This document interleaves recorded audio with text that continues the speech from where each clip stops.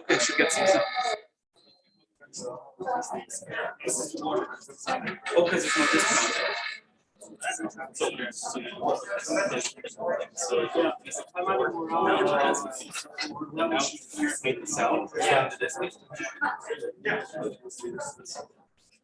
I got a wrong number on the list.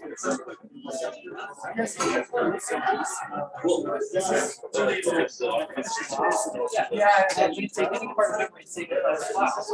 But I mean, the shortcuts, you just go dump map, ROM, kernel, spits it out. It's like, Yeah. it's And like, then just time and date stuff. I brought my SD drive, on box stuff, and you can actually look up the file dates and stuff too. you guys should check some right. Oh yeah, we were chatting last time. Right, so you can hard drive this. Yeah. Okay, let's go check them. Yeah. Good. I've been working on this. This is the latest version, but your website is very Oh, yeah? Cool.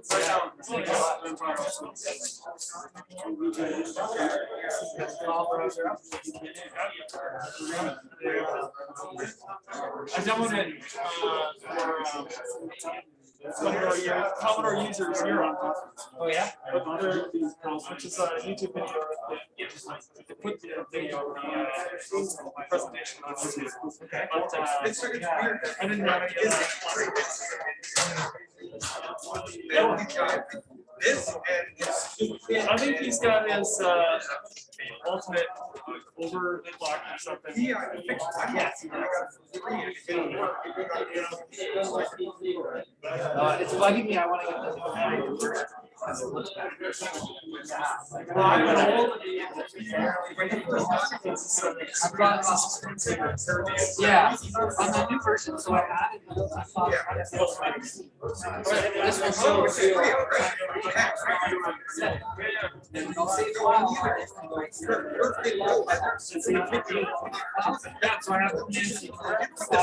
Yeah, nice.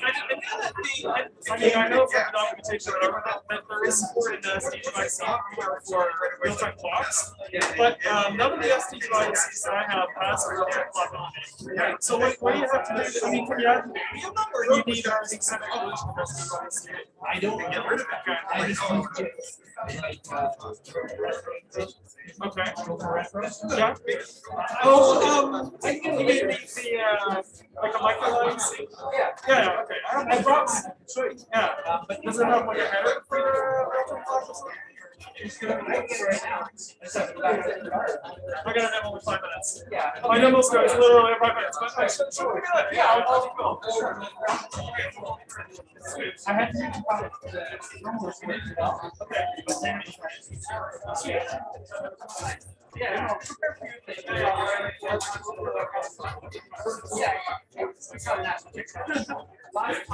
Sweet. Look.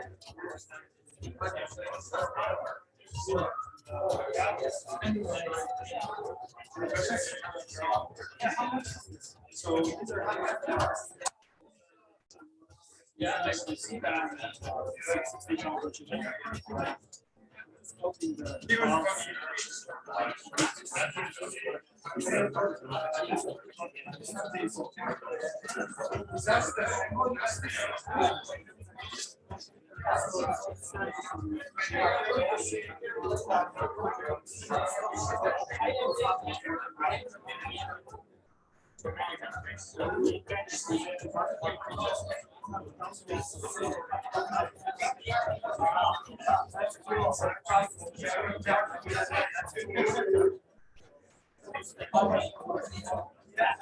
It's so expensive.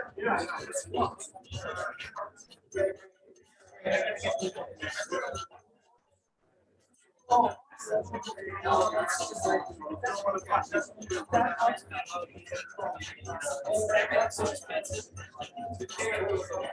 Yes, yes.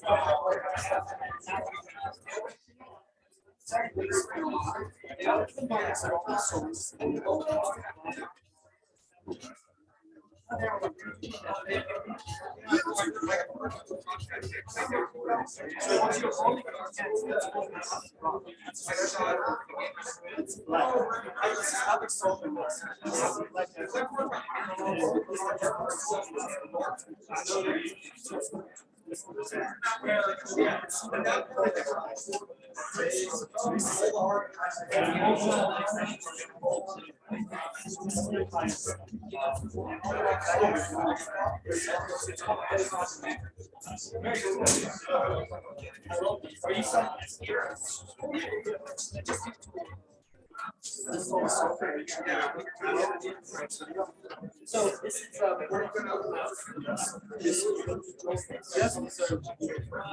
is that 0 point?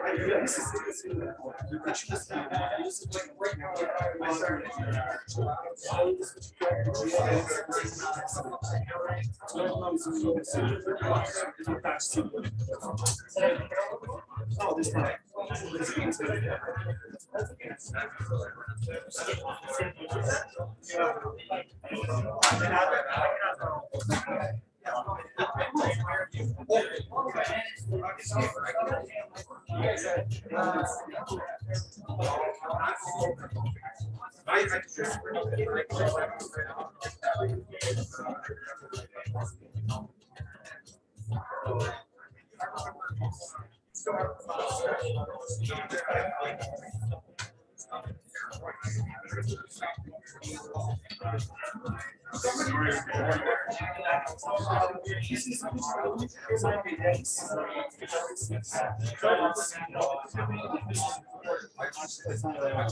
It's like just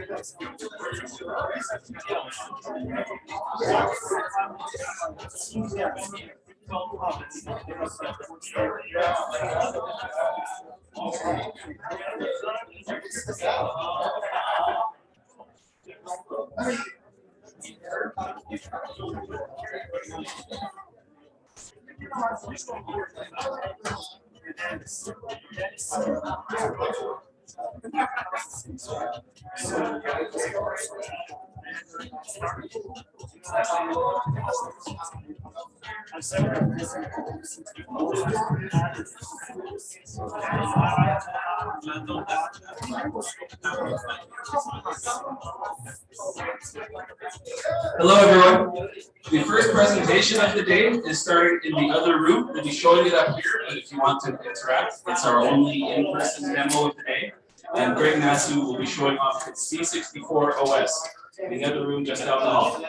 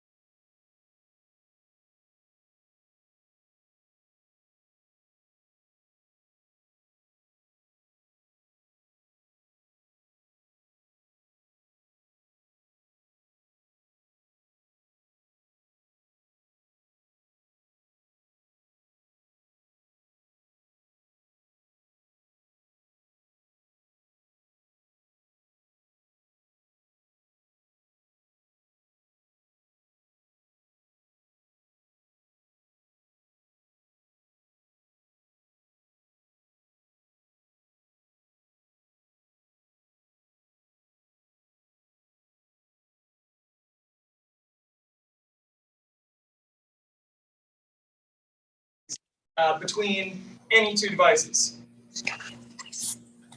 And it can also recursively scratch a directory tree. So I don't know if you guys have done on a Commodore 64, but if you've ever tried to scratch a directory tree full of directories and files using a conventional file copy program like fcopy, it is a huge pain.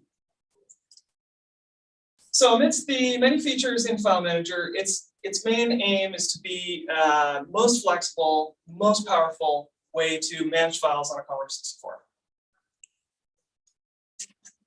The next biggest thing are new utilities. So utilities are small applications that, they're like small applications that open in a floating palette, and they can be used concurrently with the current application. And C64OS is designed to integrate a bunch of small components in a flexible way, reusable way, so that when new components are added to the system, they expand the functionality of existing applications. Often, an application will require very little code, or sometimes even no extra code, in order to take advantage of the features in a new utility. So some new utilities. Settings utility, it gives you quick access to other utilities, and it organizes them into logical groups. And all of those utilities that it gives you access to are for customizing the system. Drives is one of those, for example. Lets you look at all the drives that are currently detected and configured in the system, and lets you reconfigure the drives without rebooting. And C64OS has support for up to 5 drives at the same time. The utilities utility it gives you the ability to get access to any utility that is installed. So from within any application, if you open the utilities utility, you can then get to any other utility. Clipboard. Clipboard shows you a preview of data that's on the clipboard, and shows you its data type, size, and the time that was added to the clipboard. PRG Runner is new. This reads a metadata file about a regular C64 game or program, and it can reconfigure the system to the requirements of that game or program, and then it can reliably boot into that program from within C64OS. Text view lets you preview text files, PETSCII, ASCII, and more from within the file manager, but also any application can invoke it. So if an application wants to show you something like a copyright file or a credits file or something, without needing to have any special code, it can just invoke the text view utility. File info gives standard metadata about a selected file type, size, date, timestamp of the file. You can rename the file, change its lock status.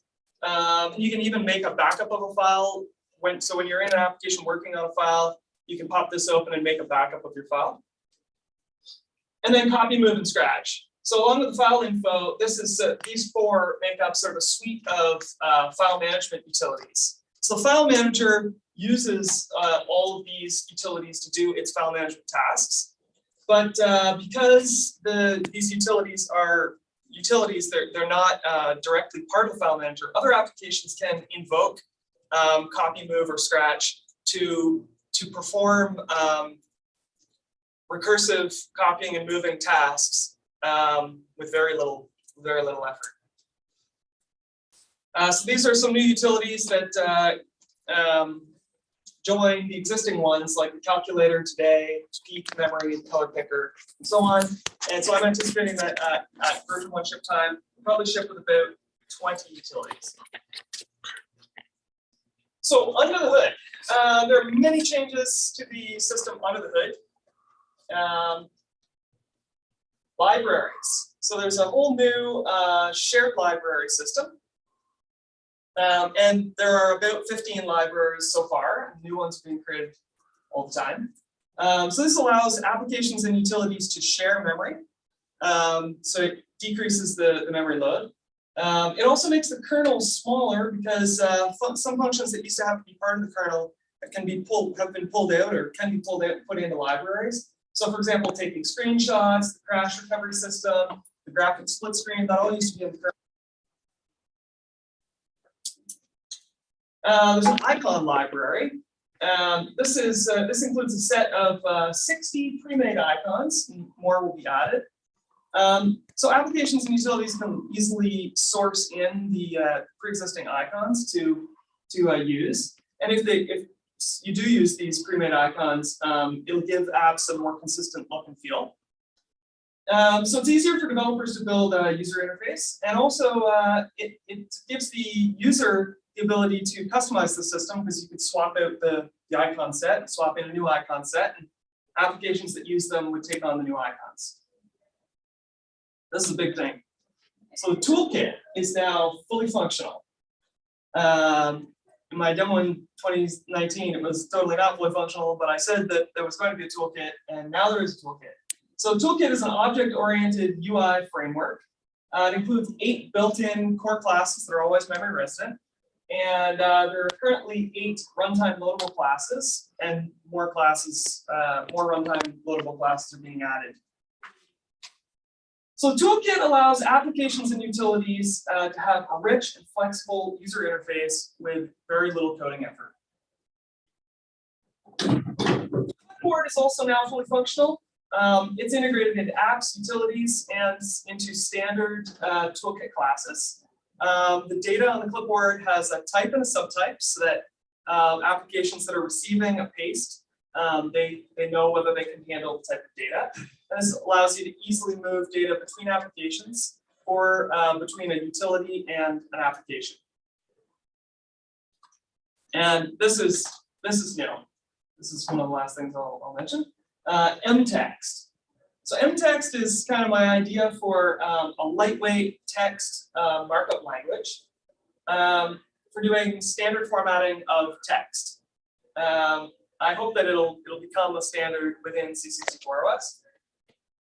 So it gives you, for example, the ability to semantically mark things for mark text for themed colors. You can also set absolute colors. You can add flexible horizontal rules. And then it does left center and right justification, soft text wrapping, and hyperlinks. So hyperlinks is a big deal. I think mText is gonna go places. So there are tons of small improvements and fixes throughout the whole system. And let's just hop right into a demo.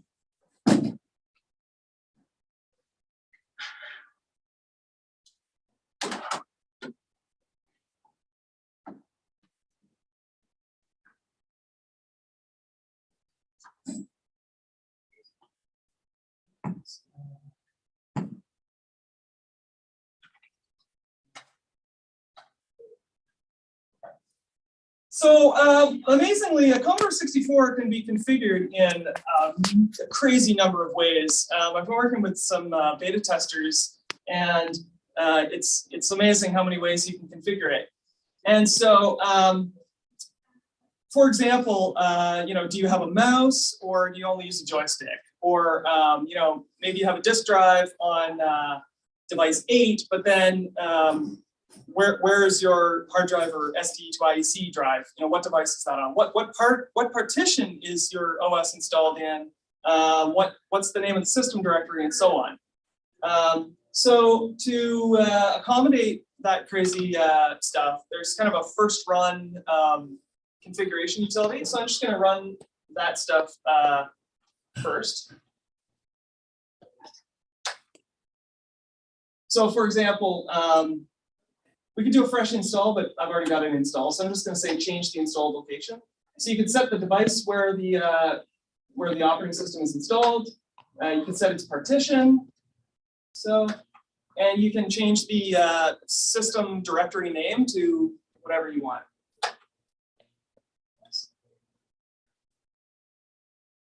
So that's all you would need to set up for where the OS is. But if it was truly the first time that you were running, you could also run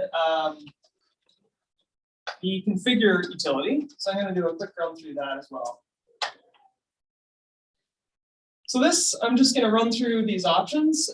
These are just things that you can set up before you get going. Show the clock. I'll say not 24 hours. Blink the seconds. An RTC. So again, Commodore 64s, there's like a zillion options for an RTC. I'm going to say that I don't have one, but there are options for all those. There's different types of mouse pointers, so I'll choose that. Speed up my mouse a little bit, so I can adjust the mouse speed, double click speed, set the color of the pointer, right-handed or left-handed mode, say I'm right-handed. Input drivers for various devices you might have. I'll say I've got a 1351 mouse.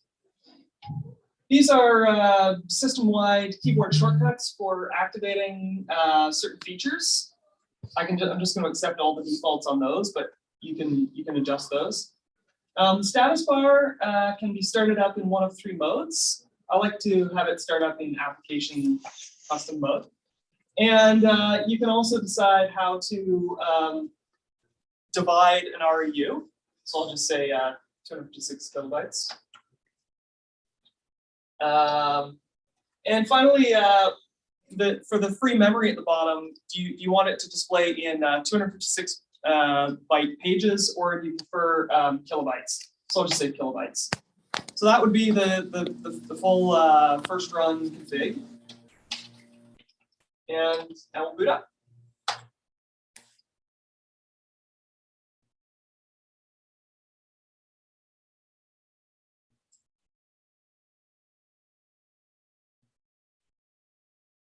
So we're going to boot into the app launcher to start with. I showed the app launcher in 2019. It's mostly the same. It has some new features. I'm just going to briefly describe the app launcher again. So the app launcher has 5 desktops. So we can switch these desktops. And each desktop can have a custom background image. And it can have a custom color for the background of the border. And each desktop can have up to 32 aliases. That's these things. So aliases are linked to C64 programs, to C64 OS programs, apps, utilities, and regular C64 programs like games or utilities. So I'm going to go back to desktop 1. So you can drag these to rearrange them, and you can drag groups around them to move them in groups, and you can also customize their colors. So we'll say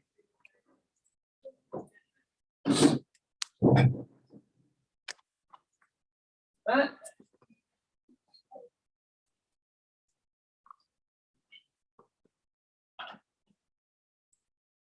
Desktop.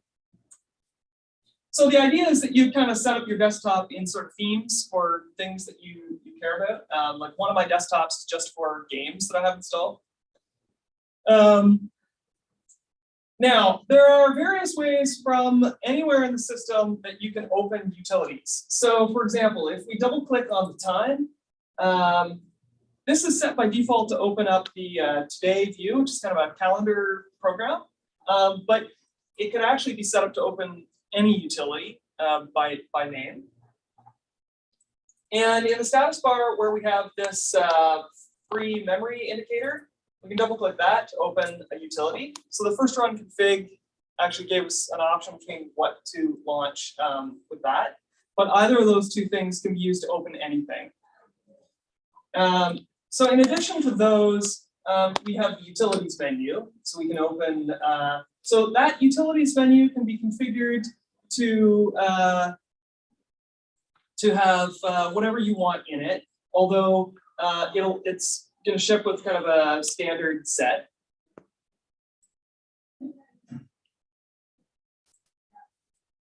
That's kind of cool.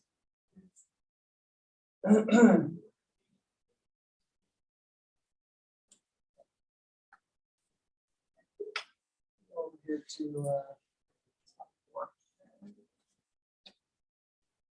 so now, in addition to C64 OS apps and utilities, there's also aliases for regular C64 programs. So when you run one of those, it opens this PRG runner utility. So PRG runner utility can do all kinds of cool stuff. Like it reads in metadata about the game, and then it can or program, and it can do things like it can mount a D64 image on an FTUIC, or it can mount a swap list. It can change partition. It can change directory for you, and it can also swap devices for you. Like, so this game's installed on device 10, but it wants to be on 8, so it'll swap the two devices when you run, and it tells you what joystick port it wants to use, and so on. And there are surprisingly quite a few ways that programs can be run on 64. So it'll also reliably start the program regardless of what way that particular program needs to start. So I'm just going to run this to see how that works.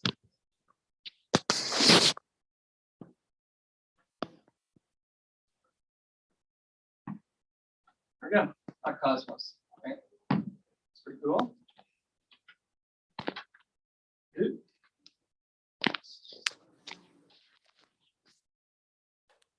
Now that does actually kick the OS out of memory, because the game will take over memory.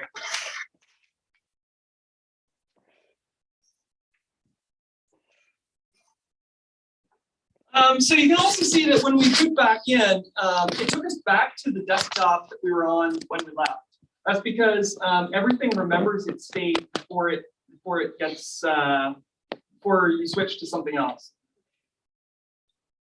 Back over here, desktop 1.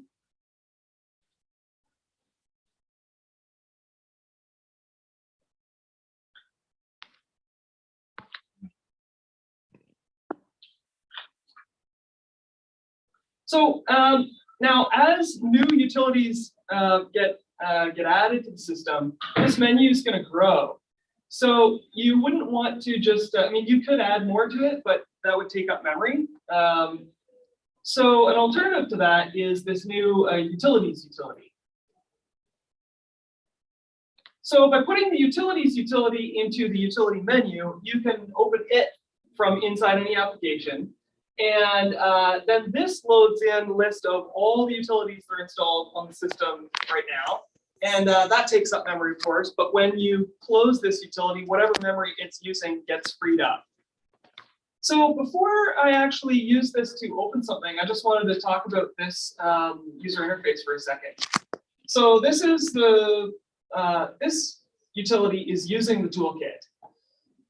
So the way this works is the utility panel, this square, has a backing store in memory, which is like it's like a canvas upon which things can be drawn.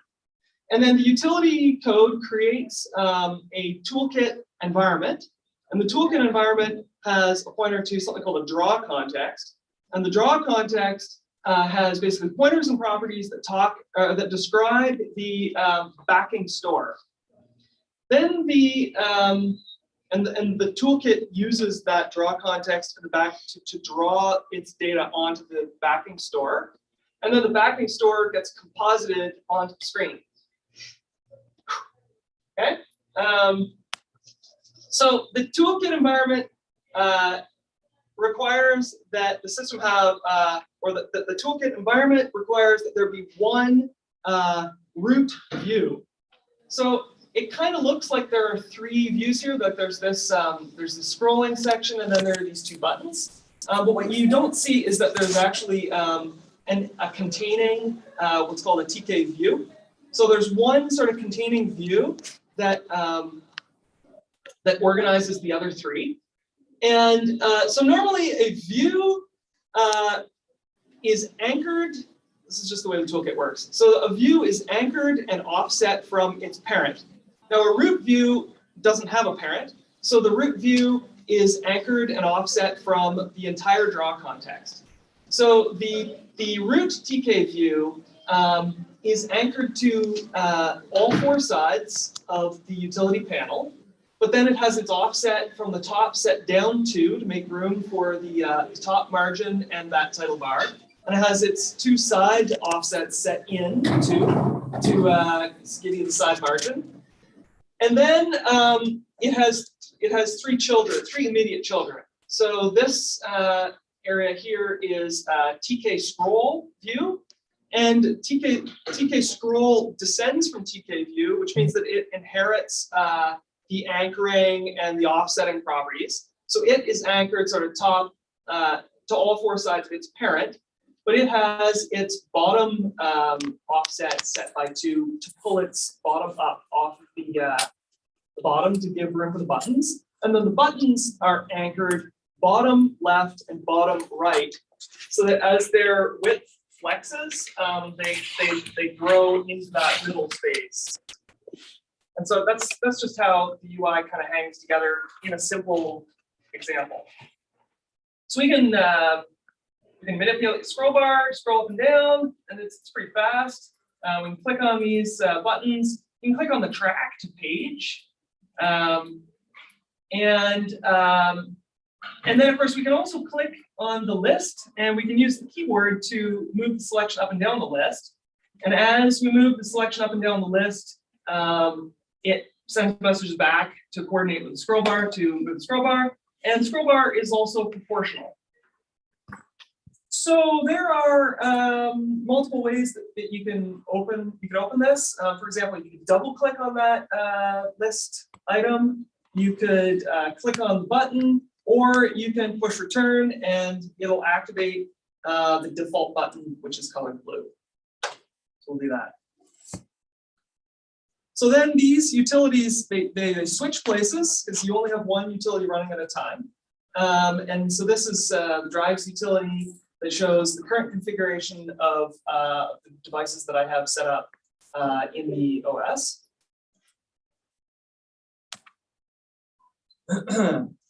Now, let's suppose that you wanted to get to this drives utility more quickly, or any of the, so you could go to utilities, you can open the utilities utility, you can scroll through, find one, and double click it. But if you wanted to get to this one really quickly while it's open, you can now go to the options menu and just say make alias. And so that just dropped a new alias on the desktop to this utility. We can just move that over somewhere where we want it to be. And now we have a quick link directly to that right from the desktop.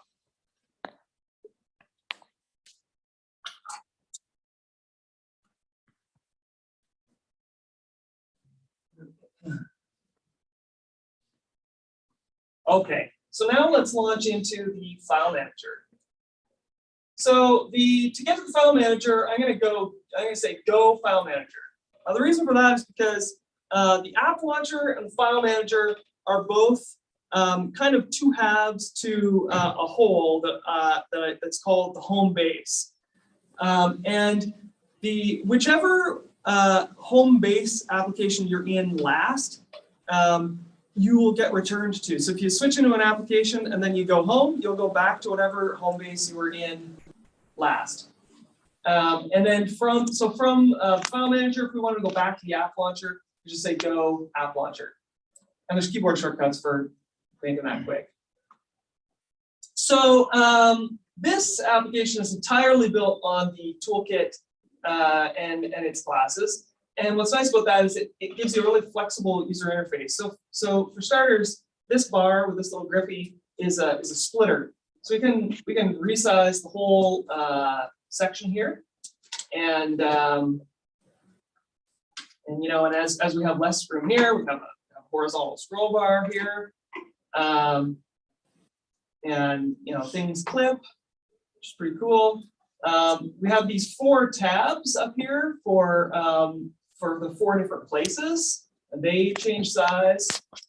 And we can just click on these tabs to switch into different directories.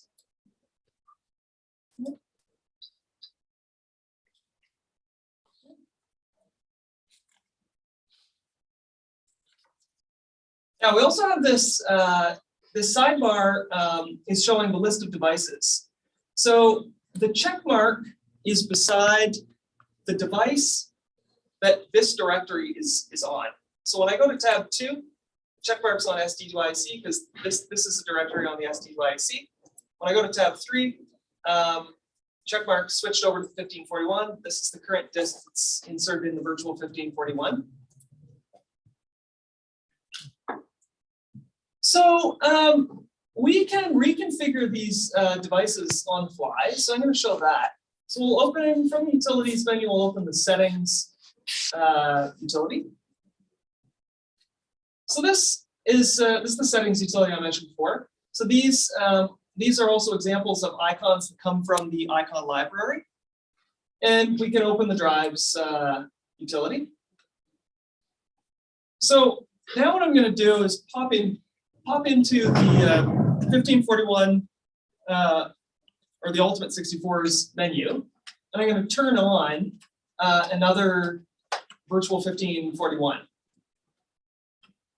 And so now we'll just hit rescan, and boom, it's just picked up that there's a new storage device, and you can see also that like this side panel, it's like it's changing size, right? So it's flexing. You can also like fold this up, unfold it.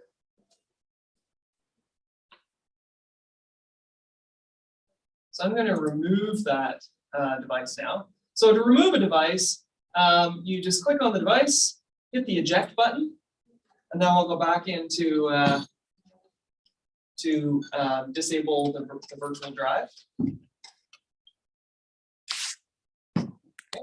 And if we hit rescan, now that I've disabled the virtual drive, it doesn't find it anymore. And devices list has shrunk back to the 7 devices that there actually is. So you can do this with real devices, of course. I'm just using virtual 1541s because that's what I have set up here. So when you are what are we going to do here? So I'm going to, so when you're in a tab, you can click on the devices to get to the root of the device.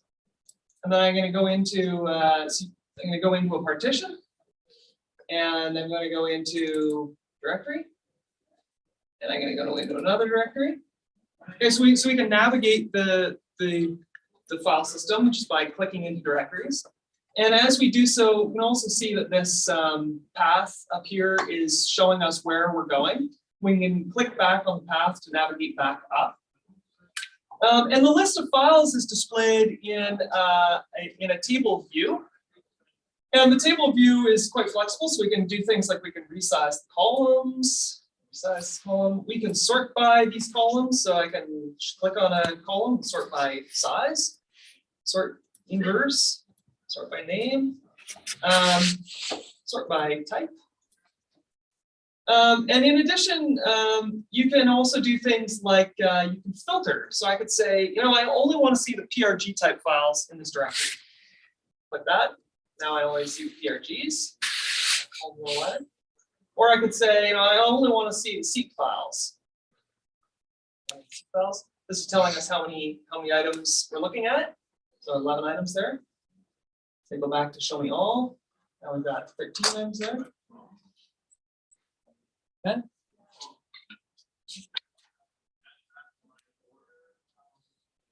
Okay, so now let's say I want to change. Say I want to change the name of this file here. So I'm going to click it, and I'll say File Info, and I got this File Info panel. Or this is a utility. I can make this a little. That's kind of a cool feature of being able to resize like with that split. You can just move it over so that there's room to put both of them side by side.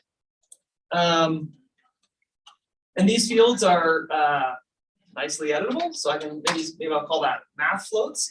This is also showing us other metadata about the file, like its size, its type, and its date and time. I'll hit rename. So here's something cool. Like when I renamed this, the directory resorted in real time in the background. So I'll just rename that back to floats, and you can see that the directory listing. It resorts the directory as soon as the file name gets changed.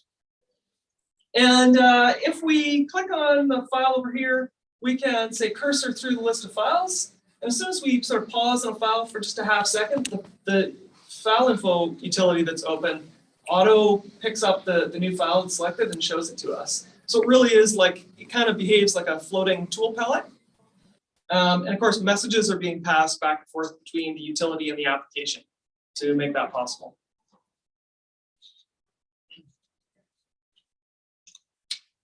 Okay, so now let's say I want to do some sort of basic file management. Like let's say I want to organize some of these files into a subdirectory.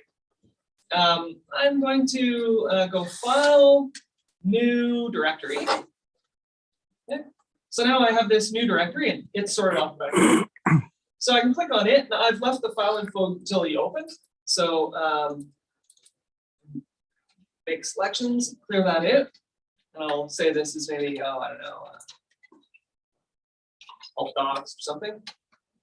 Okay. So now I could say double click this this directory to go into that directory, but now I don't see the files from the previous directory. So I'm going to click on the path bar up here to go up one directory. And what I really want to do is I want to open this. Here, I'm going to close this. Make this a little bit wider. What I really want to do is I want to open this directory in another tab. So I'm going to select the directory and say copy place. So that puts a path to that directory on the clipboard. Then I can go over to another tab. I can say paste place. Okay, so now I have another tab that's inside that directory. And pop back to this tab, and we can make selections. We can make range selections. We can make discontiguous range selections like this. And when the files are selected and you resort, it maintains all the selections, which is pretty cool. So I'm going to say maybe just, whoops, that was a little loud, wasn't it? Sorry about that.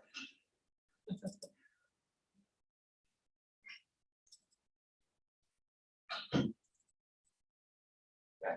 So I'm going to just select these three files.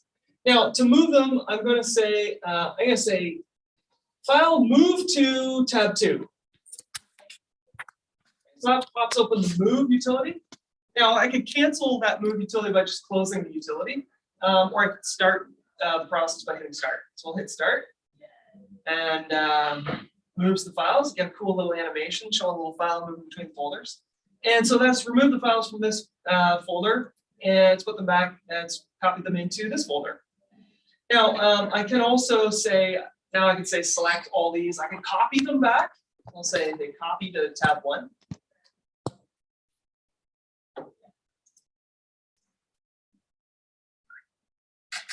So now I have them in this directory, and I also have them I've got a copy of them back here. So now, of course, I have this folder with files, this directory rather, with files in it. So if I wanted to get rid of that whole directory with the files that are in it, I can just select that directory and say File Scratch. And that opens the Scratch utility. Instead of a little folder, we got a little trash can here. Hit start on that. And so now that has recursively, like, it deleted both. It went into the directory, deleted all the files that were in it, and then it came back in and deleted the folder. And it can do that, you know, recursively. So it can delete a whole tree like that. So another example of this sort of flexible user interface is from the view menu, I can turn these various elements on and off. So like I could say turn the path bar off, and I can say maybe turn the info bar off. And you see how the whole table, like, it expands to fill the space. I can also use that keyboard shortcut that we saw in the initial config program to, for example, to turn off the menu bar. And I can use the keyboard shortcut to turn off the status bar. And, you know, then you can drag this all the way over. So, you know, you can really, you could give all the space that you want to just to seeing the directories. And there's keyboard shortcuts for everything too. So I can turn these things back on. I can turn this on and off with a keyboard shortcut. Cool stuff like that. Now, we can also navigate to quick places. So using Go menu. So for example, from no matter where we are, we could just jump straight to the system directory. Or we could jump straight to, say, oh, I don't know, the utilities directory. And from this list of utilities, we can double click the utility to pop it open. And you can also use the function keys. So these function keys are aligned with these directories here. So I can say hit F1, I jump to my docs, hit F3, jump to games, F5, jump to music, jump to pictures. And where exactly these things are in your system, you can configure them yourselves. So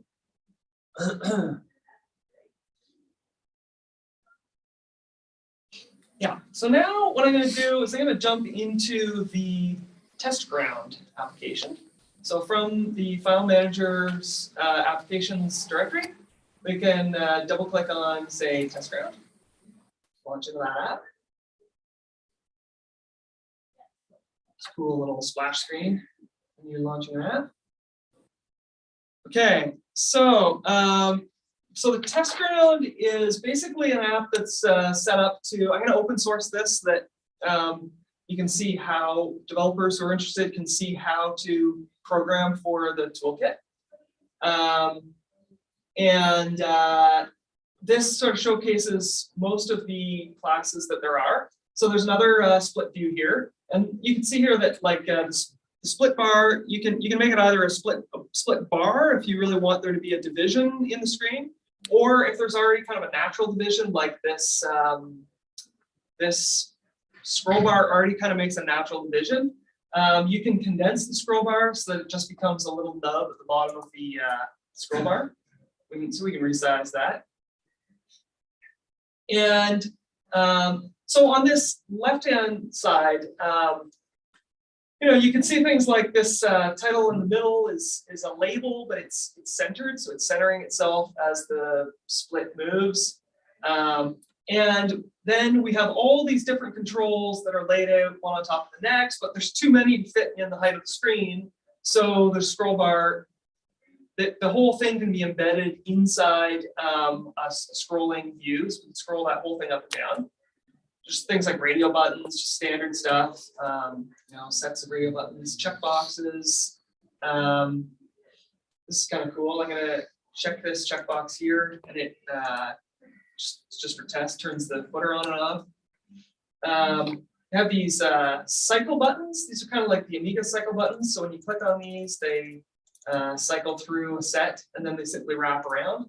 And you can also hold the Commodore key to cycle in reverse. Some standard buttons. Then we have some standard text fields. Let's say I'll go like this. Let's say stereo. See it? Okay.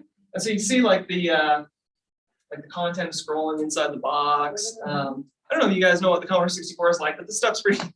It's pretty sophisticated for the Commodore 64.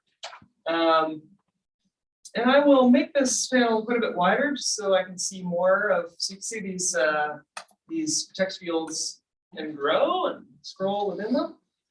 Now, so let's say I go, oh, well, that's look at that. I typed the address into the name field. So we can make selections like that within the text field. And I can hit Commodore X and copy that, cut that content out of the text field onto the clipboard. Click into this field, hit Commodore V, paste that into that field.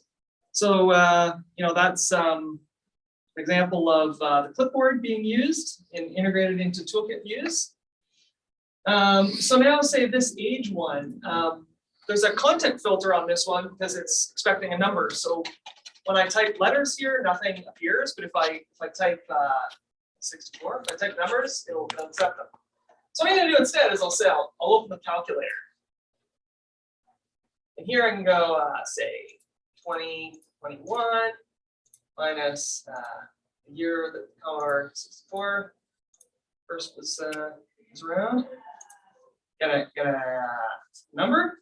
So I can hit Commodore C there, and we can click down here, we can Commodore V there. So you can copy data from a utility into a text field, and the utility and the application are active at the same time. You can send data, you can clip data back and forth between them. So that's pretty cool.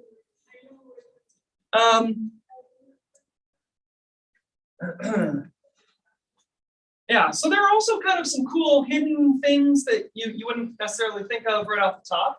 So for example, I'm going to use this utilities utility to see my list of utilities. I'm going to open the color picker. So with the color picker open, and when you pick colors, it'll change. You can do things like change this, change the hint color around the background of that thing. And so you don't need a developer, for example, can just rely on the fact that the color picker is there. It doesn't need to build in some weird user interface to be able to do things like set color.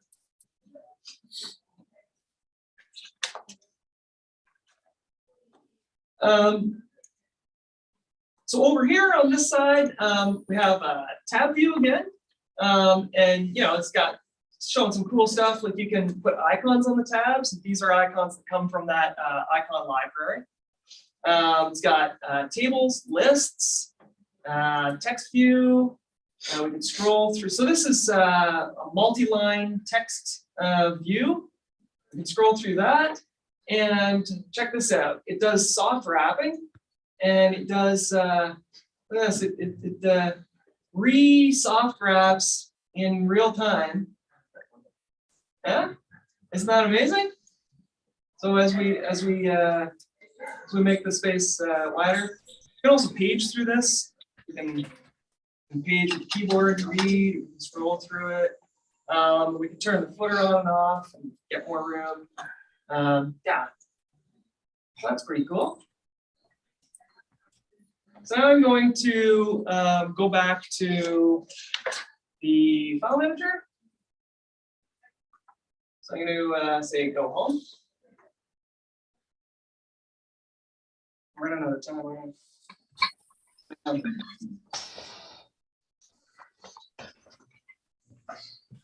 The last thing I wanted to show is, let me go to my documents, F1. I'm going to click on this document here, MT. From the file menu, I'm going to say text view. And we got this text view utility. We can drag this around. And this is rendering an mtext file. So you can see that the text can be marked up. So this text has colors and it can be centered, and there are you have bold text, and you can have this is an example of horizontal rule. You can change the colors, center whole paragraphs. This is an example of something that's right aligned. And in views where these things flex, like the right align things will stay right aligned, the horizontal rules flex. And then finally, there are also hyperlinks. So hyperlinks for now, pretty much like this. They're not going to do anything right now, but it is kind of cool that the text itself embeds, like say a URL within the text, and there's data that's hidden within the markup that doesn't get rendered. And yeah, that's put in. Do we have any questions? I was thinking, what do you edit? Good question. Yeah, I'm just using basic program to create the text files like that. Hopefully there will be like a text. Hopefully there will be a text editor that lets you edit Within C. Yeah. Yeah. No. Comment that really made me. Yeah, I mean, yeah, I hope you think there's quite a bit more than there was in 2019. Yeah, so there's a note for a World of Commodore. Yeah. Any other questions? Yes. What are the biggest things on your to-do list? Oh, well, I don't want there to be so much feature creep that I never release, but this is getting a lot closer. The next main thing that I do want to get done before release is a utility for two utilities, one for being a file picker and another for being a file like saver, so that if when you're inside an application, you'll get like a kind of like a mini version of the file manager, just to, with only one directory and a field for say typing in the name of a file to save. So that's a pretty big thing that's on the to-do list. Any other questions? That's time. All right. It's time.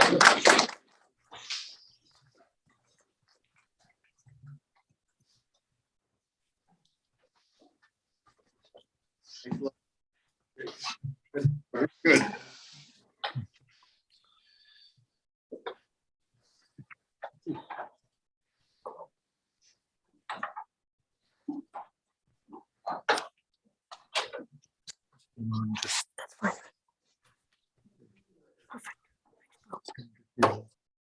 Perfect.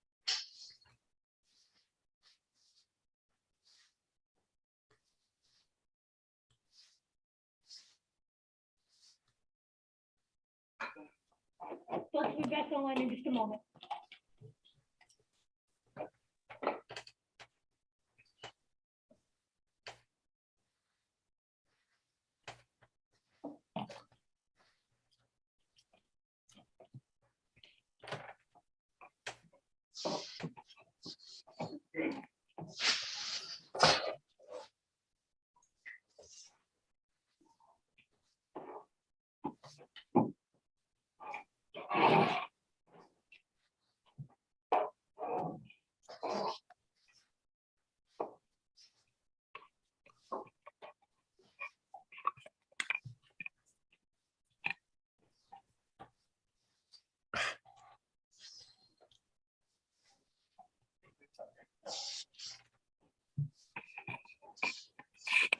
Need a minute to set up for Bill and Dave? Yep. So I'll announce it in like 5 minutes. Does that work? Yeah, sounds perfect. People take a little breather in between.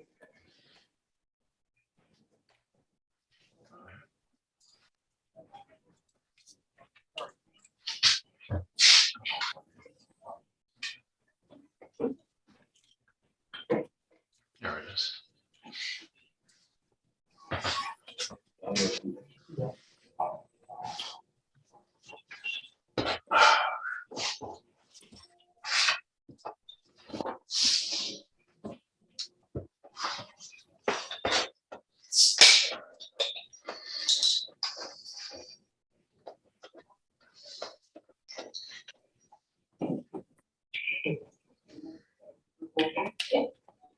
Hey, Haney, how you doing, man? Hey, Bill, can you hear me all right? It sounds hollow with some noise. How are you mic'd? It's actually using a camera mic. Yeah, I can, yeah, I can, it's Yeah. probably good for a camera mic. yeah, okay, I have a better mic over here. Let me add that in.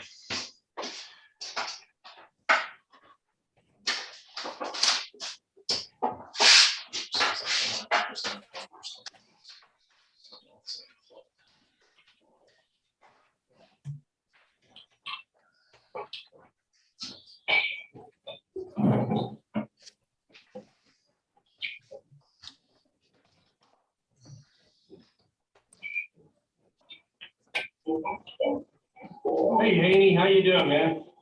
Hey, Bill, can you hear me all right? It sounds hollow with some noise. How are you mic?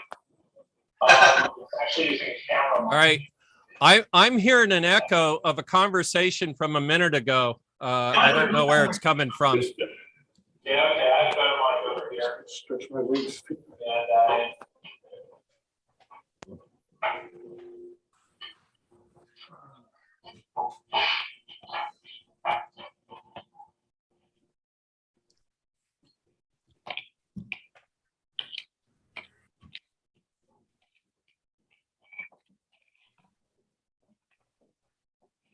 Bill, does that sound any better? Oh yeah, better. Yeah, it's a blue snowball. It's actually a real microphone. Yeah, yeah. Hey, so how was your birthday, man? That was fun. It was fun. Yeah, it was a lot of fun. I had a good time. It was almost like being normal again. Yeah. The window of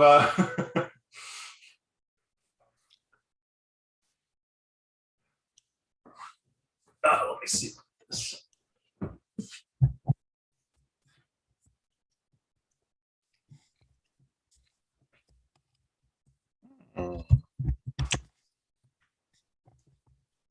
It's a little better. A little closer to me.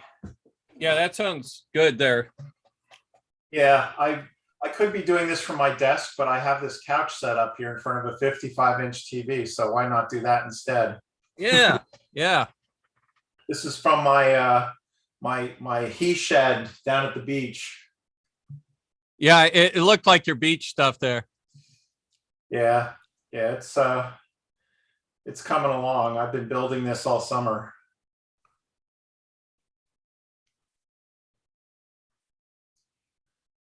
Your background looks pretty familiar. Yeah. Well, what's funny is I'm looking at on the gallery view. I'm looking at their main room there, and I've been there, so it looks real. At least it looks like the same room they had.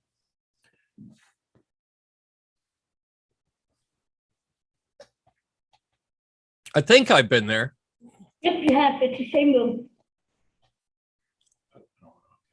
Yeah. How long ago was that now? Well, that would be 6 years. I'd Wow. love to have you guys back next year. COVID willing.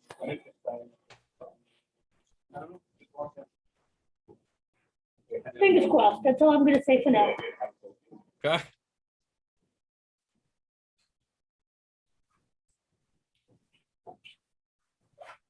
How's the schedule going? Are we like on time or? We're like 5 minutes off. Okay, excellent.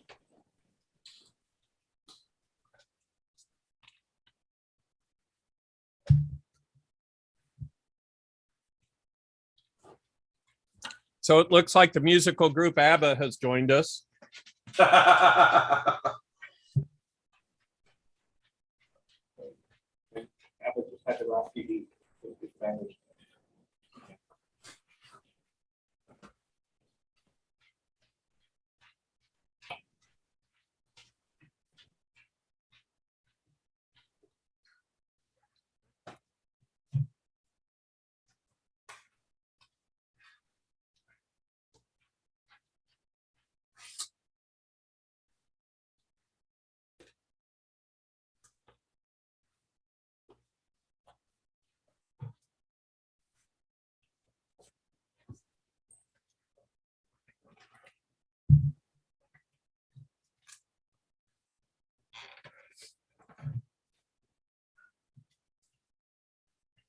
That's okay. Try now. Didn't do it again. Yeah, go ahead, you can try now. Hey, Mr. Hurd, that your lab has been kind of a mess for a while now. I've been watching YouTube for a while. Okay, cool, cool. Yeah, we do a thing every Friday. Whether we have material or not, we get on the air and talk about it. All I You can know is I call can me definitely Bill. use one of those beers right now. What's that? All I know is I can definitely use one of Dave's beers right now. I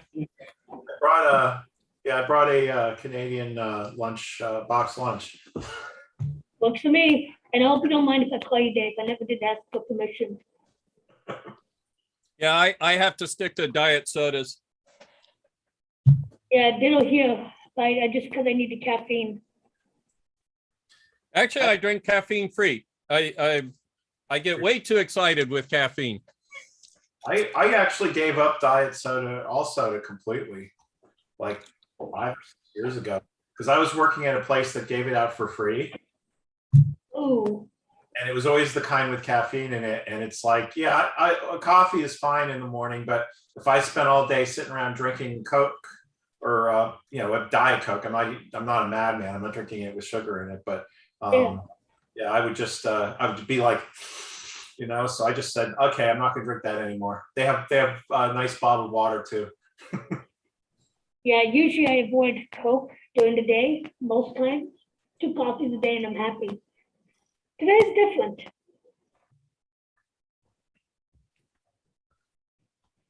Are we allowed to ask some questions? Yeah, Guys, certainly are don't you- mind. Yeah. Hi, Dave and Bill. I just wanted to let you know there's lots of Commodore 64s out on the show floor there, and a lot of pet computers. And I brought my AA 3000 Plus with the DSP that is actually working. So we have a fractal demo showing the DSP working versus the floating point unit. And you can see the DSP is way faster than the 040. This is with a working DSP. Yes, we finished the software. I have one of the updated boards. Oh, excellent. Excellent. So, I hope some of those old notes worked. Well, we found a few little bugs and the software wasn't quite done.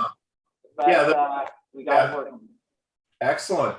Yeah, the best we had gotten was we had functional boards, but the thing was every time the DSP changed, we had to change some timing stuff. So I'd be there in the middle of the night. We got some new parts that worked better, and I learned to replace 144 pin chips myself because there wouldn't be any techs around after 6 or so unless you bribe them with pizza and beer. Yeah, we got Randall Jessup sent me a lot of photos of his prototype, so I'm displaying those photos. And we updated your PAL equations. There's a few issues we found in there, but we got it all working, and the software was done. So it's really, really cool. It's really a shame that you weren't able to push that out and management canceled it. That was, that was supposed to be the prototype board. We were supposed to have another revision with all kinds of stuff fixed, and of course we had the original Amiga 3000 Plus had all the audio stuff in there as well. Right. We had phase correcting codec for modems, and then a 16-bit stereo for audio. So it sounds to me like you had a 2D audio DSP. Was that a separate card or what was that? It was built into the main board. It's a DSP 3210. It's actually a 32-bit floating point. That's about 10 the old Texas Instruments thing, TMS? AT&T. Oh, okay. Okay. Something me and Porter found in discussions with AT&T out in Pennsylvania, out in Allentown. They were trying to sell these things as replacements for a big board of analog circuitry. We looked at that and said, no, that's a coprocessor. Right. Convinced them to give us this whole stack of software for like $5 per unit, which was going to include a 2400 baud modem, though they were going to charge extra for their 9600 baud modem. And that's a software modem. Yeah. You need a DSP-based modem, I should say. Yeah. Well, software. I mean, it's it was something you could run on the DSP as and the thing is, the DSP itself had a multitasking operating system. it's not like a Motorola. You know, it's not like a 56K. It actually shares the bus with the 68030. Okay. It can access all DRAM. So what model was that was on? That would have been, well, the thing we had, it was a prototype. It was the follow-up to the Amiga 3000 that I was working on, which was the first time we prototyped the Pandora chipset, which eventually got to be called AA and then AGA. And it also had a bunch of other things on it, but that would have been, we were calling it the Amiga 3000 Plus, but it probably would have been called the 4000 if it hit the market. The 4000 actually did hit the market. It was a completely different system. Yeah, didn't Berlin do the 4000, or who did the 4000? It did the 4000, yeah. So originally what became the 4000, they had completely rejected the stuff I was working on when the management changed, because that was something that Jeff Porter's team had been working on, and they didn't want to hear anything about it. So they had this idea of making a cost-reduced Amiga 3000 rather than a feature-enhanced Amiga 3000. So they took out the SCSI bus, and they had these two systems called the 3200 and the 3400 that were about ready to go into production, except none of the sales offices ordered any. Right. They were in a mad panic with what do we do? And then Greg had done those, and Greg had also kind of clandestinely made a 68040 board for that system. And because we had hired a guy who had, before the 6840 was even out the door for Motorola, we hired this guy, Scott Schaefer, who had experience with it. So he became our CPU guy. I was offering all the new chipsets, and Greg did the 4000 and the 4000T that eventually came out. And what was so I know nothing of these model numbers. Can we start from the beginning? What was the original Amiga? Original Amiga was the Amiga 1000. It is 68000 processor, of course. Which the Hershey bar, the old-fashioned 68000, the big thing. 68000. That was, and it was a fairly large design with a lot of buffers and PALs and that sort of thing around the three chips, which were limited to 48 pins of those days. Right. So while that was happening, Westchester, George Robbins and Bob Wellen started a project called Fat Agnes, where they were going to suck all that extra stuff into the Agnes chip and cost reduce the system a lot. And that's what eventually wound up in the Amiga 500. Right. Well, as well as Jeff Porter like breaking people's knees over in Japan to provide us with cheaper parts for this and cheaper parts for that. It was really, it was an unusual level of product engineering I had never actually been involved with, that Jeff had gotten that price down so much. Right. Yeah, and that's kind of the role I played on, partially played, because back then we had Japan, in the 8-bit era, was real good at price dropping. But that's kind of where I learned my stock and trade was, going over there and learning those techniques too, for keeping the cost down and whatnot. Yeah. So when I took over I was supposed to take over the Amiga 500, but that was George's baby, and he didn't want to let go of it. So they gave me the 2000 instead after all the 8-bit stuff was over. And I took on the Amiga 2000 based on George Robbins' design for the for the 500, plus what the Germans had done in the 2000, which was pretty much based on if you ever got the manual that said schematics and expansion specifications for the 1000, that was the expansion bus, right? So I put that onto a gate array called Buster to lower the price, and that became the 2000 that most people saw. The one with it had a fully functional CPU slot, so you could just plug a card in and that CPU would take over from the system, and it had the full video slot. So tell me about Buster and the act of making a gate array after I left. So these were metal gate CMOS gate arrays, I assume. What software were you using?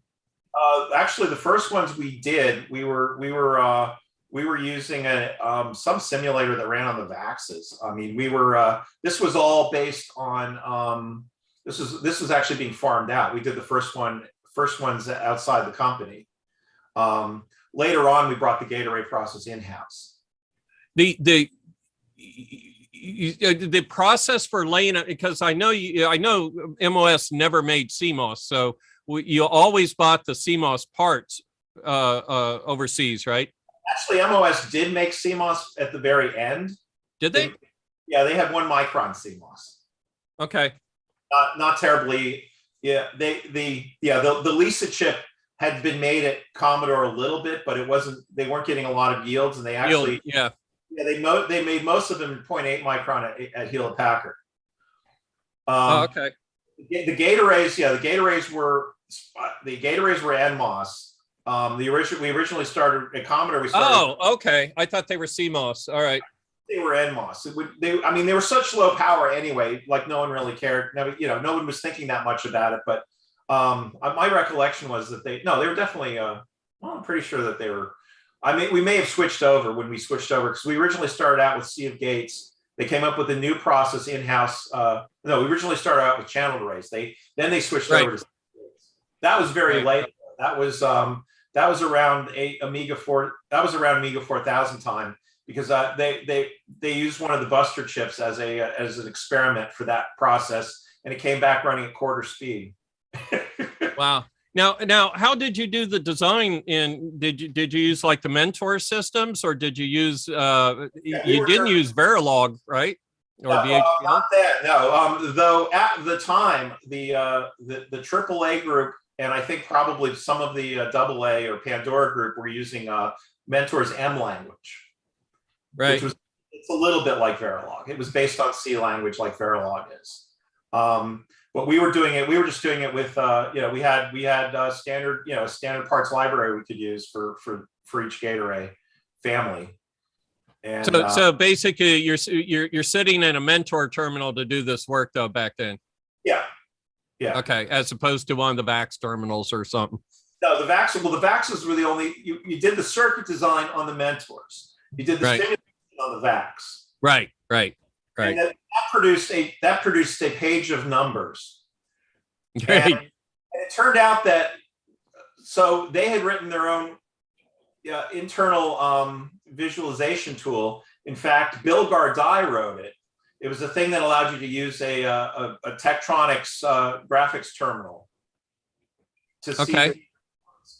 But it actually was a program that ran on the VAX. And apparently, anytime Gardai got angry, that program would somehow develop a bug. I heard that. Yeah, I heard the silly things that went on with that. So I didn't know about this. I was given. So I used to, on the side, I used to write articles for various magazines, and lots of times there's this magazine called Amiga Century that sent out they sent me like a new language or something for the Amiga, and they said, could you write a review of this in about a week? And so I had to learn the language and write some programs and write a review of the package and send it back. And for some reason, I thought that was a great way to make beer money. Right. Well, the software. So at the time, they had sent me the C++ compiler from Lattice. And I said, hey, I know what I'm going to do with this. I'm going to make a visualizer for my gate arrays. So I built this thing I made something that looked just like the logic analyzer I used in the lab, where you basically sucked up the whole thing. And then you could go through it. You could put calipers in there. You could do measurements. You could rearrange your waveforms. You could do all this stuff. And it was actually pretty easy to write in C++. I learned it. I learned it in like a couple of days. And then I put this out for everybody. And apparently that was not very popular with the good Mr. Gardai. Not everybody. No, it really wasn't that useful unless you had a Headley high-res monitor, because that gave 1000 by 800 screen. And I'd written everything on the idea that it was going to be on that screen, because that's the screen I had in my office. Right. Wow. So when you talk about AAA and Pandora, what are you talking about? These different groups or different chipsets, and the groups were using the chipsets? Yep. We had the original Amiga chipset, which was enhanced a little bit into what they call ECS, the enhanced chipset. That gave us a few more modes and things. But then AA. Well, let's go in order. In 1988, we started the AAA project. Okay. Unfortunately, that was the largest chip project Commodore ever took on. We're going to build just a 64-bit system if you use 6 chips, or a 32-bit system if you use 4 chips. It had all of the like analogs to all the regular chips that are in the chipset, plus one extra one for line buffering. So it was doing a complete line buffer intelligently, so it could do some weird things like Wow. special kinds of pixels. So it could do stuff that was a little bit like kind of a primitive version of what MPEG does with color compression. Okay, right. Where one block of pixels expands to this, but then another one expands to something else, and it was it was extreme. It had a floppy controller that was fast enough to do not IDE, but it's fast enough to do ST506 hard drives and anything that could run over that kind of interface. It had 8 channels sound with panning from right to left in 16-bit, all done very Amiga-like, but it was on this bus that could be up to 64 bits wide, 32-bit interface for the CPU, 64-bit for the graphics chips, and the graphics bus could actually use either regular DRAM or video DRAM. Now, are these DRAMs all 256Ks, or were you able to get into 1 meg or by then? Or okay, we were designing for 1 meg. Actually, okay. My prototype I designed put all of the memory, all of the chip RAM on modules, but there wasn't a big enough DIMM module at the time, so I was using something that was kind of like a PCIe socket. It was very, it was a high density socket because it had to have one 32-bit bus coming in one end and one 64-bit bus coming in the other end. That prototype wasn't that was actually jumping ahead though. So because of the fact, so when you started looking at this was not going to be a cheap thing, right? It was going to be a pretty expensive high-end thing. So George Robbins sat down one day and said, we're not going to be able to build an A500 class machine with this. So he started talking to the bosses, started talking to the chip guys. And so it was probably around 1990, they started this other project called Pandora, which was going to use some of the existing chipsets and build some new stuff. So that ended up building a hybrid 32-bit, 16-bit system. Right.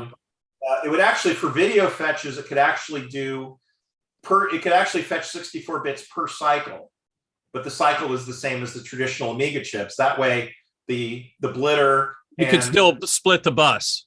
You could still split the bus, and the CPU could hit it at 32 bits. The Lisa chip, which was the graphics chip, could suck up 64 bits in a cycle, and both the audio and the blitter and all the regular stuff worked exactly like it had before. Wow.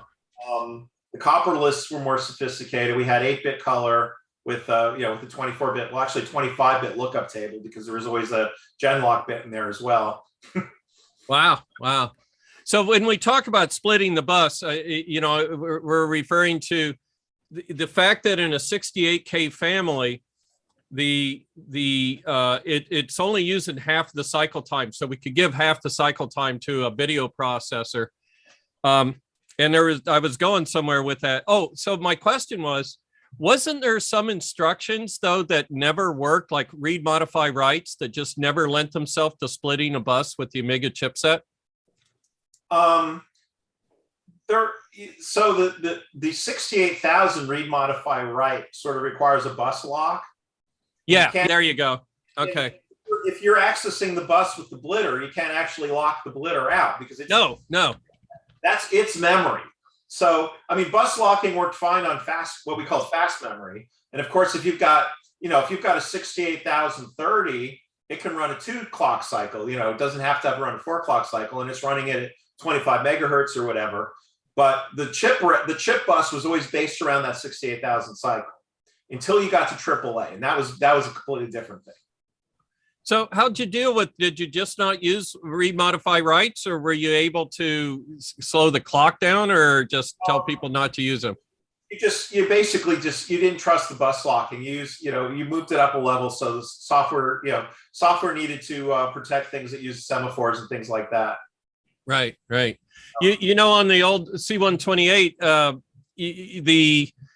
I don't know if I knew this then or not, but the Z80 that's on there has the same problem. It doesn't do the IO read, modify, writes. It'll crash it or do something strange. and Vaughn just didn't use the read modify writes then in the kernel, though somebody else could try, I suppose. A lot of times, as long as the cycle works, like the cycle worked fine on the Amiga, it didn't actually perform the lock. That would have been fine if we didn't have a blitter, because nobody else was writing, because for instance, the floppy disk and all the IO stuff was kind of that, that's basically encapsulated by a driver anyway. So the driver worries about cache coherency if there is any, but for the, for chip RAM and everything, you could never cache chip RAM, or you couldn't data cache chip RAM. You could instruction cache chip RAM if you wanted to. Okay. But you couldn't data cache chip RAM, or you'd run into big problems. I mean, I figured all this stuff out because I was the first guy who turned on a machine with with a real onboard cache and then with the data cache. So I had to figure out what would work, what wouldn't work, and then I told the software people and said, "Let me know if any of this changes." So when you talk about fast RAM and chip RAM, are you saying that you guys created closely coupled or loosely coupled data caches yourselves, or are you talking about in the chip, or? Well, both. We did actually have an external cache, but most of it, chip RAM was the RAM that was shared with the chip, with custom chips. Right. Fast RAM was anything that was basically just 68,000 RAM and didn't get shared with the chips. All right. We could run DMA from other things into that, but the chips couldn't access it. Right.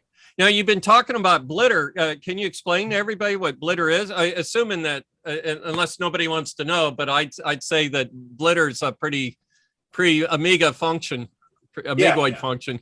Yeah, I mean, a blitter is basically a device that can operate on entire bit planes, and it can do math between multiple bit planes. And it can also move stuff around. So it can essentially work on bit by bit boundaries, which was actually pretty handy because of course the Amiga graphics were all bit plane based. So you couldn't, if you're processing it with the CPU, it's very inefficient. But processing it with the blitter was pretty efficient because it could deal with with bit based boundaries. You could also do things, you could do various kinds of math. There's a thing called the cookie cutter blit where you basically push something through something else. So you get kind of a, foreground, background kind of thing. Yeah. The Amiga blitter had 3 operands. Actually, the AAA added a 4th operand. So you could actually have 4 planes involved in a single operation. But the regular Amiga had 3 bit planes, which is actually a lot more. A lot of this, when PCs started adding, they were originally usually just two bit planes. They could do simple add, add or mask, right, that sort of thing. So we benchmarked basically most of the graphics operations on the original Amiga were about as fast as you would have got if you had a 68,020 on it when we first got it, and of course they could happen independently of the CPU. So that's why the machine was so popular, is because it was, it was like, 4 times faster than anything else that came out that year when it came to graphics. Right. How did it stack up against Atari? Was Atari still around during that time? Let me stop and ask, which model was prevalent during the time you're talking about right now? Well, when the Amiga 500 came out, right. I was there for that. Yeah, Jack had started up this new Atari, and they came out with the Atari ST right before that, and it was a very simple, right? It was the flat kind of computer. Rumor has it we know the designers of the Atari ST. Yeah, rumor does have it. Yeah. In fact, some of them used to work on the Z8000 machine, which yes. Yes. So you had the 500, then what came out, and what was the processor of what came out next? Well, the 500 and the 2000 came out one right after the other. They're both 68,000 based. The 2000 was designed to take extra CPU boards, like I mentioned. So we had the 2500, the original 2500/20, which had a 68,020 processor on a card.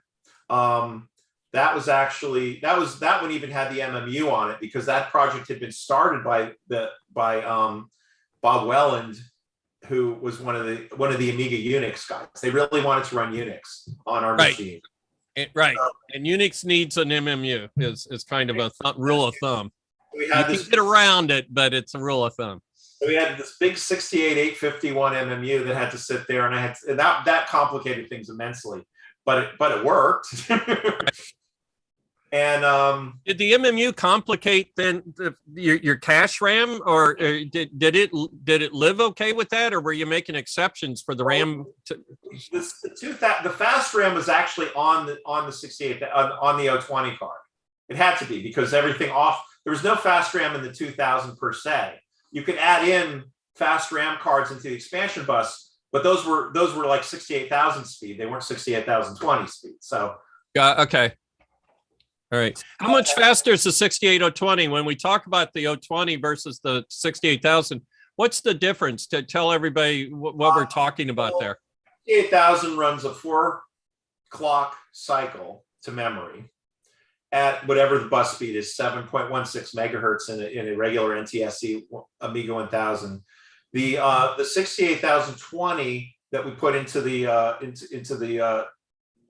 that system could run 3 clock cycles, and it could run at 14 megahertz. All right. So it's faster but not wider, or is it also a wider bus? It's wide. So you've more than quadrupled the overall performance. Right. Right. And the interesting thing too was that there was actually no 14.3 megahertz 68,020, but Commodore, being who we were, we went to Motorola and said, "Hey, is there anything you got anything that isn't quite making the 16 megahertz test?" And they said, "Well, yeah, we do, and nobody wants them." And we said, "Well, we do." So we were getting a cheaper 68,020 than anybody else in the industry, because we were running it at 2.5 megahertz slower. Right. Yeah. Bill Mensch just talked at the VCF East, and one of the questions somebody asked him was about the 2 megahertz of 6502. And did anybody use it? And I finally put my hand up, said, "We used it all the time. You just didn't know it, And they're like, "Well, how'd you use it?" I'm like, "We're Commodore, right?" And that sounds a little flippant, but what I meant was that we're highly integrated. We didn't leave any chip alone. Any chip was fair game to be Commodorized, which meant, pack in extra port registers, do whatever we could. Yeah. That was a nice thing too. It was, it was after Commodore, it struck me a little that, like, I can't, not only can I not get a particular version of this chip made for me, I can't walk down the aisle and talk to the guy who designed it. I mean, I loved that era. I absolutely, you know me, I loved, well, I had good friends with Dave DiOrio, who's passed on and whatnot. And I learned so much by being able to walk down. I learned DRAMs because I walked down into Dave Andreas's office and said, "Tell me about using DRAMs." I said, "Why can you?" And it came down to, I finally understood why you couldn't wiggle the row address prior to the setup, anywhere near the setup time of RAS, that the row address wiggling would cause internal to the DRAM collisions as the address buffers came on and off. And understanding the DRAM, what it needed, suddenly, if I didn't know that, I don't know what kind of DRAM success we would have had. Yeah, I learned a few things about DRAM too. So when we went to the 68,030 board, we didn't have to have the MMU, so we could fit twice as much RAM in there. Oh, cool. So I had 4 banks of RAM, and my initial idea was, hey, let's multiplex these banks. So I send out an address. I have 4 banks ready to go, and boom, boom, boom, boom, I can run a burst cycle.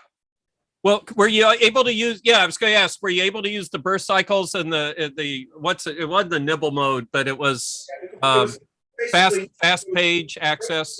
No, it was actually a nibble mode. You really couldn't get nibble mode DRAM, but the 68,030 burst was nibble mode.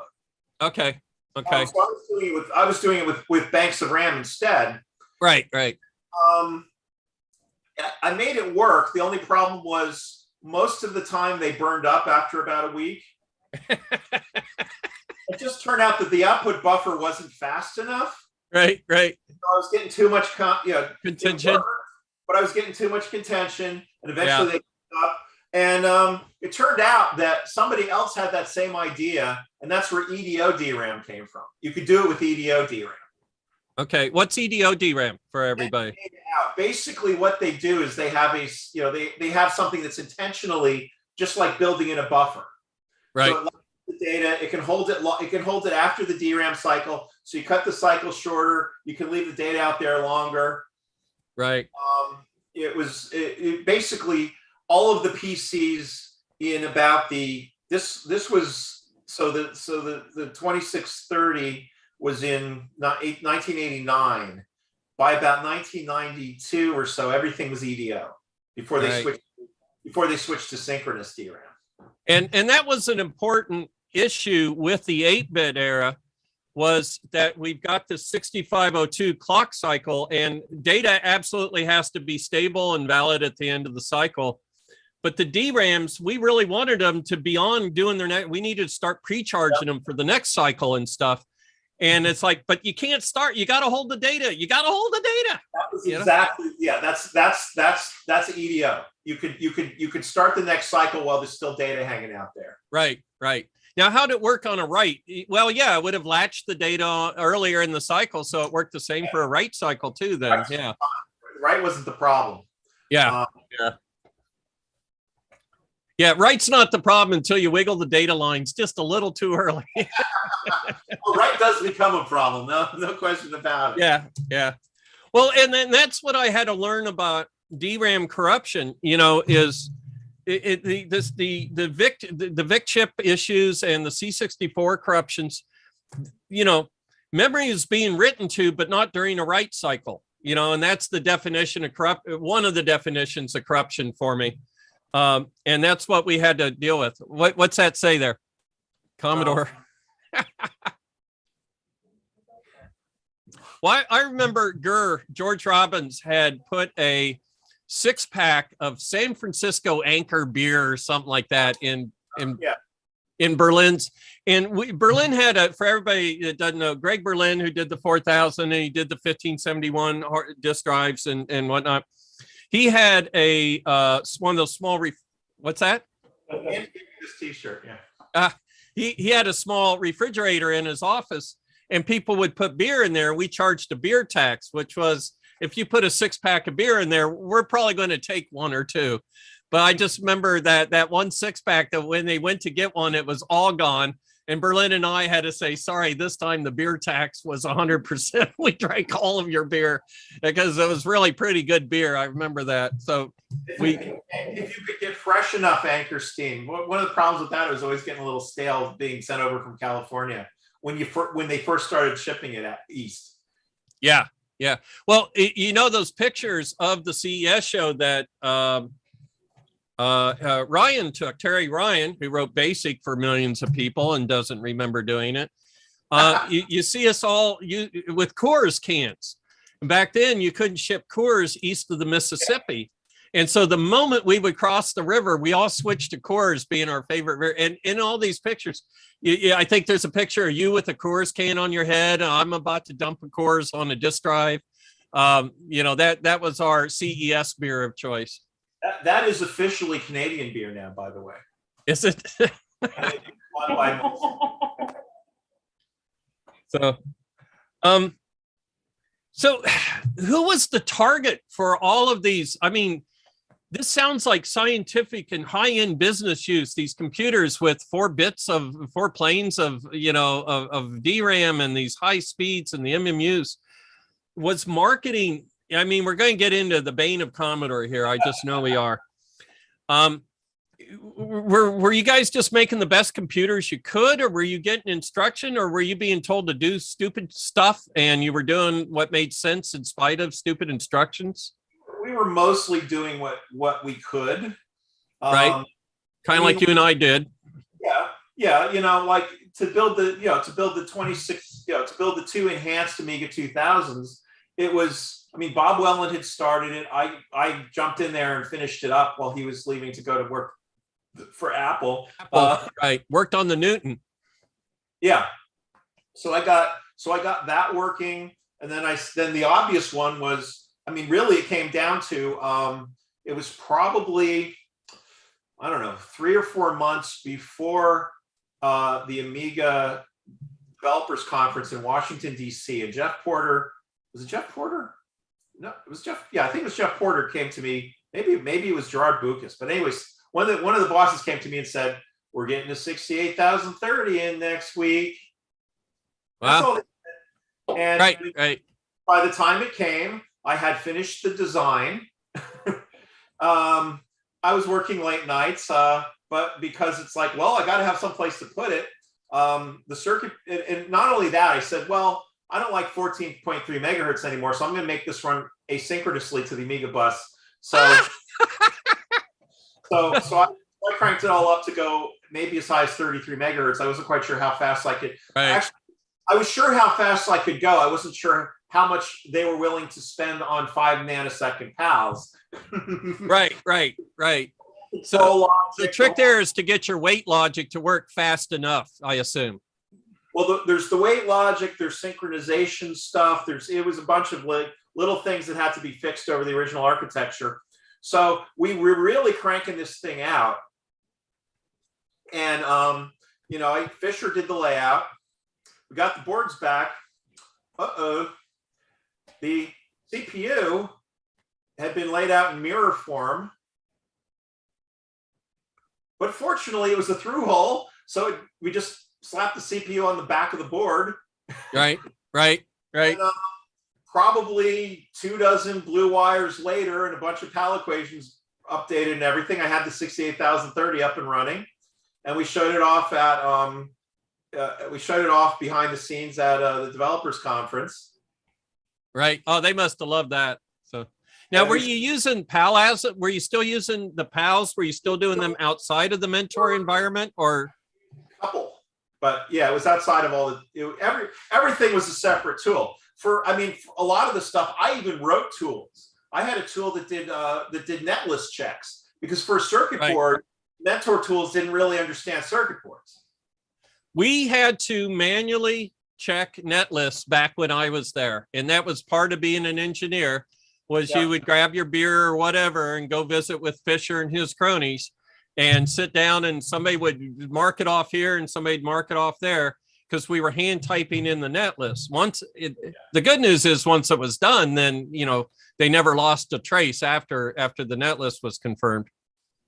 Yeah. Well, this was even like a regular DRC. Like Mentor stuff would check kind of its own thing, but it wouldn't check, like the normal stuff you do for a circuit board, like, do drivers connect to, the inputs. So it wasn't an ERC, it was a DRC, not an ERC. Yeah. Electrical rule check. Yeah. So there was a bunch of stuff. So I'd written this program to basically parse the net list that came out of Mentor, prove that it worked, and then send off the net list that Fisher wanted, which is either Sycards or Calais. Right. Sycards. Yeah. Hey, so let me bitch once about the Amiga. The one thing that I didn't understand. So to walk me through this. Okay. When I first saw the Amiga, it was all about the TV set, right? Yeah. It was all about hold and modify, which means that it could change the luminance twice the frequency of the chroma, because the TV set can only change chroma at a 3.58 megahertz effective bandwidth, and Lumina could change up to 4.5 megahertz. So it made sense to have a screen that looked like it belonged on a TV set, the home screen of an Amiga. When did it stop being a TV set computer? When did it start? When we came out with the 1084, right? We went to 80 columns, and there wasn't people really using it on TVs, or were they? So it was, most people use monitors, because it had always been, but it was not so much being on a TV set, it was video. Right. Professional video. It could gen lock. It could do. Yeah, I was there when Kerry got it to work. That was a cool day. That was a really cool day. Yeah. So Kerry Sagety was the analog wizard. So looked at his prototype boards. Usually there was a metal ground plane. Yeah.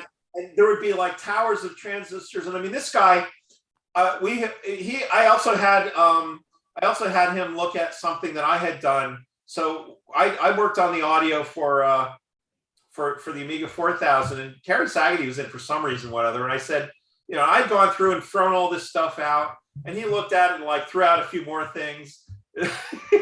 Right. This is what Greg Berlin had put in there for the audio section, because the audio section, Greg designed it like a digital guy, so he was having trouble muting it. He wanted to switch everything off. It's like, you don't have to mute it; you just have to attenuate it enough so it might as well be, you know, no one's going to hear it. Right. It's a lot easier to do in analog than to actually completely shut it off. But so this guy was. I wish I had spent more time with him, because he was like, you know, he was one of those wizards, and analog stuff had always been kind of black magic. Right. Yeah. For everybody's edification, Kerry Saggedy, we hired from RCA. He had been part of a team that won an Oscar award, whatever they're called, for a camera they did that would do digital convergence. Back in the old days, they used to converge them with lots of rows of pots, and converging means we make the red and the green, the blue all land in the same place. Well, they would call what's jiggling. They would jiggle that thing and record the values, jiggle it in analog circuitry that drove the scan of the electron, and then record it in an EEPROM. And so they had a self-converging camera that remembered its settings, and they got an Academy Award for that, or an Oscar, or whatever they're called. So yeah, he was brilliant. He was one of the things that made going to Commodore fun, you know. Everything made going to Commodore fun. It was still the best time of my life. It absolutely was.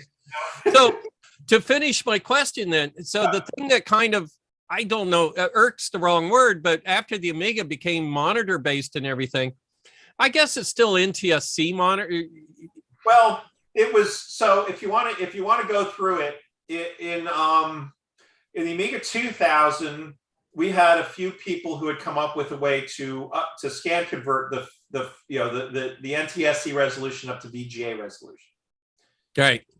So there's this guy, Pete Silverstone, lived up in Massachusetts, had a really nice house. He figured out that the cost of a dishwasher is about the same as the cost of a cabinet. So he just had 2 dishwashers, and he would take the dishes out of one, use them, and put them in the other, and then reverse the process, so he never had to put anything away. Double buffering your dishes. Yeah, that's pretty cool. He had a neat house with one with like a Y. They went up to two kind of cubicles up in the air. One was the bedroom, and the other one was his workshop, and they're both completely soundproof. So he could do whatever he wanted there and not wake his wife up. And he had come up with this scan converter using SRAM, and you could dial it in with a little tweaking tool and get a nice VGA look. So for the Amiga 3000, we had this guy Scott Hood, who made a gate array, the Amber chip, I think it was, and used TV line buffer memories instead, field and line buffer. Line buffer memories. So it was cheaper, and that let you scan convert everything but the super high resolution stuff that came out of the Amiga chipset. But the super high resolution wasn't that useful anyway, because you can only get 4 colors. That was, you could get like 14, 20 dots across the NTSC line. And so then we went to double A. That's when we had the 4 times greater memory bandwidth, and we could bring in color, and we could also do a whole lot better with VGA class modes, though that didn't upscale the existing modes. You had to go to one of the newer modes to get the better look. And then of course we had the Headley high res monitor, which cheated a little bit but gave you a workstation class display. Right. And the Headley high res monitor, that's basically a double buffer in the monitor itself. It's field buffer. It's buffering the entire screen. A field, right. And basically what's happening is it's got a little code on the top that's driven by the display. Okay. And that code tells you which quadrant that particular quarter of the screen will be sent to. Oh, so it was quarter screen based, not double screen based. You could quarter or 6. Right, that makes sense. If you're doubling the resolution in both directions, right, Yeah. right. So yeah, so I mean, so the whole idea is that there was a bar on top of each of those that Headley's controller saw, and that decided that decided how it was treated. But I mean, it was very usable. It wasn't. Yeah, you guys used it. Yeah. Yeah, it was very usable. It wasn't perfect, but it was very usable, and we were all happy to have it. AAA could do 1280 by 800. It could do what? 1280 by 1280 by 800 pixels. Okay. So Also, I'll kick this back. Yeah, it depended on what you use. It had a whole system for picking different pixel clocks. The problem is it didn't have its own PLL, so you have to provide all those pixel clocks. Right. Did you guys make a PLL, or did you scarf one off of some other circuit? On the prototype board, we didn't. I had some pals that were doing doing division, right, and stuff to give us a lot of different pixel clocks to choose from a couple different crystals. But it was a prototype. It was just like, let's see what we can do with this and figure out what we want to do with it. One of the tricks, though, was that because of the line buffering and everything, we were still allowing screens that moved up and down like Amigas do. So that means the copper could change the pixel clock scan line by scan line. So that means all the pixel clocks you were ever going to use in one particular setup had to be active. You like a PC, the PC kicks the PLL and changes. You need them in parallel. You don't need a phase lock loop capture time between frequencies. Right. So that's why if you change frequencies on your PC, the screen tears for a second. Yeah. So, very cool. Very cool. The newer ones don't quite as much because they sync it to the vertical blank, just like we did back in the old days. But but the old ones always tore whenever you decided to change it, you'd see the screen blip for a bit. So we would have actually needed a PLL with like 4 outputs. Right. So, well, it looks like we're coming up on 10 minutes to the hour. Does anybody want to ask questions, or how do you guys at WOC want to do this? We don't have another speaker until 2:00, so we have plenty of time for questions if anybody has any. Yeah, I've got a question. Hi, one more. Let's go on the camera here. One question for me, Dave. We heard you're working on a new Super Buster chip. I don't know if it's version 12 or not, but whatever you're going to call it. Can you tell us about that? Give us the status and what some of the new features would be. Thanks. Yeah, I'm slowly working on that. It hasn't gone as fast as I wanted, but the basic idea is to fix all of the problems in existing systems, because the last version of the Buster, which still had at least one bug in it, wasn't made in large quantities. So a lot of people have older ones that don't do DMA and stuff. And so the idea was both to create a modern version of that, but also to get that technology into this whole gene pool of the things that that are coming back, right?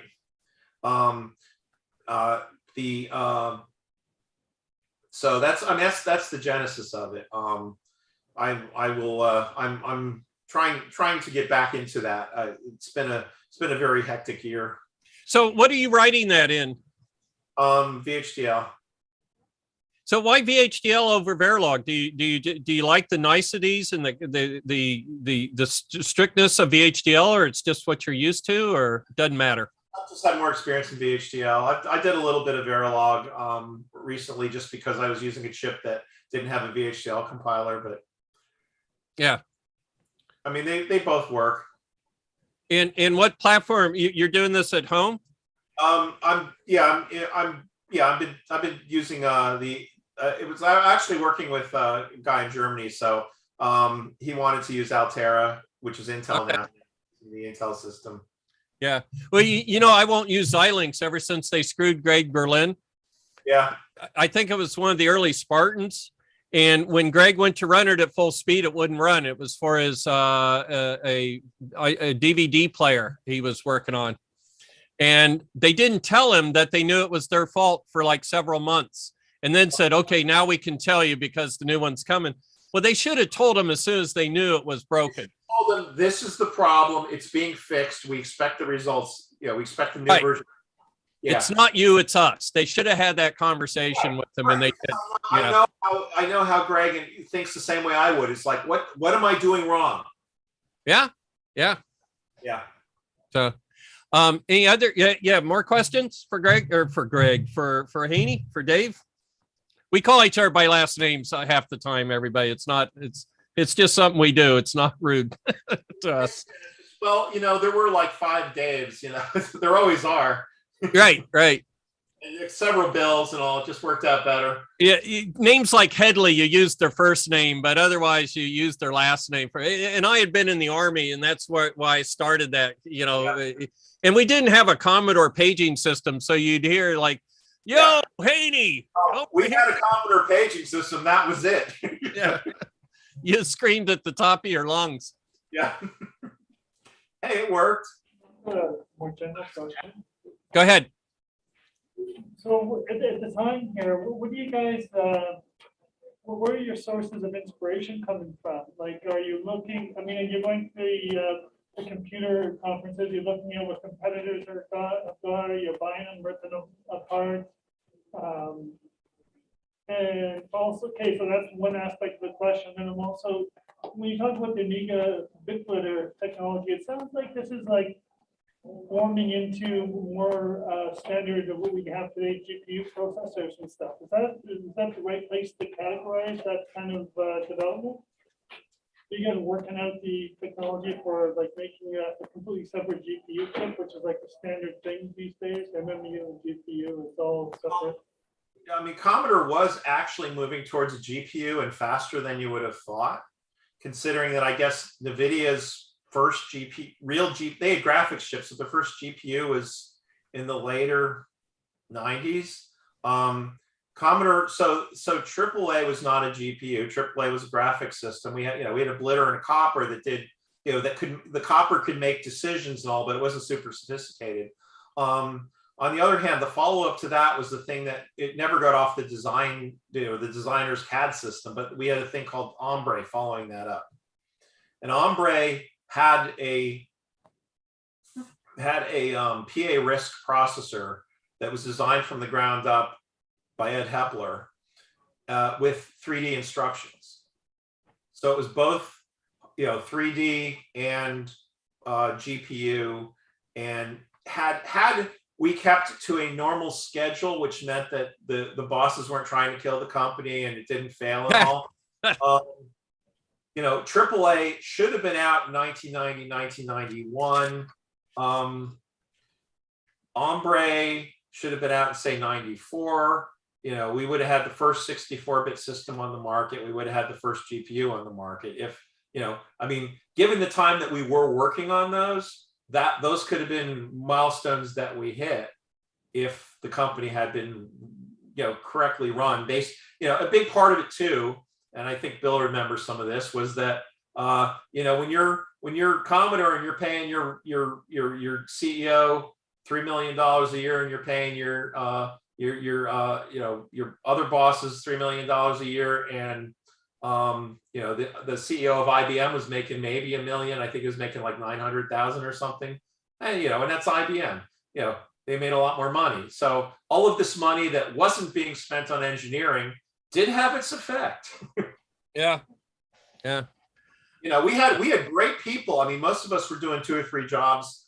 Like I wrote the software that did all the control for the 32-bit stuff just because I needed that done while I was sitting there on the workbench. I figured out how to do it. I figured out how to reboot any Amiga without losing control, which was actually kind of a problem, since when you reset the system, all the memory went away sometimes. I just did that for myself. It was like, okay, I need this. But Bill, if you put the instruction to turn the memory back on in the prefetch buffer of the 68,000 before you hit the reset instruction. I was going to ask how you did it. Yeah, that's why you saw me looking up, going, "How would you do that?" Yep, it worked. It even worked in everything else had a cache. That was easy, but the 68,000 just had its like like 1.5 instruction or whatever prefetch buffer, depending on which instructions you were running. So Right. yeah, so yeah. Questions? Any chat questions? Hi there. Yeah, I have one. It's probably a really quick answer, but I remember when I upgraded from my 64 to my 128, I was the only person, any of my friends I knew who did that. My dad wanted it for the 80 column productivity stuff, so it was all good. I remember when I got it, I thought, you know, in my little 12-year-old brain that something was broken, because anytime I turned it on, you know, the display would show garbage for a couple of seconds until it actually rebooted. I was just kind of curious, you know, why that was the case with the 128. I never saw that in any of my other 8-bit Commodore machines. So your question is why on a 128 did you see the garbage before it cleared? Yeah, I remember thinking my computer was broken because it did that, and I'd never seen that before. So I was just kind of curious why it was sort of, you know, it operated that way. So I would guess that that's strictly software, that they turned on the display before clearing the RAM, but I'm guessing. Yeah, they might have even turned on part of it before they turned it into the right mode. Right. Yeah. Right. So you're pointed at memory somewhere. Yeah, it's just a sequencing in software. So one of the problems we had with RAM, I remember, was DRAM used to be notorious for losing its value, right? Dynamic RAM. Do anything wrong and you lose your memory. But then we got a brand in that you could turn off for several seconds and turn it back on, and there's memory still there. And I know this was a problem because Freddie Bowen, who did the kernel in the 128, was writing a pattern to memory to determine if it was a warm boot or a cold boot. Yep. And if the pattern's there, it's a warm boot. Well, you turn it off for 8 seconds, turn it on, the pattern's still there, and he does a warm boot. Well, not all the memory is there, and it would crash. So we had to get, I forget how we did it, but he had to get really crazy to try and determine if it was a warm boot or a cold boot. So the 128 actually went through a phase where when you hit the reset button, you didn't see garbage because it was retaining the clear screen from before. Yeah. So, but to answer your question, I imagine that's just the order of things that were done in software. And I personally, I would see that garbage. I go, we're getting somewhere. Oh, there, the screen clear. You know, every time you turn on a 128 during development, it's a diagnostic process. You're going, well, it didn't burst into flames. That's good. Well, there's garbage. Oh, that's good. Some people would use that display. So if you ran it in 2 megahertz mode and used the 80 column display, if you turned on the 40 column display, you basically got to watch what was going on the bus. You got to watch the computer think. Yeah. So some people were using that to analyze code. I don't know exactly what they were learning from it, but I like the idea. Well, Dave, if you remember, I used to have a radio in the lab, and I would turn the radio on and I would listen to the computer through its emissions. It'd sit there and go dong, dong, and I could tell where in the diagnostics it was and stuff. And I could tell when it crashed because suddenly it stopped going dong, dong, dong. You know, it'd make some other noise. Yeah. So, yeah, I definitely used a radio. That was an old trick I learned. I used a radio as partially a bus scanner. I got the first display working on the 8563 chip. And I did that discovering the problem we ended up having to solve where it wasn't synchronizing properly. And I remember I'd written a couple loops to like bang each register several times to get it to come up and running. And then Dave Diorio and Bill Hurd and me, they built a tower to synchronize the thing for CES show in January of 85. Yeah, it worked the next morning. Everybody left that night except a core of us, and it didn't work. And the next morning we had it working with the phase lock loop tower. Yeah. And within 3 days we had PC boards made for it, and they cost $1,200 each, which was a lot of money back then. Well, we got 8-hour turn on PC boards. Turn around right before CES show. Yeah, like the busiest time of the year. And we were, and then we had, I remember this was between Christmas and New Year's. And probably during some of those, I was sitting there next to Ted Lenthy, the head of CSG of the chip group, with a big tub of these 8563s, going through each one of them, putting it in a tower, seeing if it worked, seeing if we could get a clear display, sorting them, and also we'd have 25 golden ones for the show. Right. Which we didn't get in time. They had to bring them out to us as the show was going on. People were still testing back at Westchester and bringing them out to us at the show. At that, they weren't all gold. A couple of them were like fool's gold. They're like you could power. Very good. And the problem was we had sorted these all out. So we had C128s that you're supposed to show 80 column stuff on, and C128s that you're not supposed to show 80 column stuff on. Right. And the other thing about this phase lock loop tower is it would stay nicely in sync as you power it up. But if you turn the machine off and back on again, the temperature was different. You'd have to resync it. Right. And so I was running around CES show with a can of freeze spray and a little plastic tweaking tool because the marketing people kept turning these things off. We provided a freaking push button. You didn't even have to turn it off. If you reset it, it wouldn't lose its sync. Yeah. And then on top of that, I was running around with the tweak tool for the VIC chip for the power supply. But during that time, the VIC chip, we had to adjust the voltage to 5.25 for multicolor character mode and 4.75 for one of the other modes. So based on the what that station was going to be used for, we would tweak the supply up or down. And right in front of people a couple of times, I had to go open the cabinet and adjust it. And so I turned it into a show and tell. I'm like, Commodore now has adjustable power supplies. See? And what I'm really doing is making the dang 128 work. Go ahead.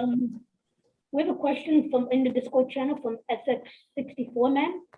Question: what was the relationship interaction, if any, of the original Amiga design team and the first design revisions at Commodore itself?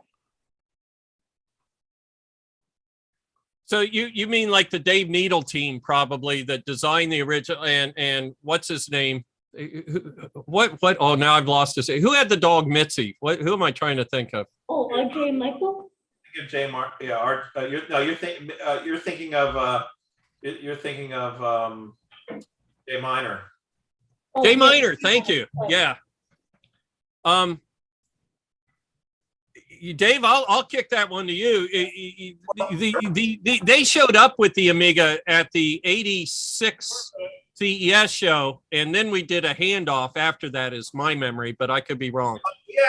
We saw it at 85 when we introduced the 128. In fact, you and I went back to the Amiga suite, hung out with RJ and Dave. We did, yeah. And I remember that. That's 86, by the way. I think of it as 85, but it was six days into 1986. No, it wasn't. It was 85 because remember the Amiga and the. That's what I say, but everybody tells me it's 86. They both shipped in 85. Yeah. They both shipped in 85. Don't listen to those people. They don't know what they're talking about. It's fake. So we actually saw them open it, and inside, I remember they opened it, and there's a tower with the chip on it that looked a little bit like our PLL chip, and we both just cracked up laughing when we saw that. Yeah, because we knew exactly what they were doing. Yeah. It was the Denise, or actually it was the Daphne chip back then that was in that tower. I don't remember what the tower did, but anyway, we had back and forth. In fact, when I was working on the 128, Dave Needle came to visit us in Westchester and wanted to know, like, basically our parts. He wanted our BOM. He wanted to see what we were doing. So, because when they were relaying out the final version of the Amiga, they wanted to use some of the same parts, and they wanted to see what we were doing. He had any good ideas. So I ran him through the whole Amiga through the whole C128, showed him what we were doing, showed him all the, it was all through hole at that point, right? But it was, we had a lot more of the cross-pollination was software. We had a lot of software guys going out there. Right. I remember Judy Braddock going out and staying out there. Yeah. Andy was out there for a long time. Andy Finkel, various others were out there. It was the only reason it didn't continue is that our management on the East Coast didn't want to keep the West Coast office going. So they were persuading anyone who could come to the East Coast. Nobody really wanted to leave California because it's California. And Right. if your company goes out of business there, there's 600 other ones you can work for. And on the East Coast, well, the reason I'm working at the same company that Andy Finkel and a few other ex-Commodore people work at is there's just not that many choices out here. Right. Right. But well, also because I started working there first and brought them all in, Don Gilbreth and Yeah. So, but it's but yeah, I think we were, engineering wise, I think we were always friendly about it. I mean, they were not very happy about the Amiga 2000 because that was a design that was suggested by our upper management and done in Germany, so no one actually quite knew what was going on. So when I took over the project, it's like all the mechanical decisions had been made. Hey, who did the Commodore 128 DCR, the black diesel, the metal chassis? That was probably done in Germany, but I don't know for sure. That's what I thought. But yeah, it looked like their work. The plastic case is the one with the handle on it is the one I liked. Yeah, I still have one of those. Yeah. Yeah. So, any other questions? Sure. We did have a real engineering team in Braunschweig. It wasn't, they were good. Yeah. The bridge board. And everyone was happy to let them do the bridge board. Right. So yeah, go ahead with that question. Sure. So I can remember being involved in Unix Computer Club in Ottawa back in '94, and a guy giving a lecture about the patent on the RSA algorithm expiring soon, which kind of opened up a lot of public-private key encryption. I've never heard you guys talk about, was there any need or demand for this type of computation, the exponential computations basically, which are a big thing with GPUs now.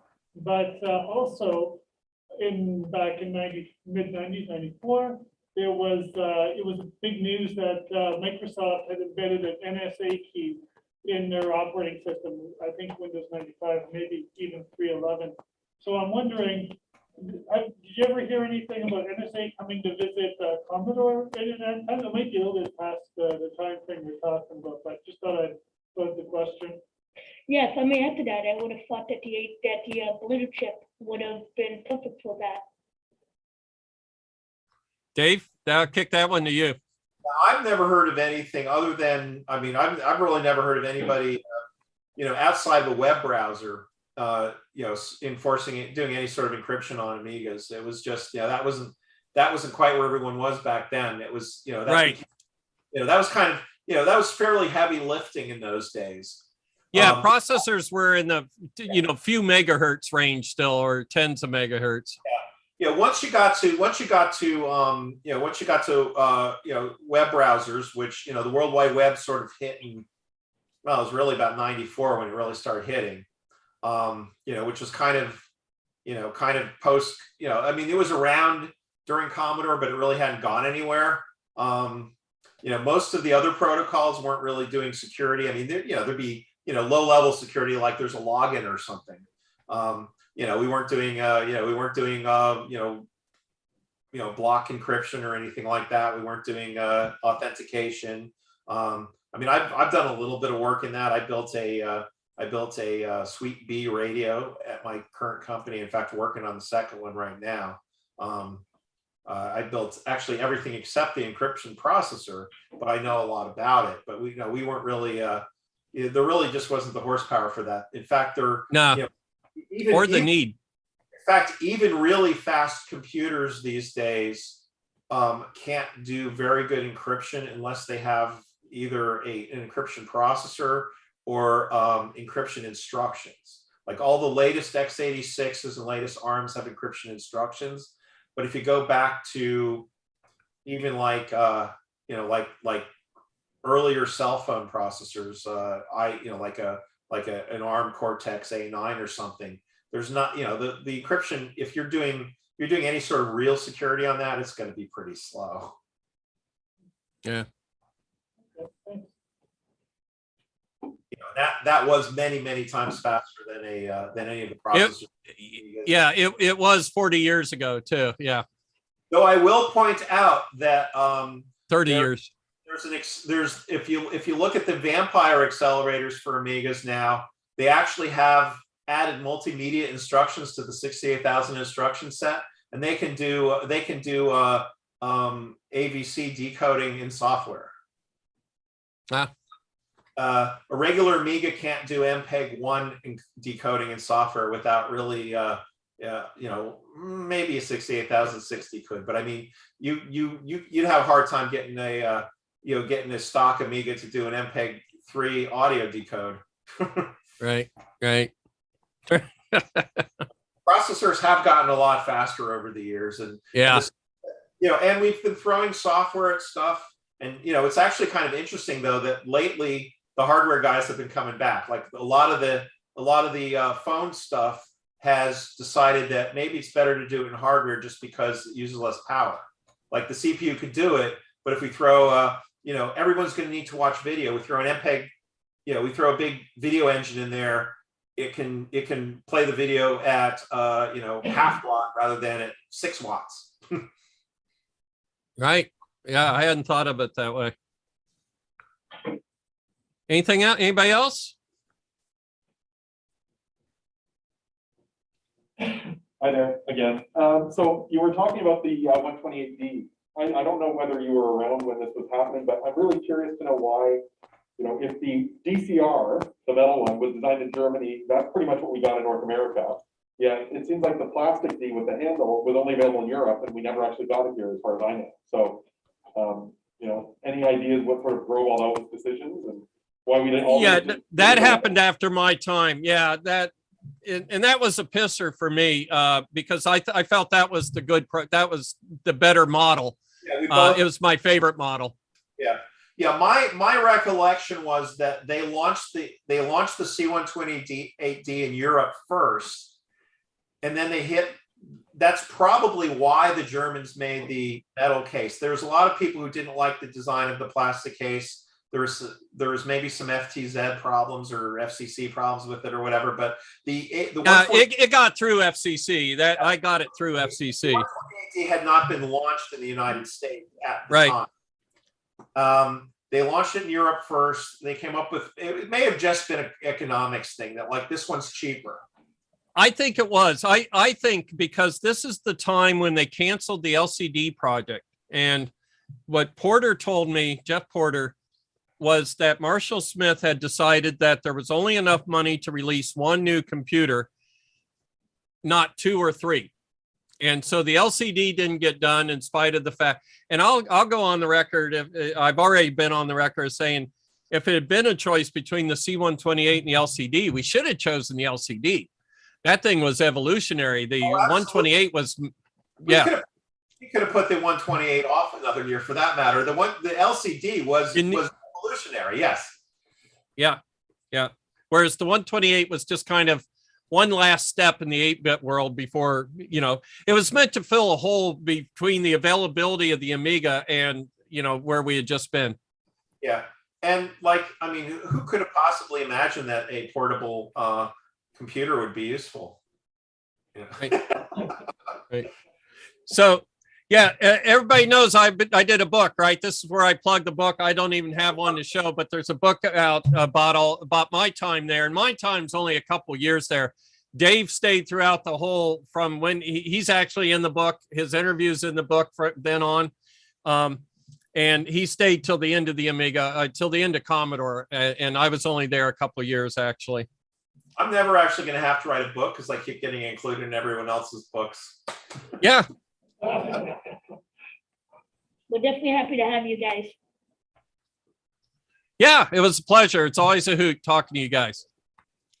That's real fun. Thank you very much. Thank you. All right. Everybody have a good day.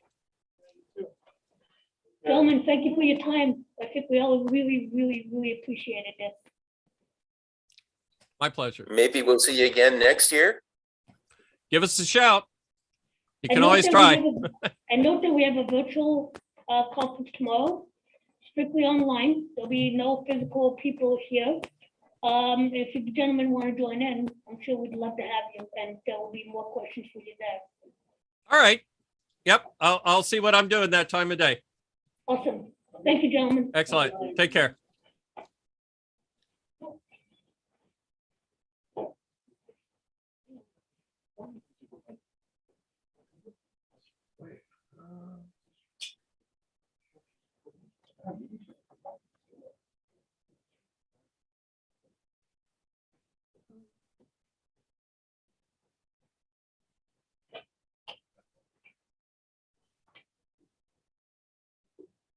Yeah, we've been recording running, so it's streaming onto YouTube.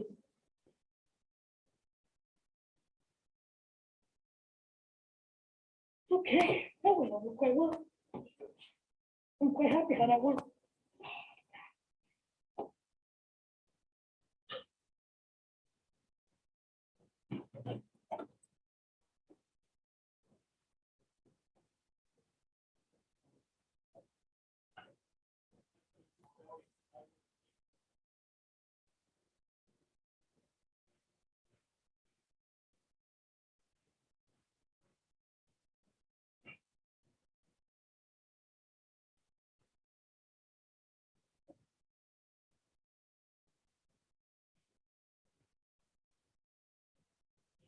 So for everybody viewing, next talk will be at 2 p.m. And that talk will be with Michael Tomzik. So we'll be streaming the show floor in the meantime. Thank you.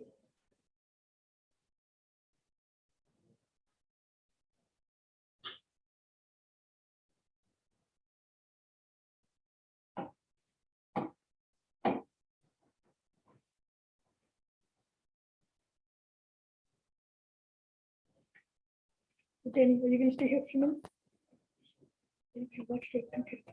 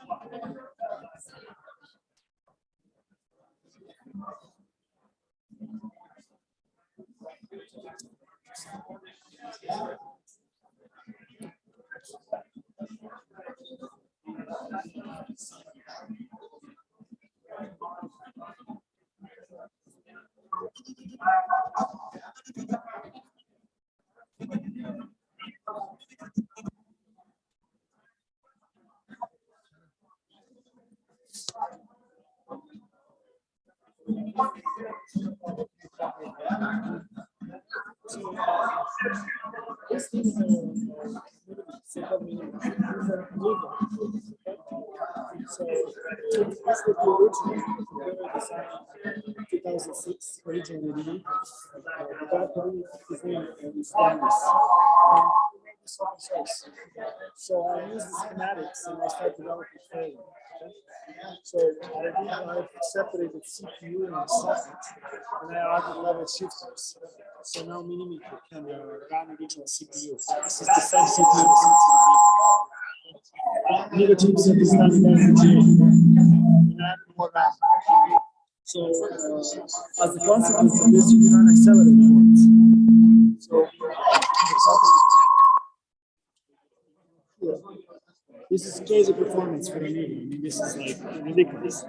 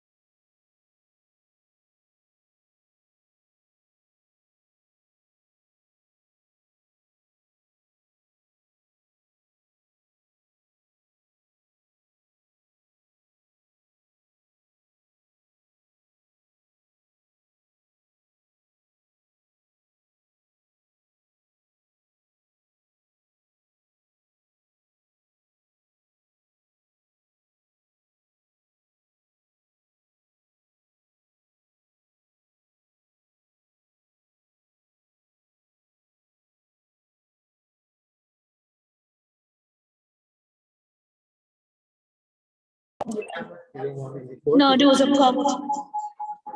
You're on speaker.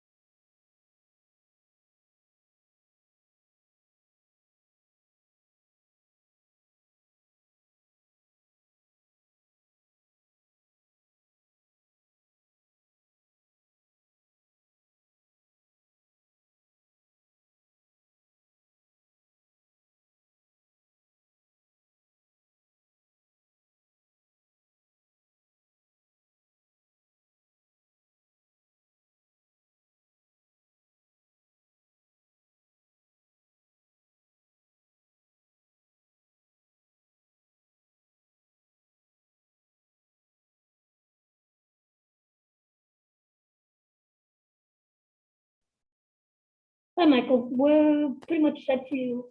Just a few more minutes. Can you hear me okay? I'm not able to hear you at all. All right.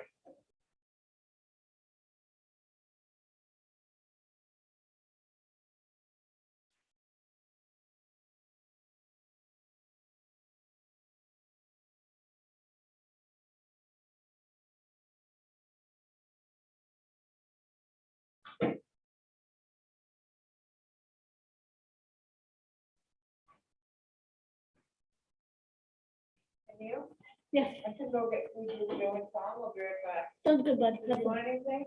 There's already food on its way. Okay, sounds good. Thank you. Right, take care. Take care.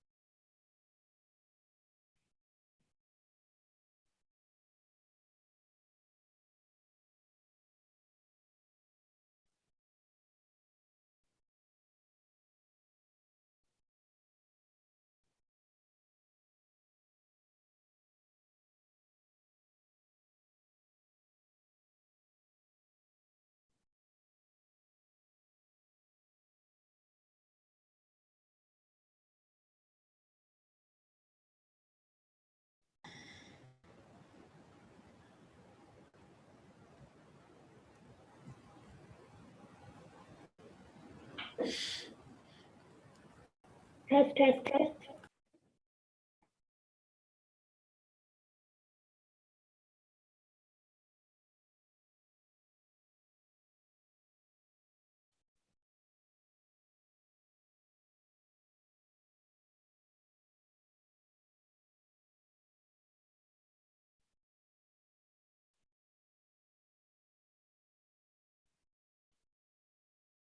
Test, test, test, test, test.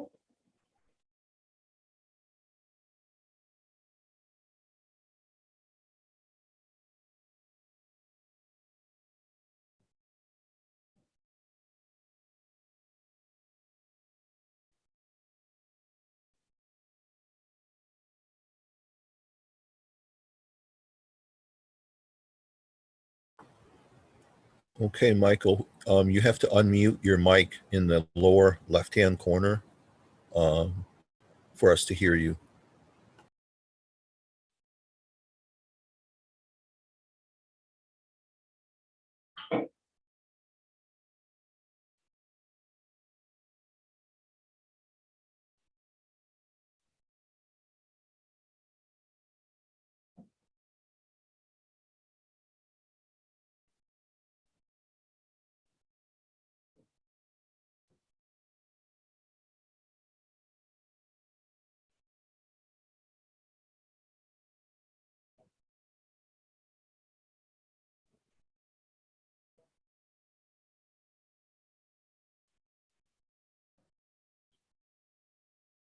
Michael, if you weren't able to hear me, can you give me a thumbs up sign, please?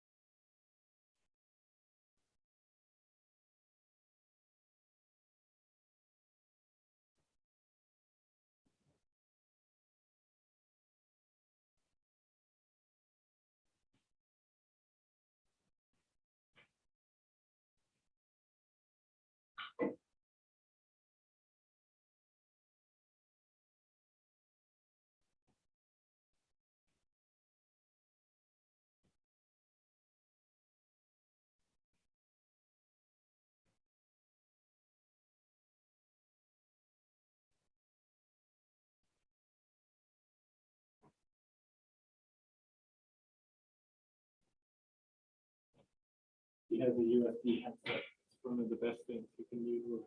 Yeah, I would almost think he's using that, but I can't tell. Michael, are you able to hear me?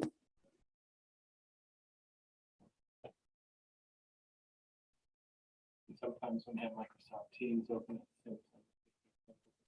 Oh, God, really? Yeah. Really?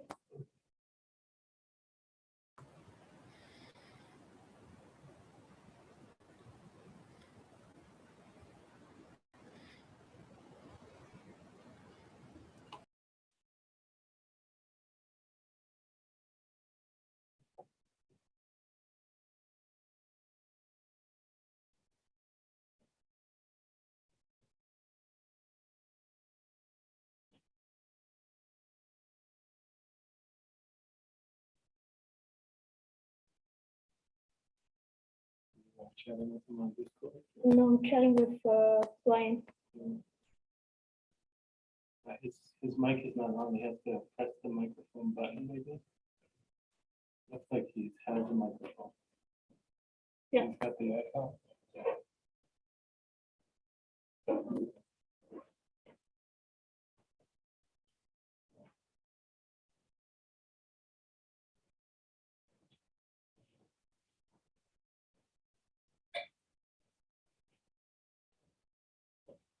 No, we can't hear a word you're saying, Michael. Press on the microphone button. Can you hear me now? Now we can hear you fine. Great, great. Okay, Awesome. so we're ready to go? Give it How another many- minute. I'll go run to the next room and see if there's anybody else who wants to attend. Okay, We do have, let me see, at this moment, 26 people on Zoom and on YouTube, 16. and you can record this for use afterwards for anybody who wants to see it. Yes, and I'm actually streaming it to YouTube. I'm recording to the cloud and streaming to YouTube Great. for recording purposes. So give me 2 minutes. Take your time. Just tell me when we're connected now, so that's what we need. Awesome. Wonderful thing.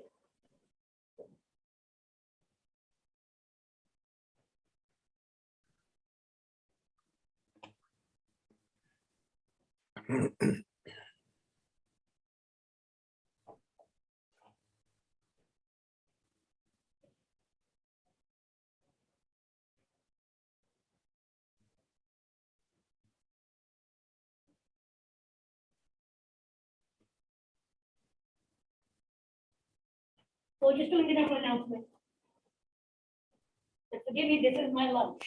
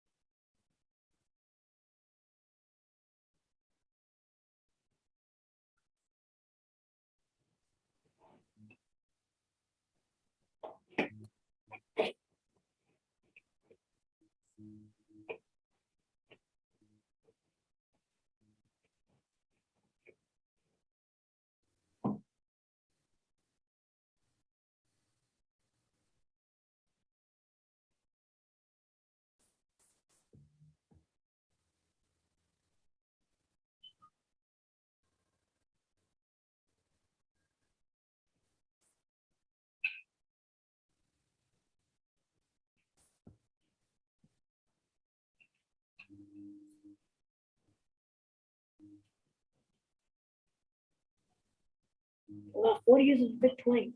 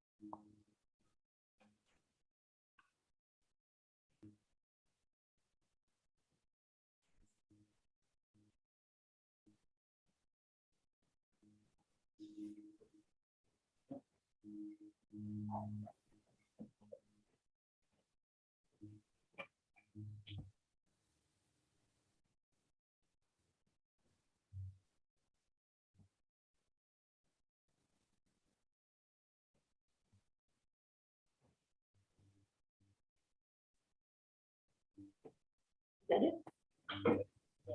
There's quite a few watching in the other room. Oh, okay. So Michael, we have a number of people in the other room, so if you'd like to get started, please go ahead. Okay, hang on a sec.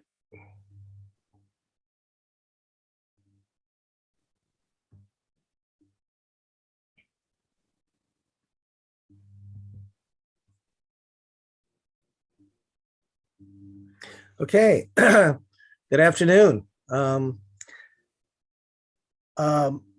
My name is Michael Tomczyk. I was the big product manager at Commodore, and I gave quite a few presentations and interviews this year, and I was not planning to do more because I'm involved in some large innovation projects that are taking a lot of my time. But when Brian Pope contacted me and said this was for the Toronto user group, I had to accept, because when I was at Commodore, the Canadian users were the most enthusiastic, the most supportive, the most knowledgeable, and the most fun, I thought. And they made my job a lot easier. So this is a small way I can kind of give back.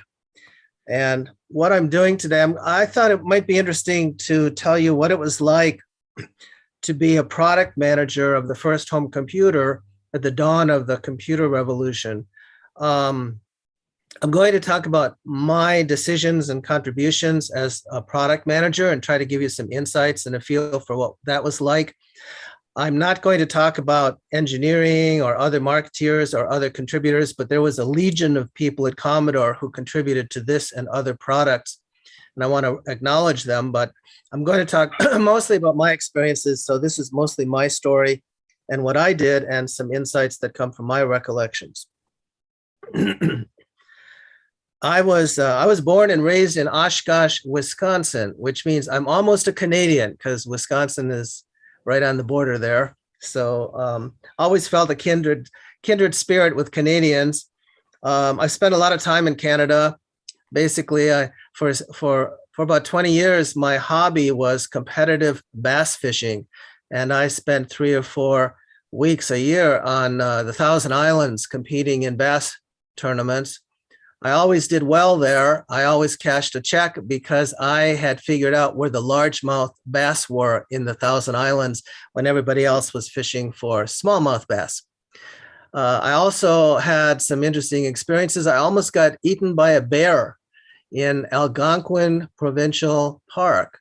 I was canoeing 3 lakes into the park, into the interior, and I got caught in a drizzle at the end of the day. So I camped on a rock, a big giant boulder along the shore.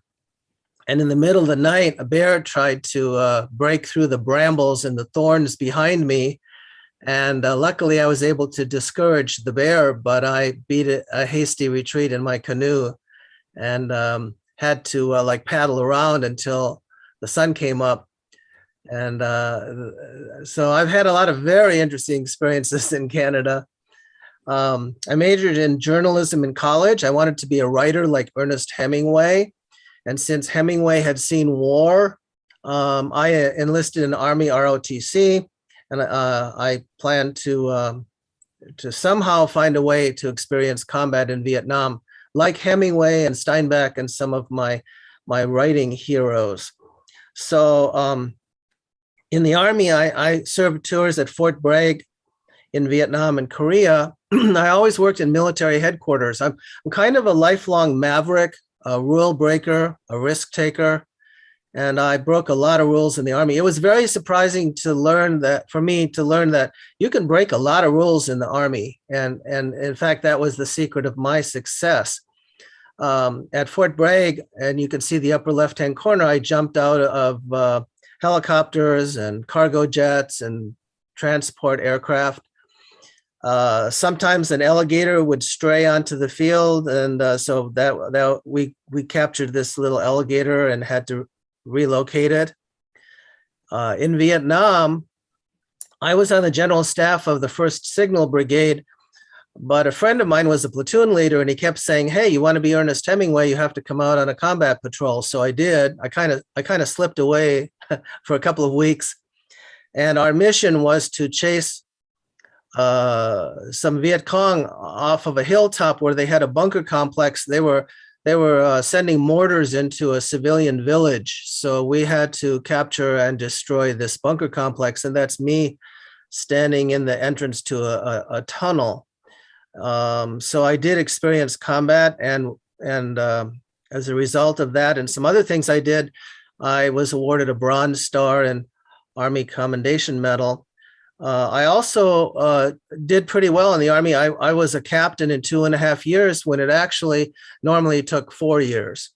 So I was on a fast track. And I think one of the reasons was I had a different style. Other people would walk into a general's office and snap to attention and act like a robot. And I would like wander into the general's office and say, hey, general, how's it going? What can I do to help today? And I think that that stood me in good stead because acting normal is better. When I was at Fort Bragg, I also helped launch the Modern Volunteer Army, which got rid of the draft, which was a horrible system. And I'm very proud of my participation in that. That was the first innovation that I was involved in helping to pioneer. When I was in the Army, I met a lot of celebrities. For example, you can see the picture of Donald Sutherland in the bottom right-hand corner. He's a Canadian, of course. And one day I had been a photojournalist. So I was invited by Newsweek to cover an anti-war demonstration hosted by Jane Fonda, Donald Sutherland, Peter Boyle. And I asked my commanding officer if I could do that. And he said, how can you turn that down? That's a pretty neat thing to do. So he let me go take pictures for Newsweek of an anti-war demonstration. And Donald Sutherland happened to like the photos I took. That was a photo I took of him in the bottom right-hand corner. And he bought me a cup of coffee and we chatted for about an hour and a half. But I met several other celebrities. I met and photographed Bob Hope, Billy Graham, George Jessel, Martha Ray, Jim Neighbors, quite a few celebrities while I was in the Army. So after the Army, I came back to Wisconsin and I fell into a situation where I became a marketing consultant, mostly specializing in product launches. And then I went to California to get an MBA from UCLA. I worked as a consultant in Beverly Hills. And I wound up as a general manager of a graphics company in San Francisco. And what we did graphics, special effects for Hollywood films and Atari video games. So one day Atari made us a beta site for the Atari 600. And they gave us an experimental game they were developing called Star Raiders. Star Raiders had star fields that came toward you, and it looked like ships and spaceships and attack vehicles were coming toward you and going away from you, and it had really true perspective. And a lot of this was actually embedded in the firmware. And my staff wouldn't stop playing the stupid game. So I took the computer home, and 3 mornings later, I looked up and I saw that I had been up 3 nights in a row playing this silly game. And I said to myself, if I can get hooked on this, anybody can. So I need to be in the personal computer industry. So I quit my job, lived off my savings for 6 months. I started writing articles for computer magazines, especially Compute magazine. And my first article was about was an interview with the developer of the Star Raiders game.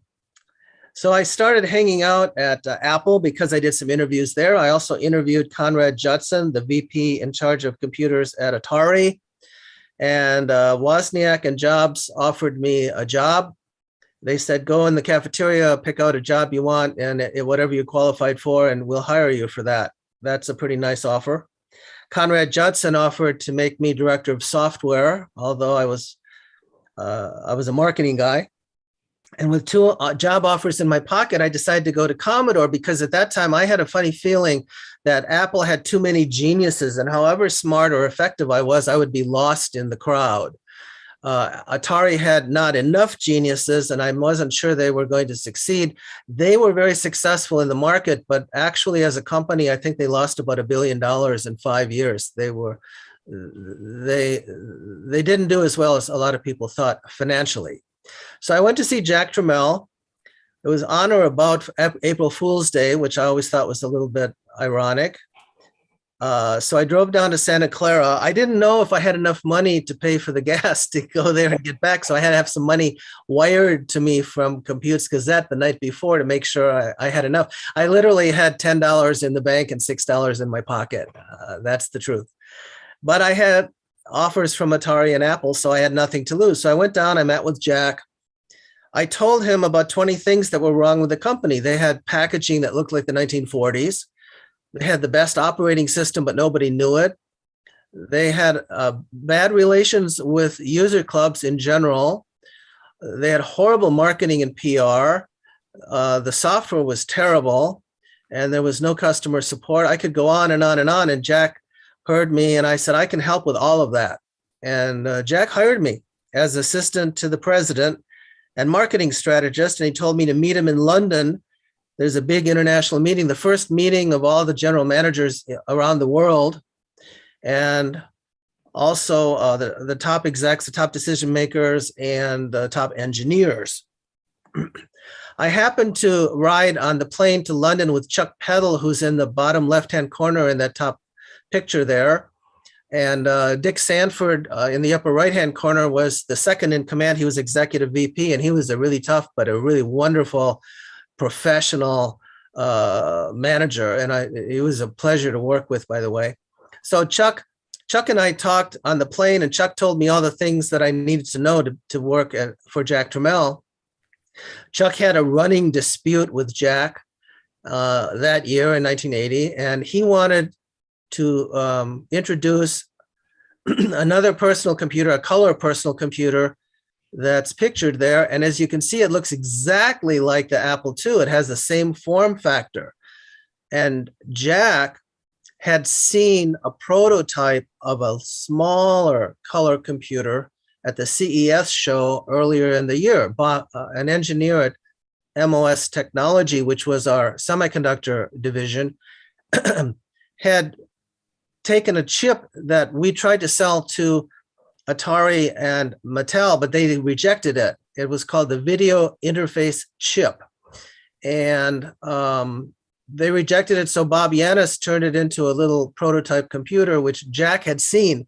So Jack said, I don't want this sort of Apple clone. I want the small computer I saw at the CES show. So he went away for a day, and we all talked about it, and there was a huge debate. And most of the people around this table wanted Chuck's computer. There were 3 or 4 of us that argued for the small computer. You can see that's me at the table actually arguing, and I have circles under my eyes from being on the plane overnight. And I was joined by Tony Tokai, the general manager from Japan, and his engineer, Yash Charakura, Kit Spencer from the United Kingdom, Harold Speyer. And these guys and I were pushing for the small computer because we understood product management. And this is what I'm talking about today, is product management. We needed to have an introductory computer to get people into it, and for poor families and elementary schools and so forth. And then we needed a school computer, which was the Commodore PET, and a business computer, which was, we had a CBM, the Commodore Business Machine, which was a business version of the PET. So we knew that, and we pushed for this. Jack came back, listened to all of our arguments, and he said, okay, we need to do the small computer. And when people objected to that, he stood up, he pounded on the table, and he said, gentlemen, the Japanese are coming, so we need to become the Japanese, because the Japanese had taken over the TV market and the electronics market and Sony Walkman, the tape market, and they were coming for the small end of the home computer market, and we needed something to stop them. And a small computer would do it. So being at Commodore in 1980, in the spring and summer was like being in a business whirlwind, kind of like trying to do your job in the middle of a hurricane. My first week in London, Jack said he wanted a small home computer. The second week, we flew to Germany, and I was on the plane. Jack went on ahead, and Harold Speyer, the general manager of Germany, and I got on a small our private jet, and we flew to Germany. And Jack and Harold and I were in on the meeting with the German government.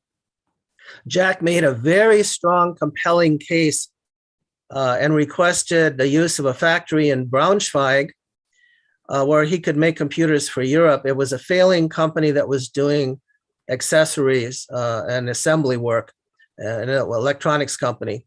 So then the third week we came back to Santa Clara, and Jack said, you said you didn't like the marketing department, so why don't you go check them out and tell me what you see? So I went and interviewed the 12 people, and I found out all kinds of stuff. There were people doing drugs. There were people not doing their jobs. All the customer data cards had been thrown away a week before, so we had all the customer information was literally like gone, all the warranty cards and things.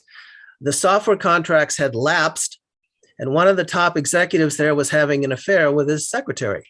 So all of these things were happening, and I very diplomatically explained it to Jack without telling all the personal stuff. And one day I went to lunch and came back, and the 12 offices were empty.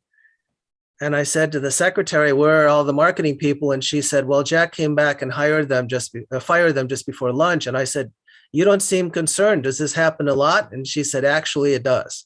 So I went to see Jack, and I said, Jack, what happened? You fired everybody? And he said, yeah, you said you didn't like them, so I fired them. And he said it half as a joke and half seriously.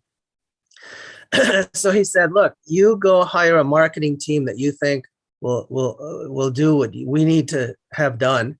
And I'll go hire a marketing vice president to run it, and we'll divide up the task that way. So I started hiring marketing people, and I was appointed the director of marketing at that point, in addition to my other title. In the fourth week, we were starting to talk about the small computer, but nobody had defined it yet. So I wrote a 30-page memo to Jack, and I didn't know what to put on the cover. So I drew a happy face with a beard and mustache, because I'm kind of a frivolous guy. I'm not all that serious, as most people who know me can attest. So that little cartoon in the bottom right-hand corner, that became my symbol. And so that became like my lifetime, like a little cartoon that I use all the time. So a few days later, Jack, after showing it around the company, Jack came back and threw my memo back on my desk. And I said, what's that? And he said, well, that's everything should be done with a new computer. Make sure you do it. I told everybody in the company, nothing gets done on the new computer unless it's approved by you. And he said, that's going to be tough because a lot of the people don't work for you. And some of them are older, they're not located here, so it's going to be a challenge. And I said, you'll have to do this by persuasion. And I said, I think I can handle that. So this is how I became the VIC product manager. And that's what my presentation is about. A few weeks later, I was doing a lot of things. Chuck Peddle left the company twice.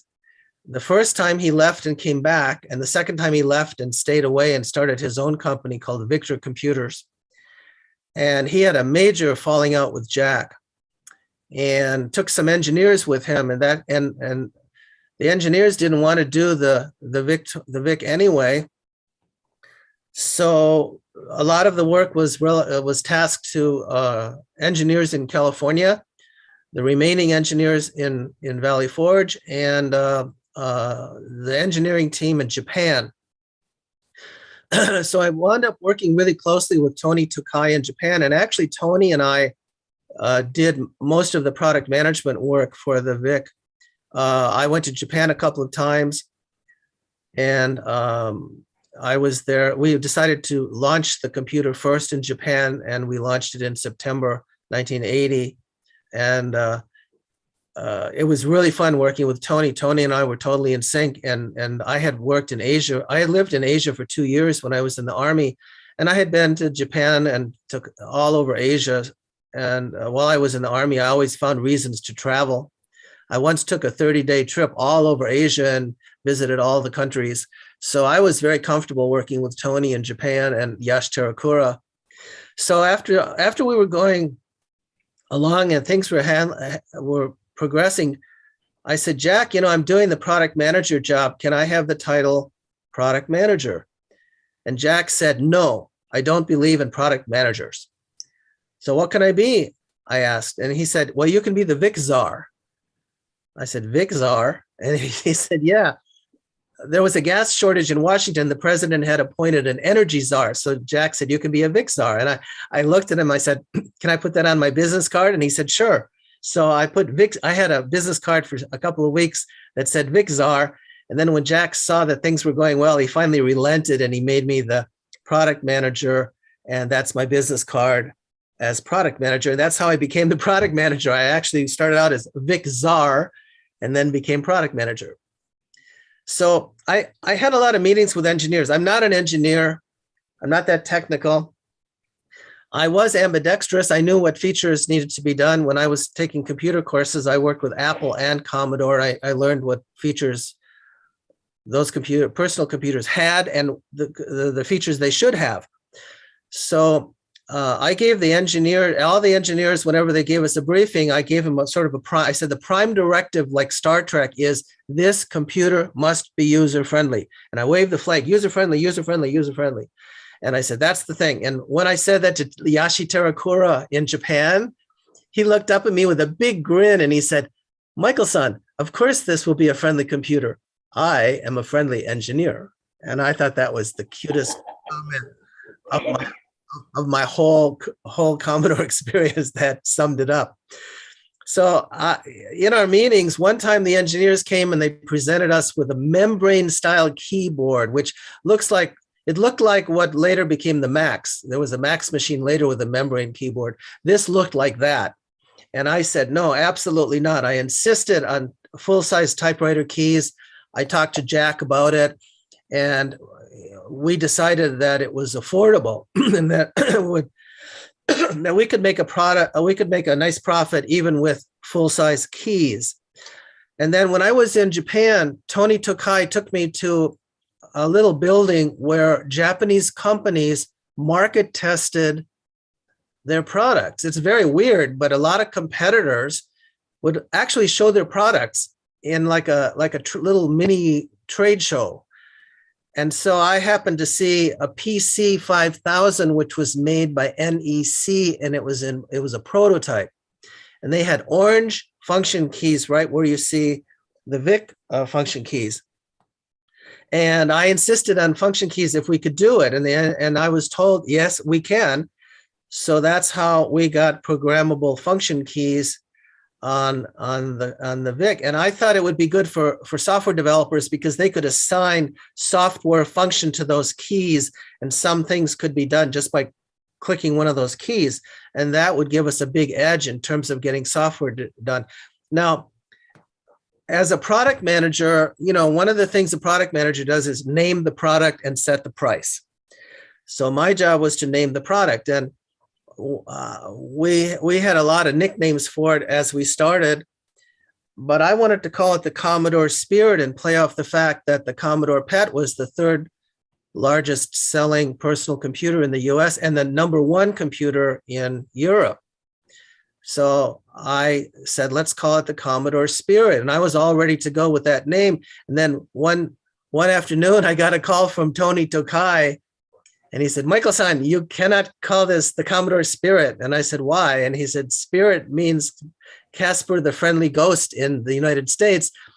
But in Japan, it kind of means flesh-eating ghoul from hell. It's kind of like a ghoulish thing. The word spirit doesn't translate well. So I said, okay, we'll call it the VIC, the video interface chip. And then I added the number 20. And when I told Jack Trammell that that's the name we chose, Jack looked at me and said, why did you call it VIC 20? 20 doesn't have any technical meaning. And I said, because 20 is a friendly number, and VIC by itself means sounds like a truck driver. And I said, you can't name a computer like that sounds like a truck driver. So I said, we'll call it the VIC 20.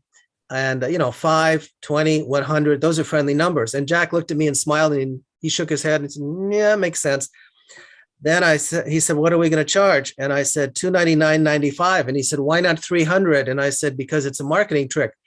If you say $299.95, it kind of sounds closer to 200 than to 300. So you can't say 300. And Jack also agreed with that. So the next thing I did, every product manager needs a product team. You need people to do the work. So older people did not understand home computers. Also, I have a rule. I always try to hire people that are smarter than me, at least in their area of specialty and expertise. A lot of people make the mistake. They hire people that are easy to manage or docile or calm and placid or not as smart. And I tried to hire people that were really brilliant. And I must say, all the people in this picture had really high IQs. Most were self-taught programmers. They had learned machine language. They were hobbyists like the Toronto users. And they were terrific. And they were aged 18 to 23 years old. And I was only 31 or 32. So because we were young, people kept stealing our development computers. We had PETs and CBMs that we used to develop code. And salesmen kept coming in and stealing them for trade shows. And we'd walk in and our computers would be gone. So I got really mad and I said, okay, we got to get tough. So I said, from now on, we're going to call ourselves the Vic Commandos. We're going to be like guerrilla warriors. And I went out into the open bay. We had a big open bay where everybody could hear everybody. And I said in a loud voice, the next person who steals a computer from our bay will be fired and I will take care of it myself. And nobody knew if I could fire them or not, but nobody wanted to test that. So after that, nobody stole our computers anymore. So one day I was waving this user-friendly flag everywhere and I was giving interviews and talking about how computers needed to be user-friendly. And the editor of Byte magazine sent me a note. And he said, Michael, do you realize there's a word in German that means user-friendly? And he said, I think it's Benutzerfreundlichkeit. And so I had these, you see in the bottom left-hand corner there, I had these brass plaques made that said Benutzerfreundlichkeit, official motto of the Vic Commando team, and everyone got a copy of that to kind of endorse that. Then we had to write friendly user manuals. So Neil Harris and we hired a company to do a manual, but they really botched it. It was horrible. So Neil Harris and I did the user manual. Neil did most of the work.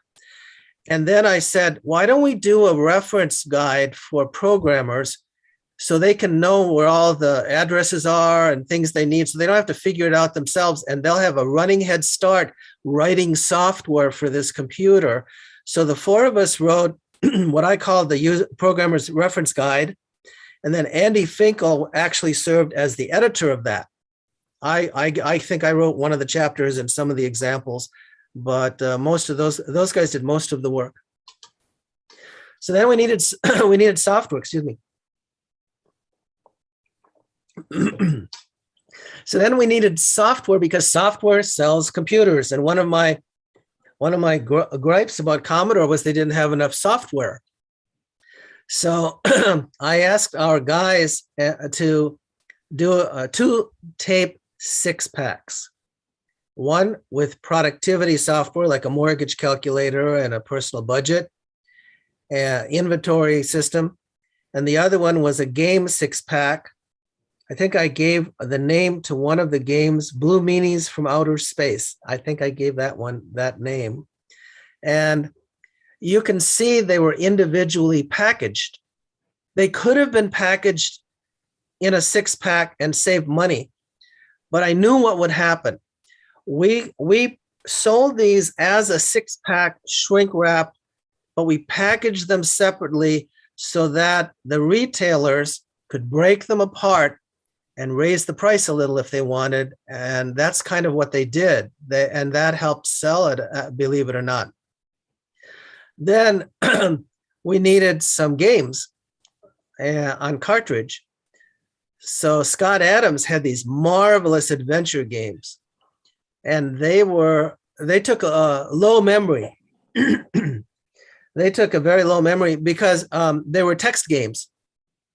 So they would fit in the VIC-20, which was only a 5K computer. You know, the VIC-20 was a 5K computer, which meant when you turned it on, it had 5K RAM, but when you turned it on, it netted down to like 3.6 or 3.8K RAM, and 3.4K is exactly the letters and spaces on one sheet of typing paper.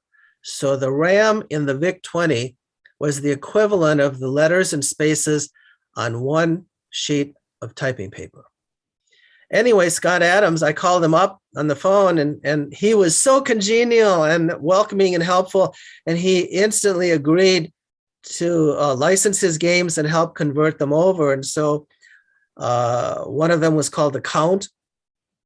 I had an artist that I was working with who was actually an illustrator, and the illustrator and I worked on the designs for all of the packages.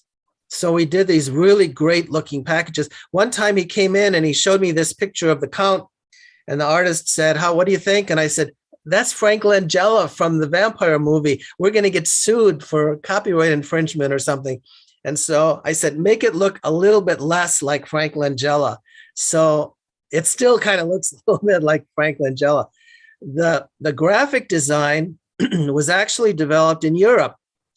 There were some great graphics being done in Germany and the UK. Kit Spencer, who was the marketing guru in the UK, was actually my role model. Everything I did as a product manager, I patterned after Kit Spencer. I saw him in action. I'd been to the UK a couple of times. He was really my role model for what I did as a product manager, and I have to say that he was a great inspiration.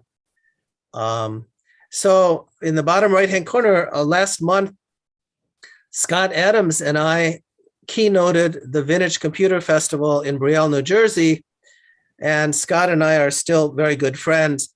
And I think that's a testament to who Scott was and is, and he's just one of the coolest people. And he's also a true computer pioneer. Now, here's another thing that as a product manager, you have to keep in mind. A lot of people, when we first started doing this, a lot of people didn't understand what we were doing with the VIC-20, especially older executives who had gray hair and wore vested suits. They didn't seem to understand. They said, how are we going to make money with a stupid $300 color computer? And I said, this is not a $300 color computer. This is a $1,500 system. If we sell even a few peripherals and some software, we will make at least $1,500 retail from this computer. And that's what we're doing. And so I developed this system diagram to show that. And as you can see, this is a little bit inaccurate because some things got changed, but this is a very early system diagram I did to show people that this was not a one product line. This was a full system. This is what it looks like after we got everything pretty much ready to go. The VIC-20 worked with the floppy drive, tape drive, we had a joystick, full-size keyboard, and so forth. And this was launched in Japan. Tony decided to call it the VIC 1001. And it was launched at Seibu Department Store in September 1980. I was fortunate to be there. And the engineers from all the competitive electronics companies kept coming over with screwdrivers and trying to unscrew the case to see how we could possibly design a circuit board and sell a computer that cheap. So Tony called it the VIC 1001 because 2001: A Space Odyssey was popular then, and this was a play on that. In Germany, they call it the VC. And so that became the VC-20. And we used a lot of packaging that was, like I say, developed in Europe. In the US, the VIC-20 was launched at the 1981 Consumer Electronics Show. I was privileged to be one of the speakers there. The other speaker on the stage with me happened to be Bill Gates, which was really interesting. I knew Bill, and I knew most of the people in the computer area. We were all kind of clubby. We talked a lot at shows. We also had licensed the operating system, BASIC, and so forth from Bill. And so we used Microsoft BASIC. And so I knew Bill, and so we actually gave the keynote speeches at that show, and I received an award for my product management activities, and this actually came from the Consumer Electronics Show. As you can see, I was recognized for basically being a product manager. And in my talk, by the way, I said that eventually everything would be moving from analog to digital. And this was in 1981. I said, you know, I predicted that after John Wayne dies, people will make John Wayne movies using digitized versions of John Wayne. And as it turns out, years later, somebody actually did a beer commercial with John Wayne, which was exactly that. It was a digitized version of John Wayne in a beer commercial. So that actually came to pass. And now CGI is taken for granted everywhere. After the VIC-20, after the VIC-20 was launched, the VIC Commandos became a game development team. Some of them went to other parts of the company. And I decided that we needed better customer service. So I hired some Drexel University students to answer the phone, but the phone was ringing off the hook. So I thought, man, we need user groups to be able to answer some of these technical questions, and how can we do that efficiently? And I thought, gee, we have the Source, CompuServe, Dow Jones, we have lots of different telecomputing services, which were a precursor to the internet. And these were like telephone-based systems, but modems cost about $400 to $600 at the time, and they were acoustic modems, very expensive. So I asked our engineers if we could do a modem, and they said they didn't have time. So I contracted a small modem company that did industrial modems, and they started work on this totally on spec. They paid for their own R&D. And one night I came back from a convention at midnight in Las Vegas, and these engineers were camped on the floor in front of my hotel room. They said, Michael, we simply can't do this computer for the cost you want, which was $33. I wanted to sell it for $100. So we couldn't, the cost could not be higher than $33. So I said, show me the design. And they showed me a drawing of an acoustic modem, which you see here. And I said, why can't we put it on a cartridge like a game or a memory expansion? And they went, oh my God, that's it. And I drew on a yellow notepad this cartridge. And they went running off down the hall. And a few days later, they came back with this. And this became the VIC modem. And then I went and negotiated with the Source, Dow Jones, and CompuServe $197.45 worth of free time, which meant that when you bought the computer for $100, you got $200 worth of services. After the VIC modem was launched, we needed some way to pull our users together. So I created something called the Commodore Information Network on CompuServe. And I hired an editor to manage it and make it happen. And that editor did a great job. And he actually did the work on the network. I started it, but he actually did the operational work. He did a great job, a very smart guy. And in those days, portals and networks paid us for providing content. So one day, Jack Trammell came walking into my office and he said, hey, Michael, what's this check for? $32,000 from CompuServe. What's going on? Is there something happening that I don't know about? And I said, no, that's the royalty from CompuServe because the Commodore Information Net is the largest community on CompuServe. So then we started marketing the friendly computer.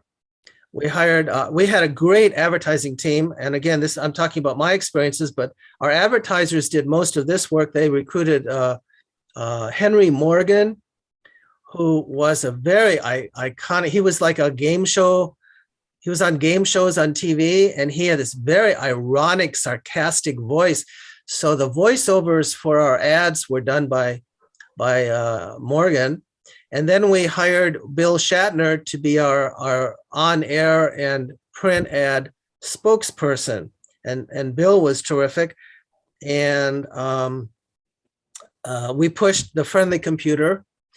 I actually trademarked the friendly computer for Commodore, because one day somebody came in with a Atari box and they said, it said computers for people with a trademark. And I went to our lawyers and I said, can they trademark computers for people? And they said, yes, they can. And I said, well, I'm going to trademark the friendly computer. Can I do that? And the lawyer said, yes, you can. So we trademarked the friendly computer, and that became our tagline. Sometimes it shows the TM and sometimes it didn't. I was using it before the trademark came through. And because of that, almost all the other companies, they couldn't really call their computers friendly. And as you can see from materials at the time, they don't talk much about their computers being friendly because we had the trademark and that was our tagline. But William Shatner helped us to push that concept. I actually, up in the right-hand corner, of course, William Shatner is a Canadian, which is appropriate to talk about in this event. Bill Shatner, I went to the first TV shoot, and I have the honor of having been the first person to show him how to use a real computer, because all the computers on Star Trek were fake. We sent him over a Commodore business machine system, and he began using word processing to do his scripts and books. And I think he did them with Commodore. A couple of years ago, I sent him this. I sent him this picture, and his assistant said, send several copies. And he actually signed 3 copies, autographed 3 copies of this photo, which I have on my wall behind me. That's actually autographed by Bill Shatner. And this year, I just finished a book on innovation, and I dedicate the book to Bill Shatner. And I mentioned that to him, and he sent me a really nice email about 4 weeks ago, thanking me for dedicating my book to him. He was very complimentary to me. So the VIC-20 became the first computer to sell 1 million units. And here's Jack and I celebrating that at one of the computer shows. Obviously, Jack is beaming. Remember, Jack coined the phrase, we need to make computers for the masses, not the classes. And that's what he's most famous for, and that's what he did. He popularized home computing, and he set the standard for all home electronics before and after. His catchphrase inspired a whole generation of innovators, including me. And after we did the VIC, we did the Commodore 64. The Commodore 64 was part of a marketing strategy that I developed that I called the Bear in the Woods strategy. I remember I was a marketing consultant and one of my sort of titles was marketing strategist. So the Bear in the Woods strategy went something like this. What do you do when a bear chases you in the woods? Well, you run like hell, but before you do, you take off your backpack and you throw it down. The bear stops to tear apart the backpack, and then you run or climb up a tree or whatever you're going to do. And how do you stop the Japanese? Same way you stop a bear in the woods. You throw down the VIC-20 for $300. The Japanese go back into a 12 or 18-month planning cycle, and they start working on the next computer, which would be a 32K computer for $300.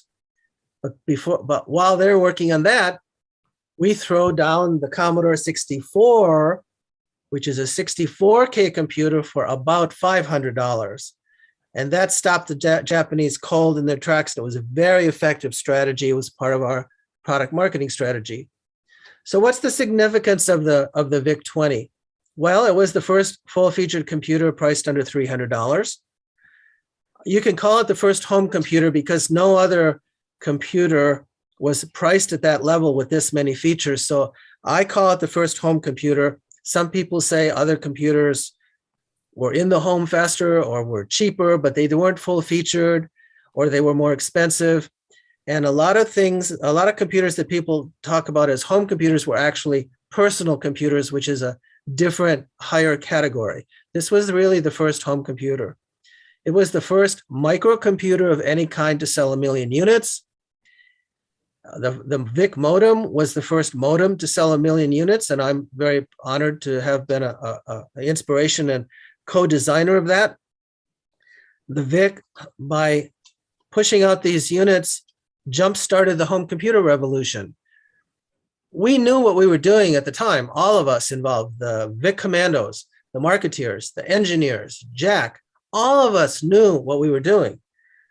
We knew that elementary schools couldn't afford the pets sometimes. We knew that poor families couldn't afford a computer or a monitor, but they could afford a $300 color computer that hooked up to your television set. They could afford this, and that's why we jump-started the home computer revolution and made it affordable. And we helped a lot of large poor families and elementary schools and poor school districts to be able to have a computer and get students into computing. And we felt very honored. By the way, there were some very quirky things too. You know, in 1980, there was kind of a rule in education that students could not learn algebra until they were about 13 because their brains weren't developed enough. And that was wrong. So I borrowed the 4-year-old son of one of our programmers one time, and at a big teachers convention, I gave a speech. And the first thing I did was I came out and I said, all of you think that algebra can only be taught to students who are 13 years old. And I said, look at this. So I said to the little boy, and he typed on a computer, type H equals 1. Now type print H. And I looked at the crowd and I said, H is a variable. This is algebra. And this little boy is 4 years old, and you should see him program in BASIC. So you have to change your thinking and start teaching algebra earlier. So also Commodore became the first personal computer company to reach $1 billion in sales in one Commodore, in one calendar year, even ahead of Apple. So what happened after the VIC-20? Well, the VIC Commandos became a game development group. I worked for Kit Spencer on international product marketing to help launch the Commodore 64. My job title actually became International Product Marketing Manager. In 1983, by the way, then Kit went down to the Bahamas and took a role there. We were technically headquartered in the Bahamas, and that was a very good thing for us because it helped us financially in a lot of ways in terms of where the money went and how much we paid in taxes and interest income that we got also. In 1983, I was invited by Sig Hartman, who was a personal friend of Jack Tramiel, a real character. He was like a big, gigantic, lovable, super smart bear, larger than life. And Sig called me and asked me to help him develop the Commodore software division. And he actually said, I told Jack, I'll take the job if Mike Tomczyk can be on my team. And that was very flattering. And we became friends and worked together on that. So then I provided input also on the next generation computers like the Commodore Plus 4 and Max computers. There are lots of memos that I posted on the Commodore Historical Society website that show some of my ideas and contributions on those, but I don't make a big deal of those. Those were just more product management things. I was not the product manager for those computers, but I provided input, and you can read my memos on the Commodore Historical Society site. In January 1984, Irving Gould had a dispute with Jack Tramiel, and here's what happened. Jack wanted to bring his three sons into the company to continue the culture of innovation, and Irving said no. Jack wanted to finance the company with a stock issue, but Irving was the major shareholder and he didn't want to be diluted. He wanted bank financing, so Irving said no. Also, Jack had cut the price of all of our software and peripherals in half that summer to drive Texas Instruments out of the market. Texas Instruments was losing money on their CPU, making money on software peripherals, so Jack cut the price. But then all of our retailers demanded what we call stock balancing, which meant we had to give them free product or discounts to make up for cutting the price in half. Because if you buy a product for $150 and you sell it for $300, and then the retail price drops to $150, well, you paid $150 and now you have to sell it for $150, so you're kind of screwed. So basically, we took a hit that way. Also, that Christmas in 1983, Texas Instruments got out of the home computer business and they dumped all their TI 994A computers on the market for like $80, $90. Now, this was a big deal because one of the things we had done, we were the first company to go beyond computer stores. And instead of selling computers just in computer stores, we sold in mass market retailers like Kmart and JCPenney. And that was a big deal. And that helped us sell 1 million units. But then when we dropped the price, we had to make up stock balancing to those very large retailers. So Irving Gould was upset that we took a financial hit in the fourth quarter of 1983. And all of these things came together. So Jack Tramiel left the company. There's some dispute whether he resigned or was ousted or fired. But the bottom line is he was involuntarily ousted because of those decisions by Irving Gould. As a result, the company's stock plunged. And it basically went from like $90 to $6 in 6 months. And a lot of people who had stock options, they were just wiped out. All the value was gone. In May, Jack took 6 months to travel around the world and took time off. In May of 1984, 35 people at Commodore who were in operations, engineering, and marketing, including me, all of us resigned and none of us talked to each other. We just all happened to resign in the same week. It was one of the strangest coincidences in my career. 35 top people resigned in 1 week, and none of them were asked to stay with the company by Irving Gould and his managers. After Jack left, Irving put a group of sort of pinstripe, gray-haired professional managers in charge, and none of them understood the computer market at all. They came from places like Max Factor and Yvonne Picon and Tyson Bornemisza and companies that were not in the computer business, and they thought Commodore should become like IBM. And actually, at one point, Commodore became the largest maker of IBM clones in Europe. So they made a lot of odd decisions. Also, the largest cost center at Commodore was R&D. So some rocket scientists at Commodore in 1984 and 85, they slashed the R&D budget so that they had to buy their next computer, the Amiga, outside the company instead of developing it inside. And we lost the ability to do our own computers. Many of the computers that we had planned to do, like the 364 and the Macs, were not supported. So those computers were either not produced or failed. And that just killed the company. So in the next 10 years, after a series of professional managers, the company went into decline and they officially went bankrupt in 1996. So what are the lessons from my point of view as a product manager? Well, let me tell you some of the lessons. First of all, anybody can be an innovator. I'm basically a guy who was an English major and a journalist from Oshkosh, Wisconsin, and I wound up as a home computer pioneer. And if I can do it, anybody can do it. You can be an innovator. You can be an innovator just by being an early adopter of some innovation that just came out. you can be an innovator by developing an app for a smartphone. And there are like 23 million apps, I think, for smartphones now. When Apple came out with the iPhone, within 6 months, there were like 1 million apps for the Apple iPhone. Apps were done by innovators. This means there are millions of innovators right now working on different things: robots, autonomous vehicles, gene editing, gene therapy, molecular medicine. You can go space technology, exploring Mars, rockets. Jeff Bezos and Elon Musk are doing rockets. You know, a lot of people think rocket ships could take off and land vertically since the 1930s because Buck Rogers in the 1930s movies showed bullet-shaped rocket ships taking off and landing.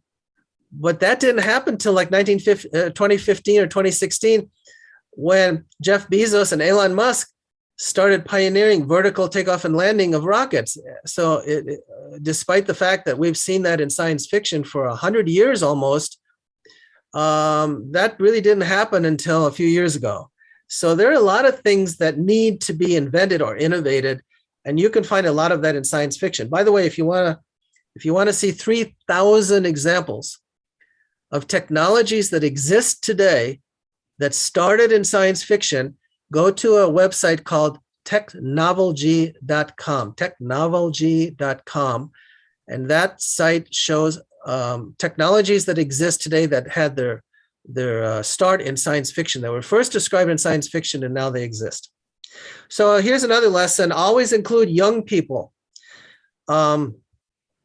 There's a reason for this. Young people are closer to technology, number one. Number two, they don't know what can't be done, so they do the impossible. And that's what I learned. Later in my career, I was on a team of outsiders that was invited to help develop what's called the strategic assessment report for the CIA, which is technologies that the intelligence community should be learning about and using and adapting and applying and preparing for, that were looming on the near horizon. And after we completed our brainstorming sessions over a period of a couple of months, the person who was running the exercise looked at us and said,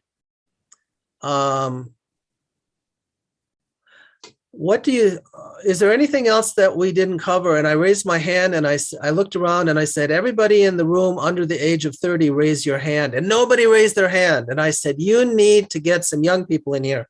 So the next day, they rounded up everybody in the company under the age of 25. And they brought them in a room and they ran the same exercise, and they got 3 ideas that they never would have had if they didn't do that. So there's a good example of that. The other thing is, you know, Jack Tramiel was a genius when it came to international business.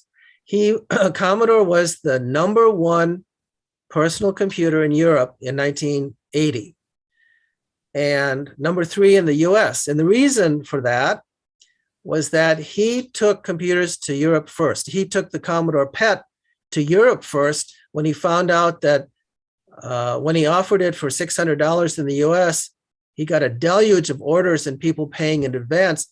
But then he realized that he could sell the same computer for $1,200 in Europe. So he actually took the PET to Europe first, I believe. He told me that anyway. He told me that story, and he said they took it there first. By the way, Chuck Peddle told me when they named the PET computer, the reason they call it the PET was Jack and Chuck were trying to name the computer.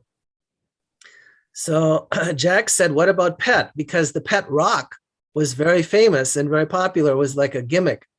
So he said, the PET rock is very famous. Why don't we call it the Commodore PET? So they called it the Commodore PET. And when the PET rock lawyers saw that, they sent a letter to Commodore threatening to sue them for using PET. So Chuck said he had to go home and figure out a meaning for PET. So what he did was he stayed up all night reading the dictionary, and the next morning he had the name Personal Electronic Transactor. So if you look at PET, most of the PETs have a P period, E period, T period in the early days to get around that little trademark dispute. The other thing is, don't be afraid to borrow or replicate, you could say steal ideas from other products. When I was in Japan and I saw those function keys on the PC 5000, I knew we needed those on the VIC-20. And that's where I got the idea. I didn't invent the idea of the function key. I saw it on a prototype of another company. And then I adapted it here and I asked our engineers to please do that. And that's how we got function keys. It wasn't my idea, but as a product manager, you have to understand the features of all the other products, and you have to be able to adapt them. So anyway, I'll just say the future is visible. Now, you can look around and see anything that's going to be a hit in 5 or 10 years. You can see it right now somewhere in the world. Biotech does clinical trials for 5 to 10 years. So things are being tested now in clinical trials that will be curing diseases in 5 or 10 years. And their autonomous vehicles are being tested by Waymo in Arizona. Waymo, by the way, was developed not by a car company. Waymo was developed at Google. So sometimes innovations come from outside the industry. Autonomous cars are being developed by non-car makers. Also humanoid robots and drones. You can buy them for sale on Amazon right now. The last lesson from Commodore is that pioneers seldom survive. And that's true. Commodore didn't make it. They made some mistakes. They abandoned their culture of innovation. They stopped adapting.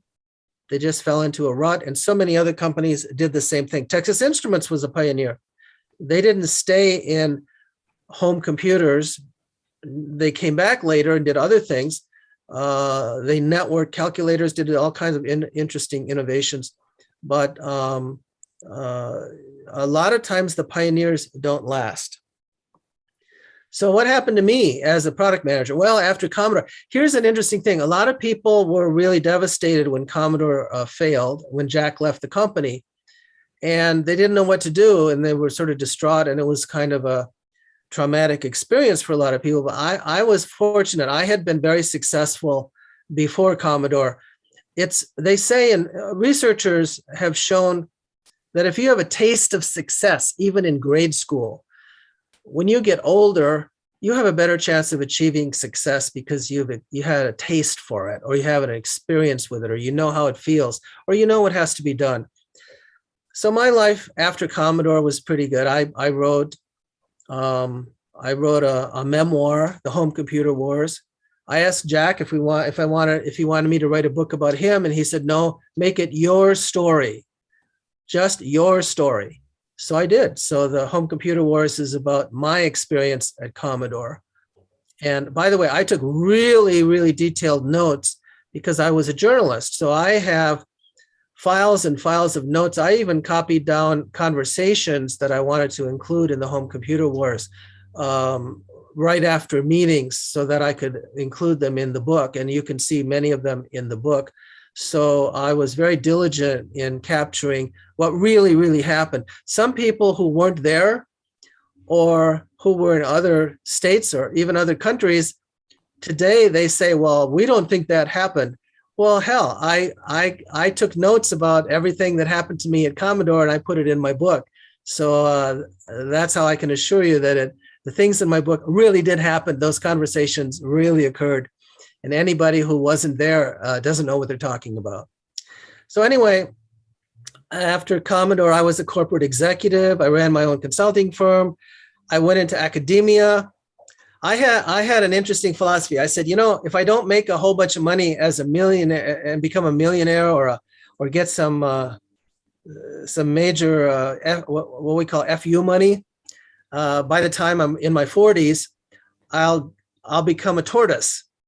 Because you can be a jackrabbit or a tortoise in your career. You can become part of a venture, you can gamble, you can take risks, you can be an entrepreneur, or you can work for a big company, get a 401k plan, stay with a company a long time, stay in the same industry and just do your job 9 to 5 every day. The jackrabbit, the hare, and the tortoise wind up in the same place at the end of the race. They both wind up at the finish line. So you can be successful whether you're in a very staid, boring industry or in a very exciting, fast-paced, risky industry. And so when I was about 40, I decided, maybe I should go into academia. I was offered a job helping to start and manage the innovation research program at the Wharton School.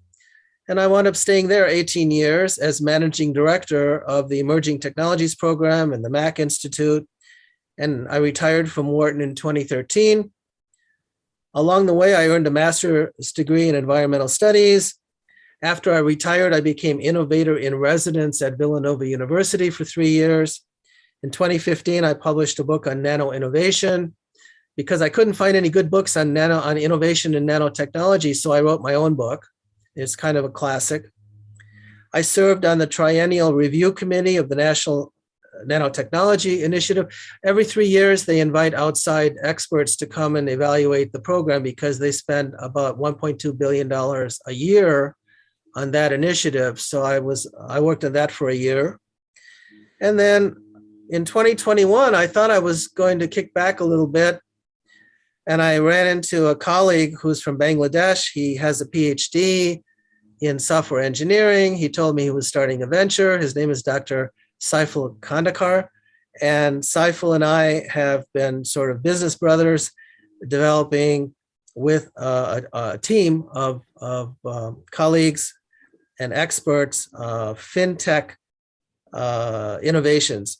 We co-founded Fintech Ecosystem Development Corp, which we took public last month on NASDAQ. The symbol is FEXDU.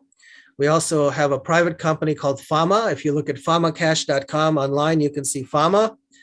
And I'm very busy right now helping to launch and develop these companies in fintech. And the funny thing is, a year and a half ago, if you asked me to explain blockchain and crypto and some of these fintech innovations, I would have been hard pressed to explain them eloquently, but now I'm kind of an expert in that and helping to pioneer. So like I said, anyone can be an innovator. You can be an innovator. You can participate in innovation. You can contribute. And I think if you do have a talent or a skill to innovate, you have an obligation to keep innovating because innovation drives human civilization and society and helps us progress as a species. And that's it. So if anybody has questions and if we can find a way to communicate, I'll be happy to take some questions. We have one question right off the bat from Michael Myers, who says that he's confused because the VIC planning started 2 years before the CBM. Is that in fact the case, or?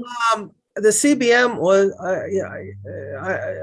my understanding of the CBM and when it was out is probably a little bit skewed because I had a prototype CBM long before it was announced. In fact, when I joined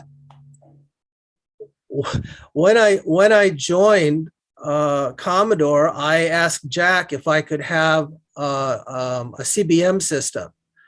And he said, sure. So I got a free CBM system. It was a prototype, but it was a CBM. And I don't know if it was on sale or where it was on sale. Maybe it wasn't on sale in some places yet. But I did have a CBM, one of the first CBM systems, or an early CBM system that I used for word processing. Brian asks if your VIC 30-page memo is available online. Oh, I think that memo is long lost. I don't really have. I have a cover page of a different memo that I gave to Jack that has that cartoon on it. I didn't remember this, but I gave him other memos with that same cartoon on the front, and I actually have a cover page from one of those memos. Brainstorming some of the ideas. I actually have another memo that was on, I have another memo on yellow notepad paper, which is brainstorming ideas for the small computer. So I actually did several little memos on that, but the main one was that 30-page memo. And I have by the way, there are some other memos on the Commodore Historical Society site where there's actually the original copy of a telex that I sent to Tony Tokai, where I informed him that I'm officially, effectively, I didn't want to tell him I'm the Vic Czar, but I told him I'm now officially the product manager. And he accepted that very well, and he complimented me. He thought that was a good idea. So some of those memos, and I also have memos from me to the VP of manufacturing, specifying some things on manufacturing. So I had a lot of memos that showed my product management. And some people are trying to claim, some cancel culture idiots are trying to claim that I didn't do any of the things that I just mentioned. But those memos on the Historical Society show the decisions I was making in manufacturing, collaborating with Tony, lots of other things. And you can see for yourself the memos I was writing in those days. They happen to survive, so they're on the Historical Society, and you can read the memos for yourself. But so, it's amazing. We live in an era of cancel culture where some morons come out and they have a pet gripe about something, and they say, well, that person didn't do that, or that person didn't do this. Well, look at my slides here, and you decide for yourself if I actually did this or not. But it's really amusing to me. I'm not angry or frustrated or even annoyed by it. It's just so amusing that some people will actually try to cancel culture anyone who's successful. It's like they're envious or jealous or something. I don't know what motivates them, but I'm very much opposed to cancel culture, and some people have tried it against me, but I just kind of flick them away like mosquitoes. I mean, I've been talking about this for 40 years, and everybody knows what I did. But to have people actually come out and say, I didn't do this, that's hilarious to me. That's just bizarre. But we live in a very bizarre era of woke and cancel culture and all this stuff. Glenn also asked if you've ever thought of working on the Home Computer Wars 2. I've been asked many times to do an update of the Home Computer Wars, to include a couple of extra chapters on what happened after I left Commodore. I have some insights that most people don't know about. But I'll be honest with you, I have so many other projects going, and this book has been pirated online for so many years. I just think that if I wrote it, it would be pirated and handed around, and it's hardly worth my effort. It's financially not worth my effort, and it would be nice to do.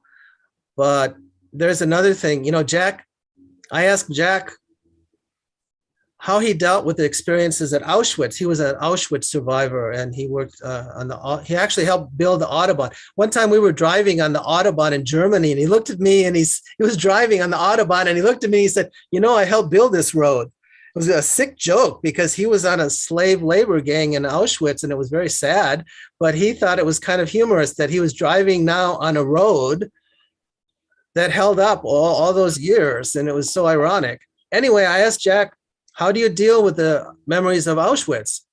I asked him very honestly one day, and he looked at me without batting an eye, and he said, I live in the future. So I adopted that as my motto.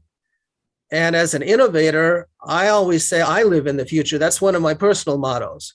So going back and revisiting the Home Computer Wars, except to do something like this as a presentation and answer some questions, rewriting the book or adding to the book, I'm not sure that's all that valuable. I think my value as an innovator is to write books calling attention to what's coming on the near horizon that will change the world. And I have a good sense for that. I'm a futurist, and I like to deal in making the future happen faster. That's another thing. I like to make the future happen faster. I think that's what innovators should do. We should be making the future happen faster. Any questions from the crowd? Yeah, go ahead. Hi, Michael. That was a great presentation. I actually have two questions. First off, as a marketer, I know obviously you're very focused on design, and I love the fact that the VIC, the logo in Europe sort of had that color VIC on it on the computer itself. Yet in North America, we just sort of had that monochromatic one. I was wondering what the decision was around that.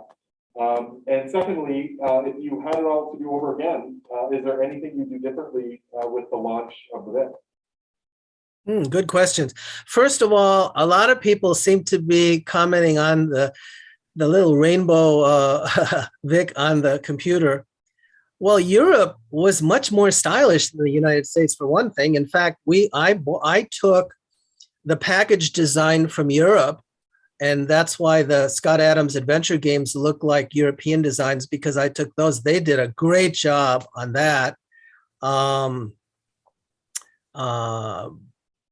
And I think that little color thing, the little color tag on the computer reflects the Europeans' stylishness. And of course, we also wanted to save money. So why do a little color tag when you can get away with something that's a little bit less expensive? It could have just been a simple cost decision. In terms of what would I have done differently? I don't think I've ever had any regrets about anything I did. I took a lot of risks. I did a lot of things that other people wouldn't have dared to do. I stood up to people who were trying to either get me to work for them or get me fired. I had some adversaries in Commodore who actually were jealous and envious of me. We had a top executive once who we used to say tried to fire anybody who had Jack's home number in their Rolodex. And that was a period of a few months, but that guy himself was fired. I just stood up for myself, and I think it helped to be in the Army. I tell this story many times before, but one of my favorite stories is the Vic Commandos were in a meeting with Jack, and Jack used to hold these very fiery meetings because Jack didn't understand all the technology. And some people comment on that, but he understood how to get the best results from technology engineers and marketeers. And he would hear the engineers say something like, we cannot produce 100,000 VICs in the time frame you want. And he would say, but you have to. And they would say, but it's impossible. And there was like a 3-4 week series of meetings on that. And then finally, one day, one of the engineers said, yeah, we could do it, but we have to shut down the whole semiconductor plant and only make the VIC chip. And only make the VIC chip. And Jack said, aha, I knew it. I knew you could do it. Shut down the plant, make the VIC chip, make it happen. I want 100,000 units. And he got those decisions by yelling at people, kind of, and being tough on them and forcing them to do things that they didn't think they could do. So we had a funny, people started calling a Jack meeting a Jack attack. We even had a game that came out and we didn't know what to call it, so we called it Jack Attack. So there's a game called Jack Attack, and that's basically based on Jack's very tough meetings. So one time I was sitting in a Jack Attack. I used to sit next to Jack on the left-hand side usually. And Jack, this is funny as hell. Jack would be yelling and pounding on the table, sometimes swearing. And he would look at me and he would go, eh? He would go like, and he'd look at me and go, eh? And it was like, how am I doing? Is you think they're understanding it? He'd look at me and he'd wink. He'd like smile and wink in the middle of a Jack attack. And I was always very calm in these meetings. And one of my staff asked me one day, he said, Michael, how are you so calm in these meetings? You don't, even when he's attacking you, you're just always calm. And I said, well, first of all, I was in combat and I was shot at. So I said, if you're not shooting at me, I'm fine. You can yell at me all you want. Also in the military, I worked for some really tough generals.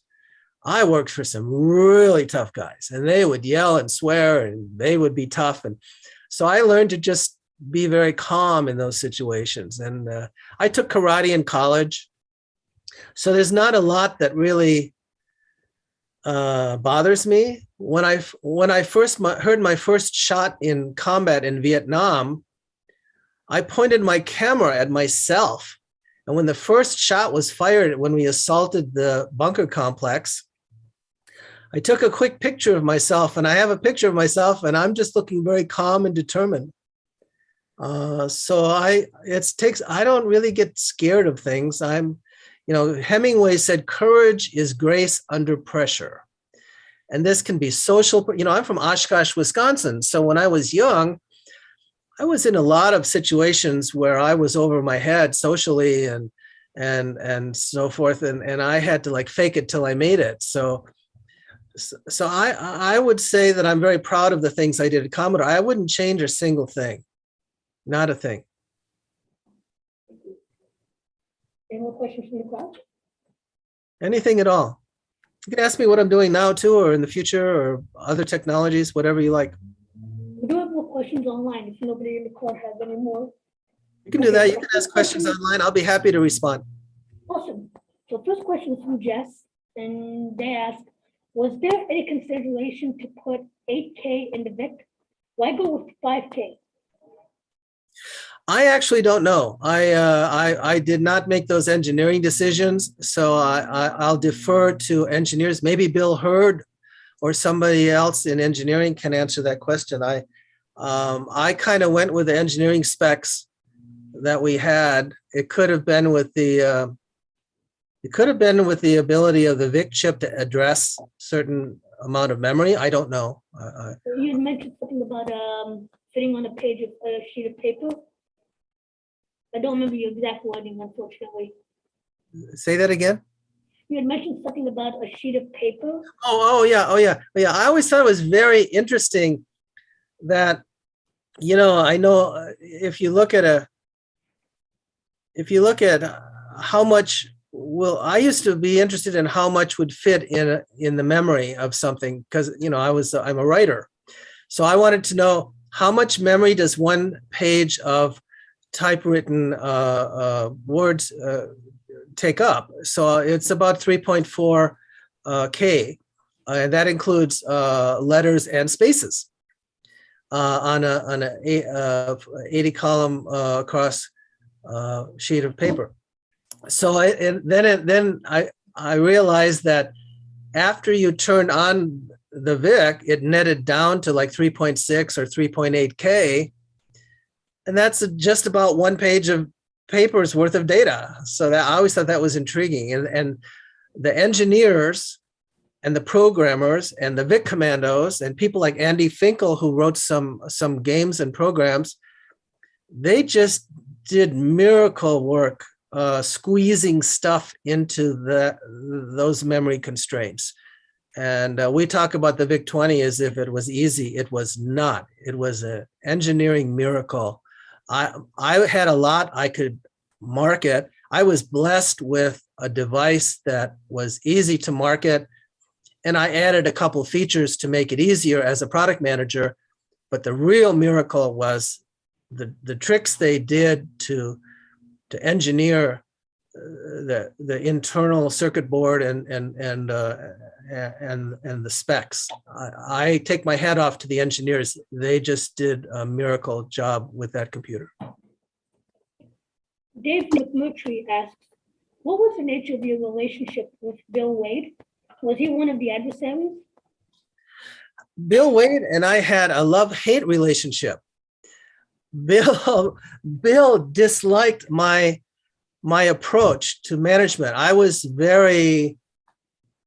My personality is suited to an undefined, unknown space that needs to be filled. And I was easy. I would do it quickly and decisively. Bill was a very orderly, methodical, task-oriented guy who was always doing charts.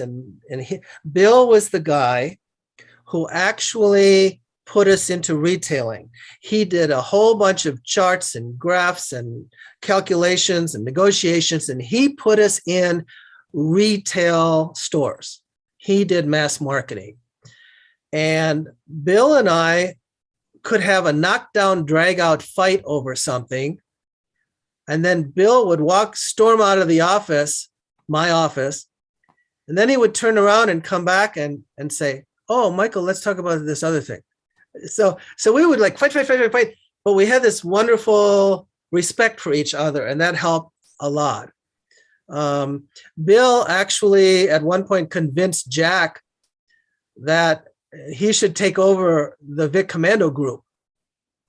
And he wanted to turn them into a game group. And apparently he promised them royalties. He said, if you do games for Commodore, you can earn royalties. And they said, oh, great. So I told Jack, I thought that was a big mistake, but I was already working on the Vic modem.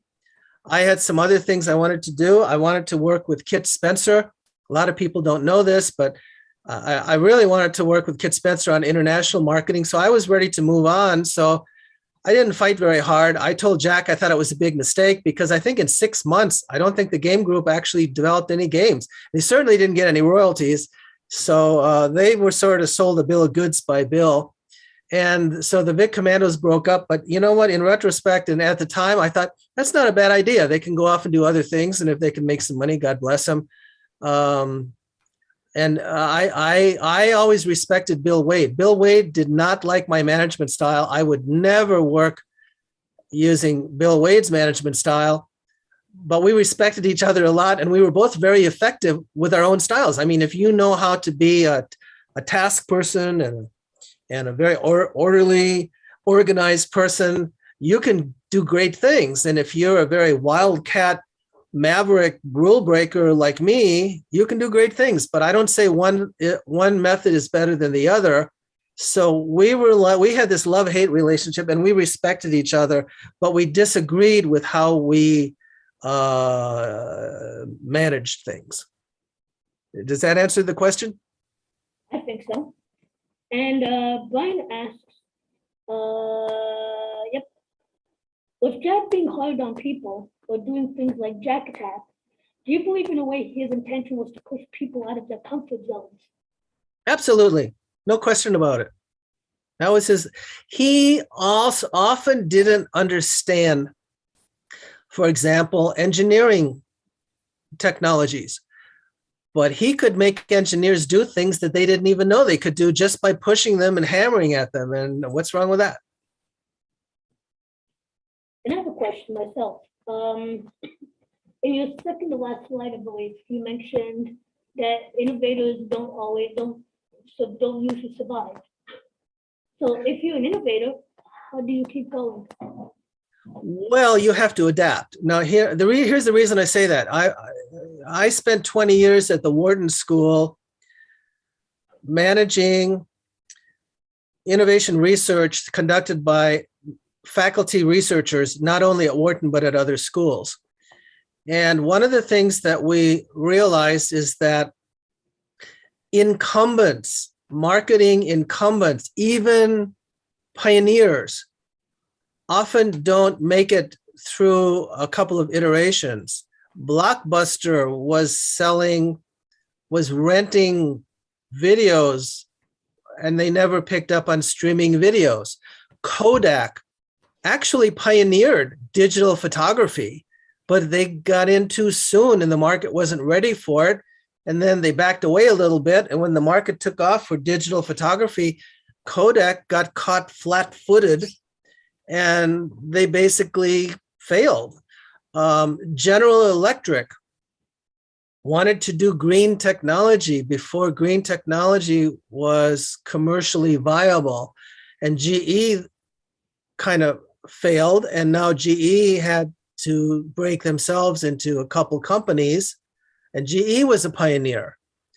Some companies that were making incandescent light bulbs never picked up on the trend to do LED light bulbs. So if you were making only incandescent light bulbs, you didn't do very well when LEDs came in and could last for 5 years and use a fraction of the energy of an incandescent bulb, which an incandescent bulb uses 80% of the power through heat and generates a lot of heat. And my whole house has LED lights. And when I installed LED lights, my electric bill went way down, like instantly. So there are lots of, we studied at Wharton the fact that incumbent market leaders are most often blindsided by innovations that come from outside their industry. So if you're NASA or you're making rocket technology for NASA, like Lockheed and so forth, you're not ready when Amazon or Google or Tesla comes in with rocket ships and takes the contracts from NASA. Those Musk was not a rocketeer. He was other things. Jeff Bezos was not a rocketeer. He was other things. Those people came in from outside the rocket industry and now dominate it. And those are good examples. So when I say pioneers don't last, it's not that pioneers don't last. It's that incumbent market leaders, even pioneers, often get dislodged, displaced, destroyed, or rendered obsolete by technologies that come in from people outside the industry that they don't see because it's outside the radar. You know, if you have a radar thing and even a product manager, you're looking at your market and all the market players, you don't expect Jeff Bezos to come in with Blue Origins and send Bill Shatner into space. You don't expect that if you're Lockheed or another big engineering aerospace firm. What I really meant to say, I guess the better way to say that is incumbent market leaders are always at risk of being displaced by a radical technology from outside the industry. And by the way, a definition of a radical innovation is an innovation that causes us to change our behaviors and market patterns. I think we have time for one more question. And from 8-Bit Boys, they ask, based on everything you know of Jack, if he did not leave Commodore, how different would you think Commodore's path would have been from what it became with Jack in control during the Amiga years? If Jack stayed at Commodore, number one, his three sons would have come into the company. His three sons were very, very, very smart and skilled in their three areas. They would have helped him continue his unique culture of innovation. I would have stayed there and done some more product management of some future products. We would have kept doing new generations of products internally instead of buying outside like Amiga. Every 12 months or so, we were doing new products, and that was our goal, was to do a new product technology, new computer technology every 12 months. We would have been in the smartphone business.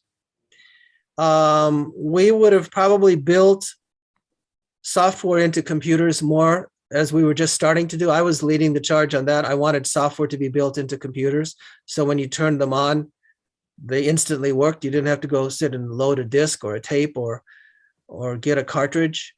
But you could update the software by plugging a cartridge into the back. That was easy to do. It's called a dongle, a little cartridge that would update the software periodically. So I think a lot of things would have happened. We would have gone into other technologies and we would have kept going. But when Jack left, the culture of innovation left, and the old IBM style, I call them the gray-haired old men. I have gray hair. I'm old now, older. I don't feel old. I am older though. So I think that gray-haired old men, when they took over Commodore, they just destroyed it. And if Jack had stayed in charge, he would have kept the culture of innovation going.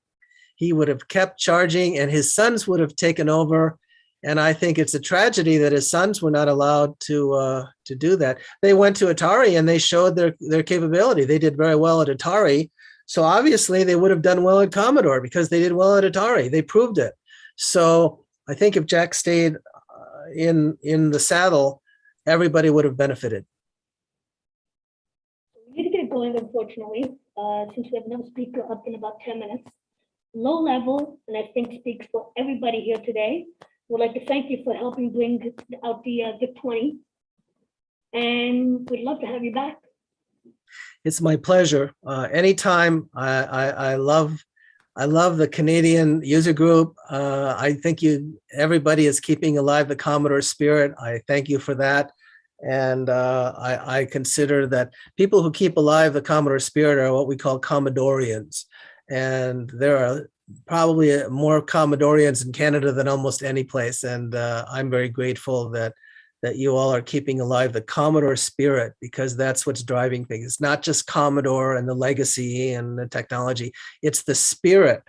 And that's what we're keeping alive. So God bless everyone, and good luck to you all. Happy holidays.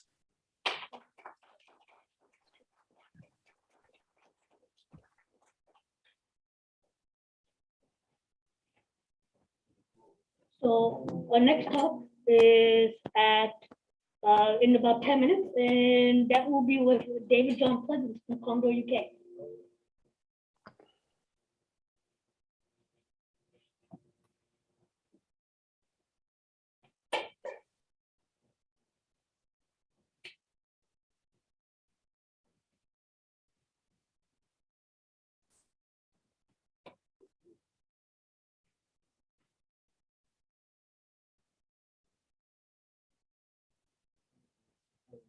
Okay.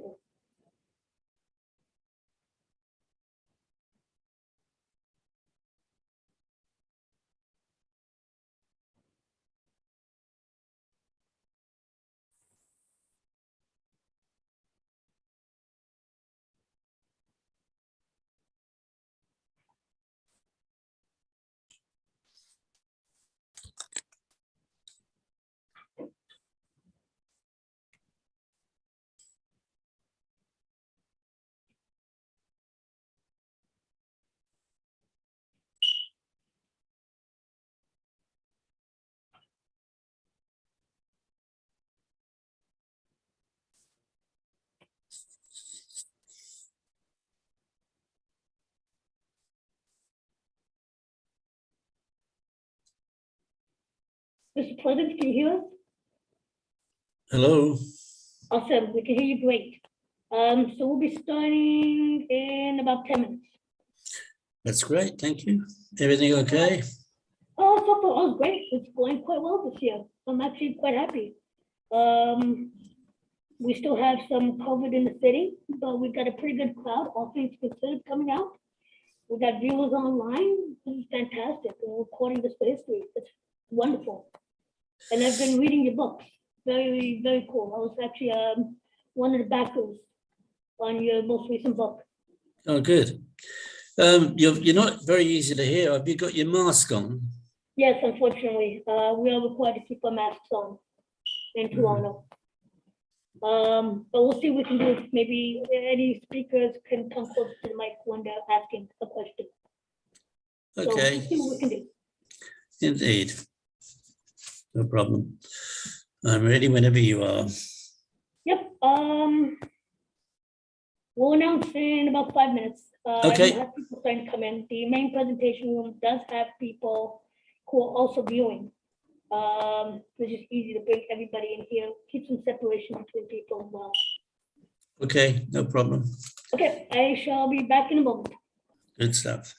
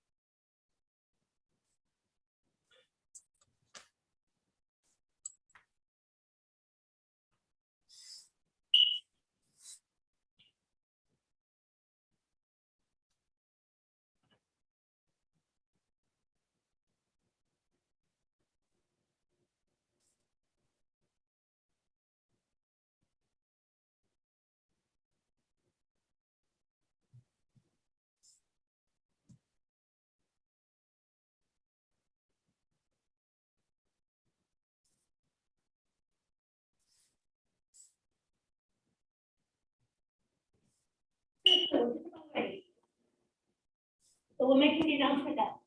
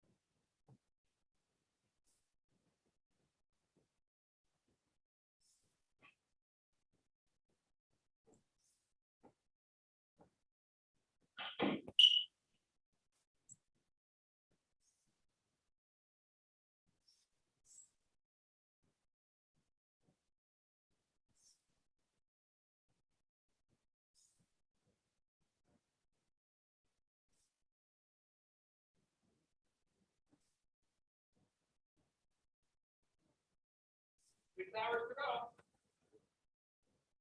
Yeah, that's it. 6 hours to go.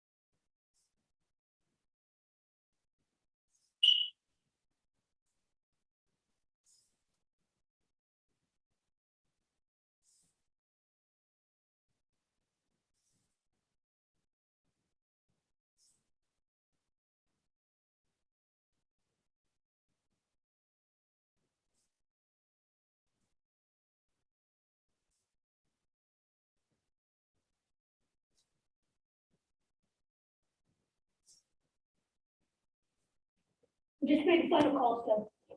They do have a video in the other room. They just won't be able to ask questions. So we'll give them 2 more minutes if that's okay. Yes, no problem. I'm here when you're ready. I just don't want to keep you too late.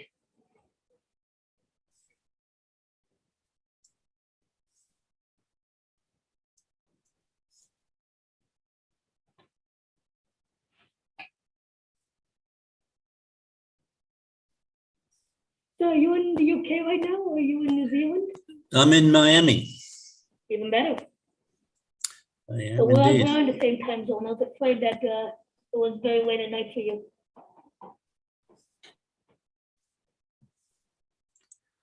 As I said to you earlier, it's very hard to hear you because of your mask. Sorry, I was just saying that I was afraid it was very late for you. Okay. That was 10 p.m. or rather 9.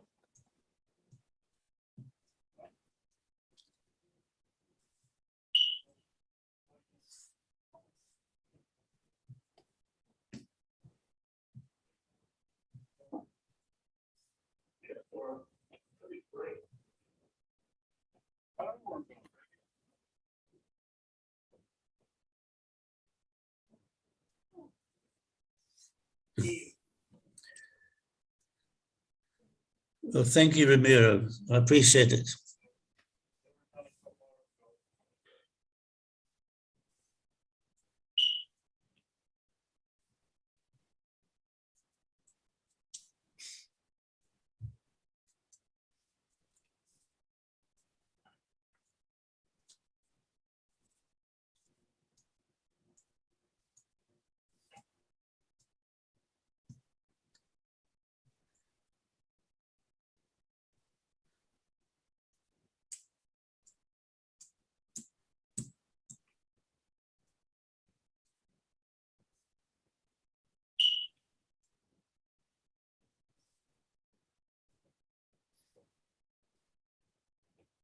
Okay, the others are watching in the other room. The others are watching in the other room. We've got a number of people online. If you like, we can get started, sir. Fine, by all means. So let me just make you the speaker. We'll rather spotlight you. And please go ahead. Okay, well, look, first of all, welcome everybody. Thank you, ladies and gentlemen. If there are any ladies in the room, not sure. It's a great honor to be here as part of your celebrations of the world of Commodore, which is obviously very dear to mine, I'm sure all of your hearts. I think it might be a good idea if I start by just giving a quick overview of my career at Commodore, because everybody seems to refer to me as that Commodore UK guy. But in fact, I had 12 and a half years with Commodore, and that was spent in various parts of the world. So I joined Commodore in 1983, June of 1983, and I was specifically recruited to sell Commodore PETs into the retail market.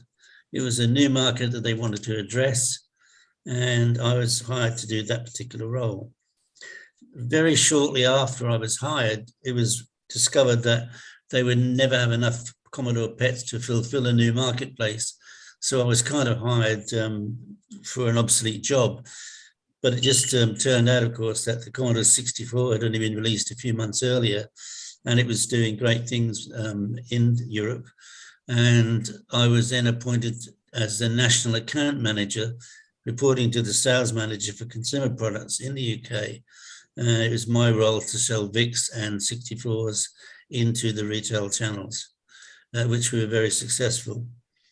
In 1987, I think it was, maybe Christmas, early 88, I was made a sales and marketing director at Commodore UK. And then in 1990 and 91, I was general manager of Commodore Electronics Limited, which was based in Basel in Switzerland, of course, because there we paid zero tax. And my role there was to look after all the countries that we didn't have an operating subsidiary in. So I had 35 countries to sell into, which for me was like the most perfect job in the world.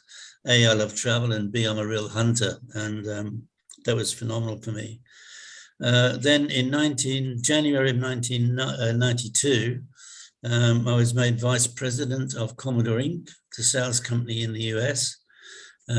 Supposedly reporting to Jim Dion, but in fact, I was reporting directly to Mehdi Ali. And my role there was to unblock the retail market, which had died completely. And I was able to do that. Ultimately, I was returned back to Commodore UK as the managing director. To be honest, I didn't really want to go back because, as I said, I'm a hunter, not a farmer. But I was given no option because Commodore International was in big trouble. They knew that I had basically built the Commodore UK business, which was the most profitable business out of the whole group. And we proved that because after Commodore's bankruptcy, it took 14 months before Commodore UK had to finally declare bankruptcy because all the other subsidiaries had gone very quickly, and we were buying all their stock and continuing to trade. So my career is over 12 and a half years, as you can tell, is very varied, and I was very fortunate in that. And I have to say, after listening to the previous speaker, I loved every second of working with Commodore. It was part of my DNA. And I couldn't wait to get to work in the morning. It was just a phenomenal time in the world, really. At that moment in time, of course, we were very much a part of a cottage industry, and everybody knew everybody. For example, I knew Nick Alexander, who was the managing director of Sega UK. And in the daytime, we'd be competitors, but at nighttime, we'd have a drink in the bar together. It was that kind of a situation. One of the things that I did that really changed how Commodore was perceived was I made a very close association with most of the games developers, the ones that were based in the UK in particular, people like Ocean Software and Synosis and so on and so forth. And that was a game changer because before that, Commodore was seen as some kind of enemy rather than being in collaboration. And I know for an absolute fact that we were the first hardware company in the world to join FAST, which is the Federation Against Software Theft. So I joined Commodore, I signed on Commodore's behalf that we would pay an annual fee to fight piracy.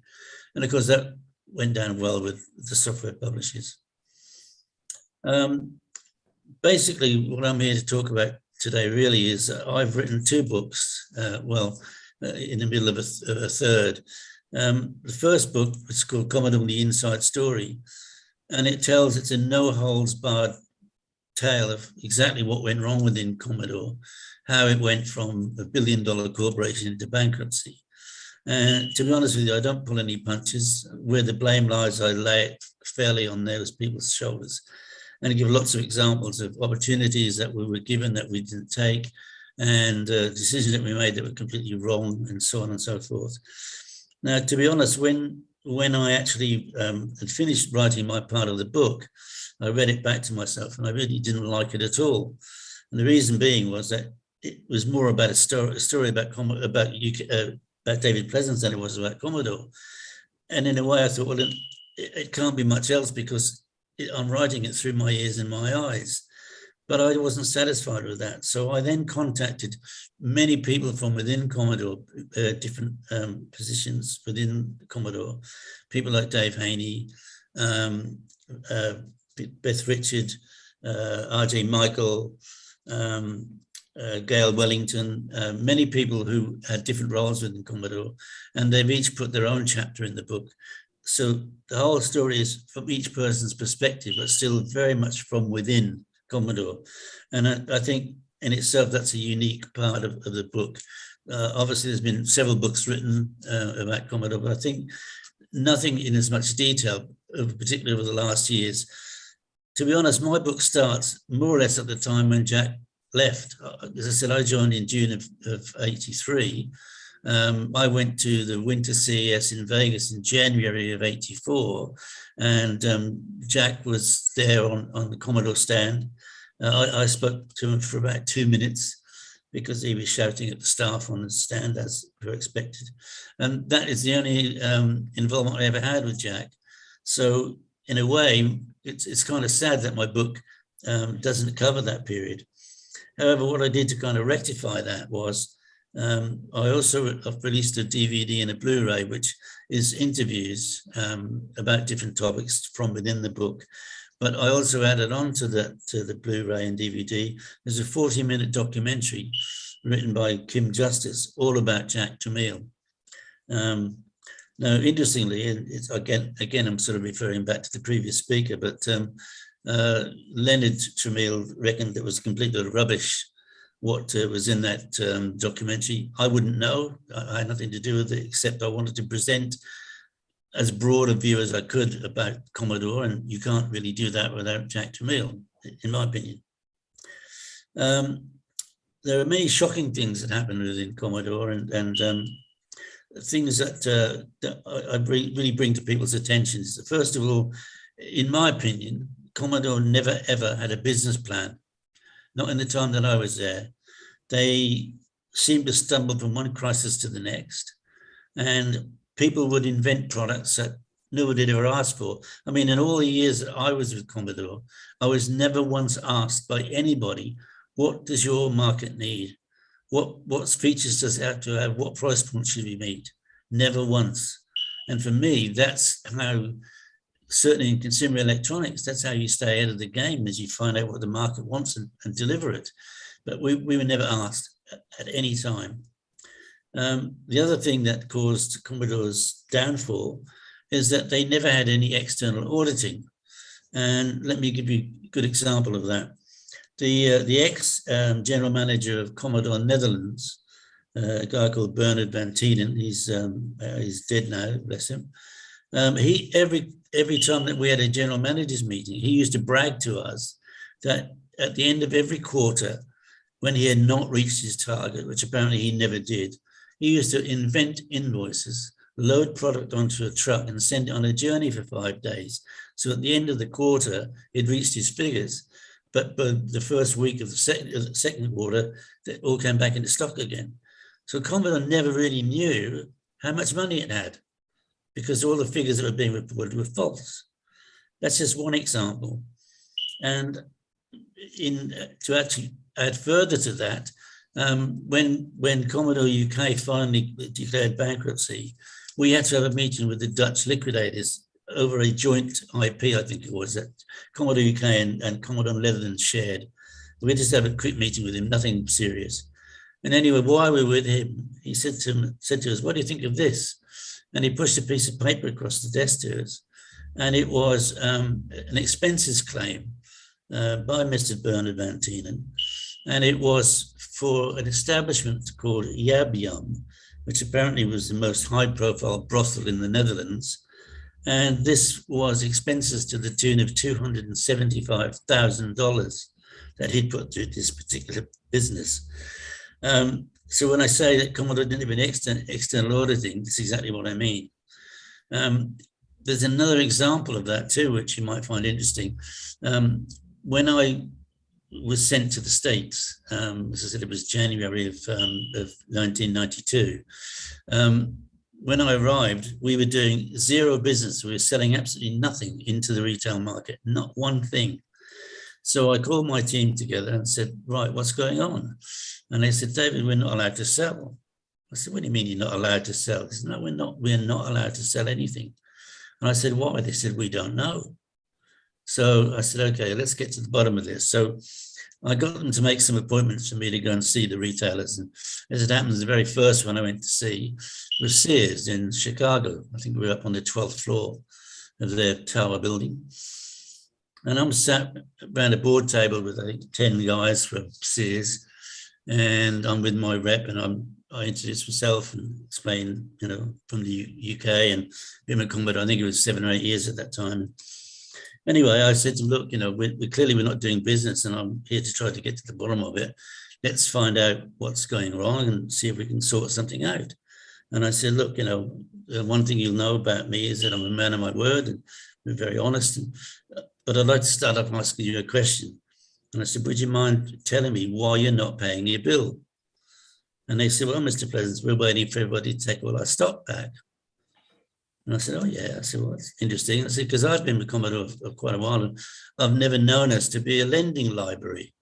Anyway, at which point they pushed a piece of paper across the desk to me, and it was a signed document by Mr. Jim Dion, president of Commodore Inc., and it was a sale or return agreement. He had filled their store with stock on a sale or return basis. And guess what that product was? It was CD TVs. So can you imagine Sears selling a CD TV? I mean, who the hell in the world, technical people couldn't sell it. What chance would Sears have? Their staff can hardly ring up something and put it in a plastic bag, let alone sell something as complex as a CD TV. So basically, he'd stitched up them. They couldn't sell the product. We'd promised to take it back and hadn't taken it back. But of course, Jim Dion had claimed his commission and his bonus on the sale, which was never a real sale. I had no option but to take that product back. We had no choice whatsoever. So anyway, I was really caught between a rock and a hard place. So I had to think very quickly on my feet, and I said, look, gentlemen, the truth is, you guys should never have been sold this product. It's wrong for you. It's completely, not your profile at all. And I said, oh, obviously I will take it back. And I said, but I don't really want to start my career in the US on a really bad negative like this. I said, what you guys should be selling is the Amiga 500, which is selling in bucket loads in Europe. And I think that's a product that you guys could easily sell. And I said, how about we do this? I said, if I'll take all the stock back, and whatever value that comes to, you give me an order for Amiga 500s to the same value, and I will produce for you your own pack, your own Sears pack with your own games and stuff in it, so that you've got something you need to sell in the marketplace. And that's what we did. And Jim Dion had done this to everybody. The whole of the US was stocked with CD TVs that nobody could sell. And he hadn't told Mediali. So I would love to have been a fly on the wall when that conversation took place. As it happens, I got my two sons over from the UK on holiday. And so I wasn't at that meeting, but Mediali rang me up spewing, saying, what's all this, all these returns and everything? I said, what are you asking me for? I asked Jim Dion, he's sitting next to you. I said, ask Jim for the envelope I gave him to give to you. Of course, in which was all of the copies of the sale or return agreements that he'd made, and for which it meant that Commodore sales had come to a complete standstill. Anyway, I got us trading again, and that was absolutely fine. I then went to Mediali and I said, right, my job here for the moment is done. He said, what are you talking about? And I said, look, I do not want to sell anything else into the retail market in the US. He said, why? I said, because you and I, Medi, we know we've got the Amiga 1200 coming in the next few months.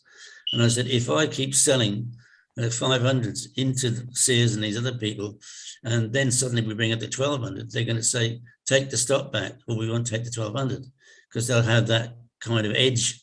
And I said, if I don't sell them, but they reorder, that's their problem, not mine. And that's basically what happened. But I'm illustrating these things out to you because you then understand how Commodore was never on a sound financial footing. It never knew how much money it really had, because all these nonsensical fictional sales. And I don't know how rampant that was across the Commodore world, But those are examples that I can absolutely 100% guarantee were true. Hello, anybody there? Yep, I'm actually still here and I'm quite intrigued. We do have one point from Ramiro who says, nice to have you here, David. He's reading your book and but he apologizes that his mic is not working. I can't hear you. I'm really sorry, but it's just not clear enough. That's fine. Let me come closer. Can you hear me clear now? Yes, that's better. Okay, great. So my question is, can you trace the problems that you saw with Commodore back to the Tramiel days? Do they predate or rather go back to him, or are these strictly the Gould years, or was it always like this? Well, in my opinion, it was the majority of it is post Jack. You know, for example, I never understood. One day we got a shipment of 20,000 plus 4 shipped into our warehouse. It's a product that nobody asked for, nobody wanted, nobody needed, and it clearly was a lemon. Now that must have been instigated in Jack's time, had to have been sometime, some months before, or years, maybe a year or two before, I don't know. But the majority of these problems were definitely under Gould's auspices. And again, to be honest with you, I was quite close to Irving Gould. Every time I went into the offices in Manhattan, which is quite often, I'd always go and see him. And I used to try to say to him, Irving, you know, this is going wrong and that's going wrong. And he did not want to listen. He kept saying, because I'm complaining about Mediali and his complete lack of knowledge, his complete lack of interest in the business. And he just kept saying, I put the man in charge, I'm letting him do what he wants to do. And he wouldn't listen. And, you know, he's the ruler of his own destiny in that regard, because he watched his 22% shares turn into worthless paper.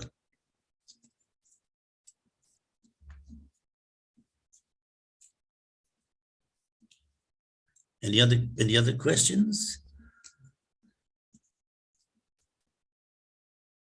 It's gone very quiet.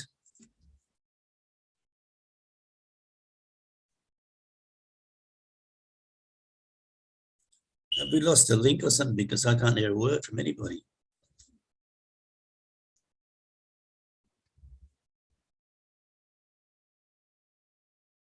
Oh, I've got a message that says, how do we get the book? Best way is my website, which is davidpleasance.com. There's 2 books on for sale now. One is the Commodore, the Inside Story. But my new book, my brand new book, which I've got here, and I can probably put up in front of the camera for you. Here. This is a book which picks up the story from when Commodore bankrupt sale in the auction in New York. I was actually in that room. And it tells the story of what happened to Commodore, its IPs, its trademarks, its logos and things, all the fighting that happened after ESCOM went bankrupt. And the book is called From Vultures to Vampires. And basically what it does is it tells everybody who was involved, who tried to get what. Some of them were after things just to pick the bones and make a couple of quick quid. Other people had more serious and very genuine intentions. And all I can tell you is that when we started the research on the book, I'm doing this in conjunction with Trevor Dickinson. When we started the research, we had absolutely no idea what we were going to uncover.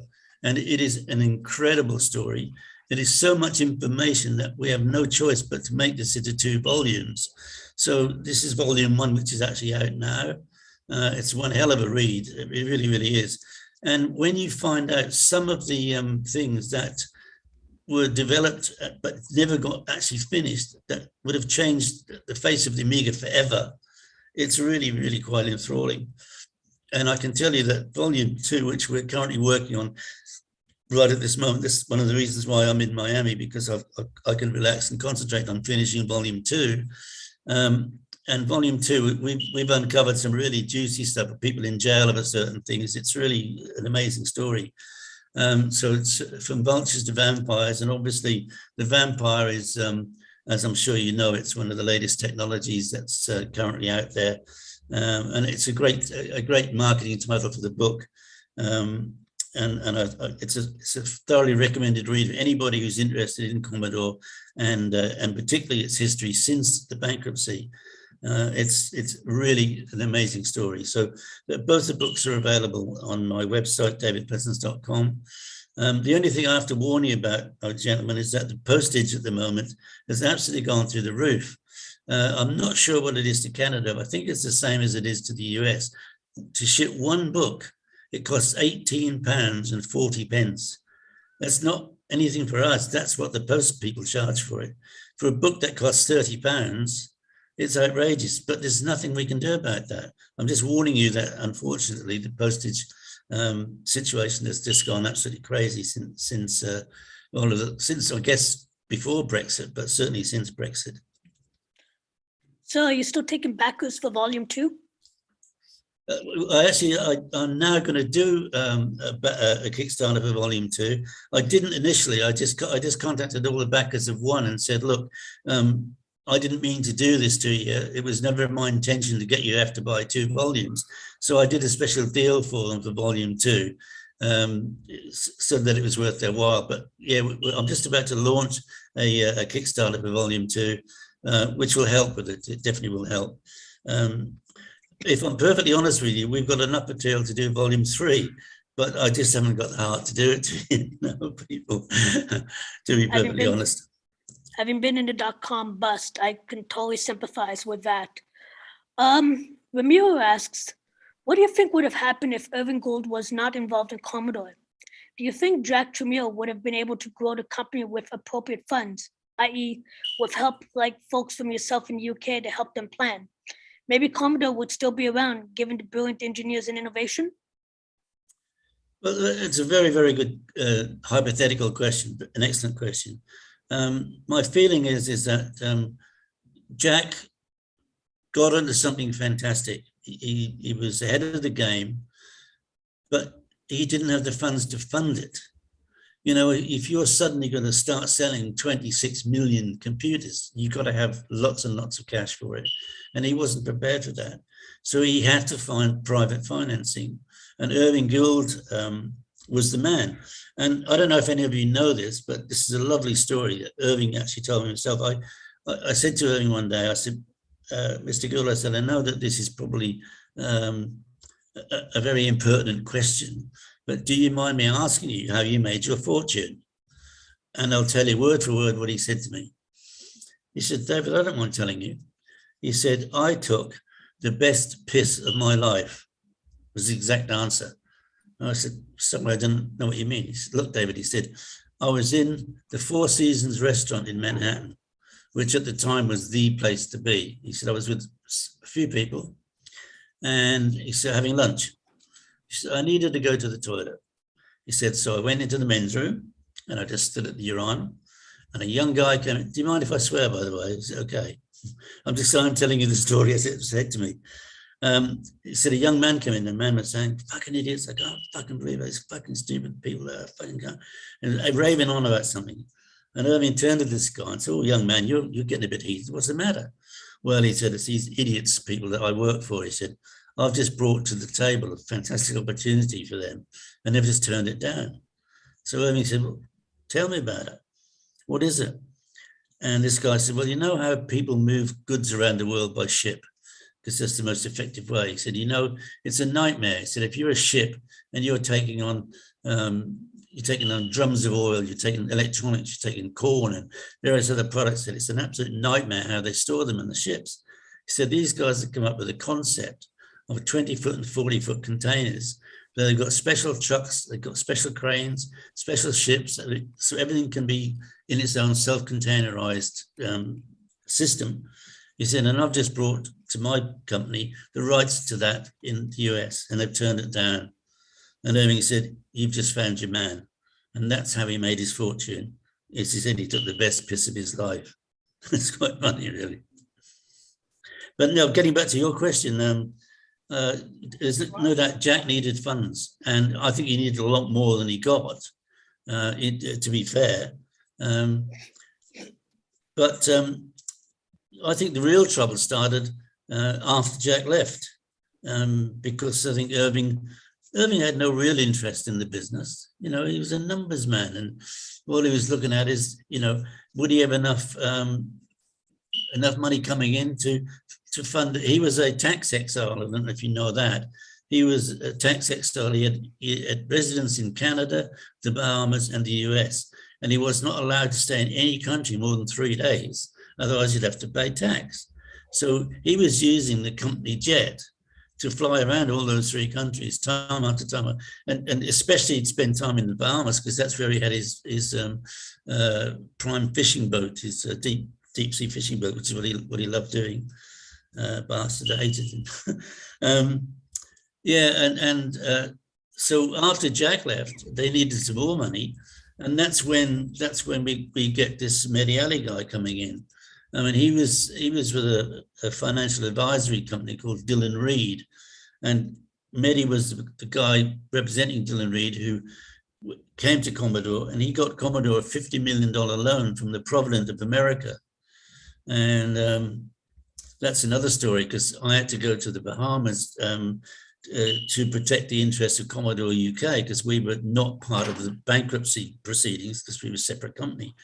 And it was interesting that there was 3 guys from the Provident of America that when I walked in the room, they bailed me up against the wall. They were, you know, aggressively trying to beat me up. And I said, I don't know what you're after me for. I said, nothing to do with me. I'm Commodore UK, nothing to do with the US, because they just lost $50 million, which they clearly weren't very happy about, you know. But that's when Mediali came on the scene. And to be honest with you, Mediali was, well, the only way I can describe him, he was like a Pakistani Danny DeVito. That's a really good way to describe him, because he was that size. The cigar he was smoked was bigger than he was, and he was just full of himself. I mean, he traveled Concorde all the time. He paid himself $2 million a year. This is at a time when head of IBM, I think, was on $780,000 a year. He was on $2 million. And with the poor business that Commodore had. I mean, if anything was destined to fail, that is a pure recipe, isn't it? But I mean, I'll be totally honest with you. I don't think if we'd have hired a set of professional saboteurs, they could have done a better job. That's my honest opinion. Ramiro asks, Escom never really moved forward with Amiga after they bought it and ultimately sold it to Gateway 2000. What would the business partners and yourself have done with the Amiga brand if you had succeeded in making the deal after Commodore folded in 1994? Okay, another very good question. Yeah, well, let me put it this way. When I took over as MD in the UK office, and I was made responsible really for trying to bring as much money into the corporation as possible, because the UK was the most profitable business, I turned to Mediali and said, look, yes, I can read a balance sheet, but that's not my forte. I'm not a financial guy. I'm a sales and marketing guy. And you want sales and you want this money coming through, I'm your man. But I cannot be held responsible for the accounts. So we already had a financial controller. He may even have been financial director, to be honest. I've never asked him. But a guy called Colin Proudfoot. So I said to Medi, let Colin and I be joint MDs, and then we will see what we can do with this business. And Colin and I just hit it off immediately, really, really well. He's an incredibly astute financial guy.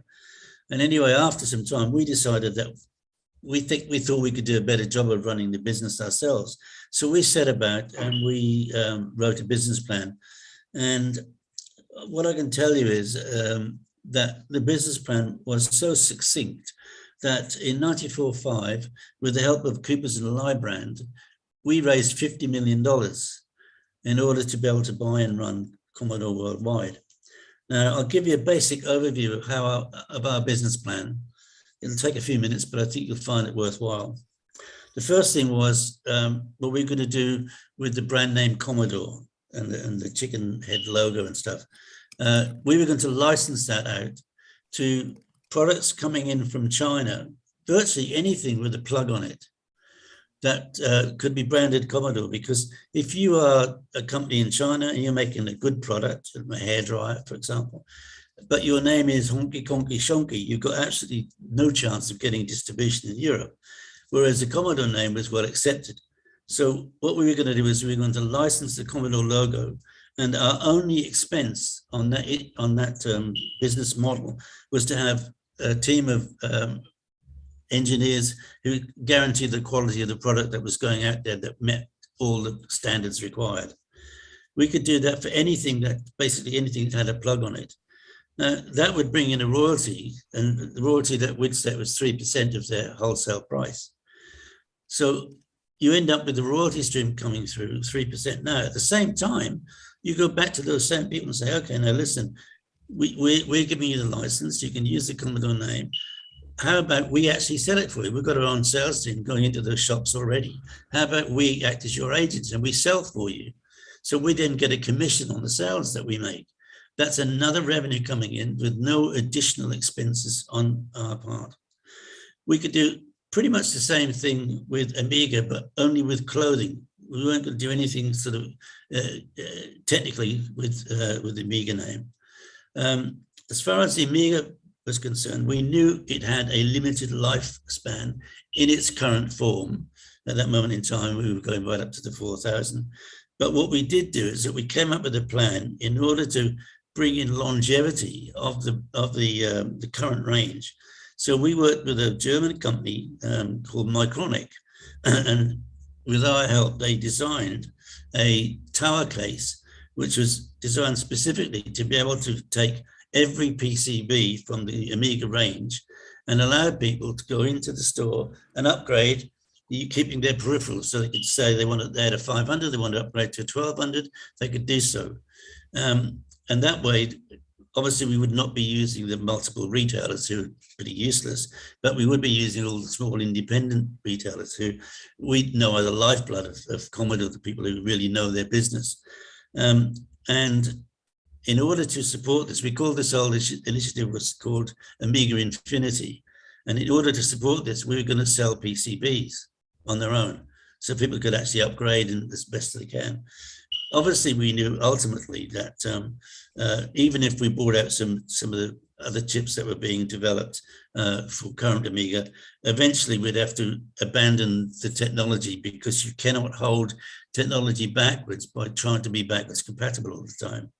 So our next hope, of course, was going to be Ombre, which I don't know if any of you know much about it, but it was a product that was developed by Dr. Ed Hepler. And the basis of it was an HP RISC-based core, to which they'd added a 3D rendering engine, the Blitter chip, chunky planar. It had 5.1 surround sound stereo, which was the state of the art at the time. And I got shown a demonstration of it by Ed when Colin and I were doing our due diligence. And you've never seen anything like it. I mean, I'm not kidding. I've not seen anything today that comes anywhere close to it. And you know, ESCOM never even looked at it. They didn't even ask to see it. They just let it go, which I found incredible. Anyway, that was obviously going to be what we were going to be putting our investment in. The other thing I was going to do as part of our business plan was I was going to sell the concept and license the concept of the CD32 to the hi-fi manufacturers, Toshiba, Pioneer, Hitachi, all these people, and to put into their stacking systems, because it would be a very simple redesign to front load the thing instead of the top loader that we had. And that would bring two very big advantages. First of all, they would be able to manufacture the thing in volume and get the product pricing right down. And the other thing is that it would do what everybody's tried to do, and that would be to bring a computer into the living room. That was a very strong part of our business plan. And as I said, we raised $50 million on the basis of that business plan, which in 1994-5 was a pretty incredible feat. Now, we got cheated out of it because our $50 million was made up of two high wealth individuals. One guy represented a consortium of high wealth individuals. And we also had, between them, they were raising $25 million. And the other $25 million was coming from a Chinese manufacturing company called New Star Electronics, who were at that time, they've been ripping off Sega and Nintendo and selling them into China and paying no royalties at all. But they've been told by the Chinese government that they had to get legitimate. So they were forming 50% of our investment, which from our point of view is an absolutely perfect investment, because if half of your business is owned by the manufacturer, you know you're going to get the best terms, you know you're going to get supply and all those things. It was an absolute winner. And what happened is that Eskom, through Petro Tichenko, stole them away from us. But 36 hours before the auction, they promised them that they could get everything that we were going to give them and not have to pay $25 million. So, of course, they lured them away. Now, that left us with $25 million. And many people have said to us, well, hang on, David, you had $25 million. You could have bought it because Eskom ultimately only paid 15 million. They offered 14 and forced up $1 million by the creditors. But you could have bought it $15 million. Yeah, that's very true. However, we know that everybody who supplies Commodore, their component parts have just been burned. They're not going to give us credit terms. Why the hell would they? So we knew we had to finance the business. And Colin and I worked out, I think it was 7 months and 2 weeks to the day, we reckoned it would be before we could actually stand on our own 2 feet and then finance the business on itself. So we needed that 25 million extra. There's no doubt about it that if we had just bought Commodore and the assets, that within a few weeks we'd have gone bust ourselves because we just didn't have enough to fund it. Pretty heartbreaking. Sorry. I'm sorry, sir. Go on, please. No, I just said it was heartbreaking. I believe it. David McTree asks, you wrote about it in your book, but can you speak to your experience attempting to purchase Commodore out of bankruptcy? But kind of sounds like you've already answered that. Well, I think that's what I just did. Yeah, that's what I thought. Fair enough. Brian asks, didn't the Commodore Amiga keep going in Europe after Commodore went bankrupt? And were you part of this? But I think you've answered that as well. Yeah, Commodore UK kept going for 14 months. And the sales were strong. We were doing really, really well. You know, I mean, suddenly there's just no product and people were desperate for it, you know. Is there anything you would attribute, like one or two things that attributed to Commodore UK's success after the bankruptcy, where you guys were able to keep going? Well, only because our business was solid from the beginning. As I explained earlier, right. There are so many parts of Commodore, so many subsidiaries of Commodore who were doing very suspect things with their finances. They're overstating sales and things like that. We never did any of that.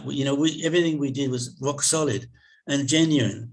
And it's just a testament to the fact that because Irving Guild, who with a 22% share of the business, you'd think you'd be right on top of it. They didn't seem to give a damn. They didn't check on anything.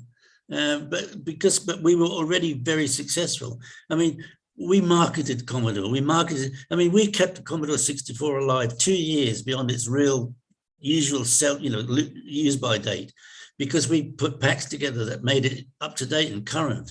You know, we did things like we did a pack called a Light Fantastic pack, and we had a light gun in it. Nobody had ever done that before. We had another pack called the Connoisseur Collection, and we had, I think, the world's first mouse. And it was a Japanese product called Neos, Mouse and Cheese. It was an art package. We kept doing things like that, and that kept the product alive. And you can't just sit on your laurels. You've got to get out there and you've got to market it and sell it. Now, I'll give you another example of one of my marketing strategies. When the ST was launched, we couldn't do anything until the 500 came. As soon as the 500 was released, I took on the ST. And this is exactly how I did it, right? Step by step. First of all, I recruited Atari's distributor, SDL, Silica Distribution Limited. They were Atari's distributor who used to sell into all the little shops.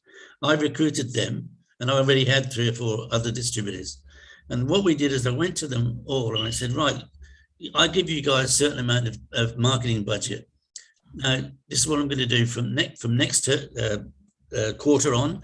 I'm going to put 2% of that marketing budget I'm putting into a special fund with you, and you're going to match it.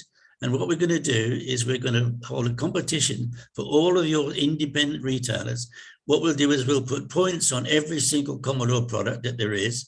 And if they achieve a certain number of points within a given time frame, we're going to take them on one hell of a holiday. And the first one that we ever did, we took I think it was 36 dealers. We took them to Mexico City and then Acapulco. It was like a 9-day trip, and it was absolutely everything laid on like you wouldn't believe. So the moment that they got back from that trip, the dealers who hadn't gone, they were getting phone calls saying, "Oh, you don't know what you missed. It was so fantastic." So we put these trips on everywhere. So the moment that anybody went into one of those stores and said, "I want to buy an ST," they said, "No, you don't. You want to buy an Amiga." And that's what we did. We absolutely outsold the Atari ST. And that's what I'm talking about. That's marketing. That's what I bring to the party. And I'm so proud of what we did, but it absolutely worked, hands down. You have a look at what Commodore US did. Commodore, in my book, Commodore US were sales prevention officers. Michael Myers asks, what do you think about the Home Computer Wars by Michael Tomzik? He'd be curious about your opinion curious to know Tomzik's opinion versus Leonard Tremille's opinion. Well, as I said, I've had no experience of Leonard and only 2 minutes with Jack Tramiel. I'm really not in a good position to comment. But what I did say earlier on is that when I included this 40-minute documentary that Kim Justice had done all about Jack Tramiel, which I was really proud to put on, the DVDs and Blu-rays that I produced, because it gives people a much broader perspective of Commodore, because you can't think of Commodore without Jack Tramiel. But Leonard just pulled it apart. He just said it was rubbish. It was, hardly any of it was factual and all the rest of it. Now, in a way, I don't mind that, but he didn't come back and say, this is how it really was. So anybody can dish something and say it's rubbish, it's this, other, but unless you come up with some better alternative, I don't think it's particularly valid. So I really can't say, but I think the real computer wars were very much in Europe and probably particularly in the UK, because you got some products like the BBC Micro, which had nothing to do really with the BBC, but it was what the schools accepted. Then you got Sinclair, then you got Amstrad, and they're all fighting for a particular piece of the market. But as I said, in those days, it really was a cottage industry. Everybody knew everybody, and it was so fantastic. I can't begin to tell you. I'll tell you another bit of fun that I think people will enjoy this story. When it came to most of the products that Commodore launched at the time I was there, they were not planned, it was terrible. But the CD32 actually was the first product ever that, in my opinion, had got a specific roadmap planned launch. And to the point where I'd got, one of the first things I said was I built a strong relationship with the software publishers, particularly the games makers. I had got development kits for the CD32 into all the major games publishers in the UK. And they were all secretly under NDA writing games for the CD32. And not one of them broke silence. Amazing. Anyway, one day, Mehdi Ali comes to me and says, I want to launch the CD32 this year, September this year. I want Christmas sales. And I said, Mehdi, you're absolutely crazy. He said, what are you talking about? I said, I've got orders for all the 1200s that you can make for me, ready to go into all the retailers. If you launch the CD32, it will kill the 1200 sales, stone dead. Let me tell you, it absolutely will. But not only that, we haven't got any software ready for it. The software is going to be ready spring, summer next year, which is when it was planned to be launched. He wouldn't listen, absolutely refused to listen, said, you are going to launch it, does it, do it. So we planned a launch, and I'll give credit to my team. We actually booked the Science Museum, which I thought was a fabulous place to launch. And I specifically picked the 16th of September to launch it, because the logo that we used was 16 will never be the same again. And we had an animation of the boot kicking 16 out and 32-bit coming in, right? It was just clever, but it had a message. Now, about 3 weeks before the scheduled launch, as God is my witness, there was an article published in a PC magazine where Tom Kalinske, who was worldwide president of Sega, was interviewed. And the interviewer said to him, Tom, what about 32-bit CD-based games consoles? And Kalinske said, can't be done. If anybody can do it, it would be Sega, and it can't be done. Not ready yet. Well, of course, I just went, thank you, God, because it was in print. So about a week after that, another guy calls me up and he says, David, you're not going to remember me. He said, but we've done business before. He said, have I got a deal for you? He said, we have all these poster sites all across the country, but particularly in central London. And he said, you know how we operate. If you want to book a poster site, you pay 50% up front. And then the day that your campaign starts, you pay the other 50%. He said, I've got 3 absolutely prime 96 sheet, the big ones, poster sites in central London that a guy's already paid half the money on, and now he's not going to go ahead with it. And I'm offering them to you for the other 50%. Oh, and by the way, one of them is right outside Sega's head office. Well, I mean, I said, there is a God. So one of our advertising agency people came up and said, I bet you haven't got the balls to do this.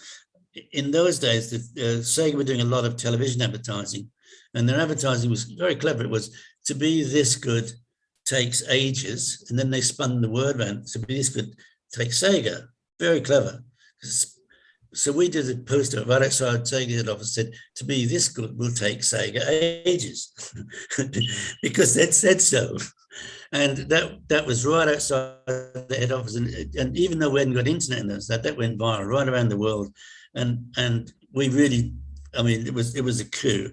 And it was so funny because a few weeks later, every year, there used to be the industry dinner where everybody in the industry got together and raised money for charity, you know, like they do, like, a bit like the Emmys and stuff, but not as big a scale. And we were at this event, and I was there. I think I'd got 3 tables with staff, and Nick Alexander from Sega was there with his people. And Nick walks over to my table and he walks right up to me and he says, a bit close to home, Mr. Pleasance, a bit close to home. And I said, yeah, Nick, I said, but where needs must, where needs must. Not another word was ever said, but they were seething. They were so angry.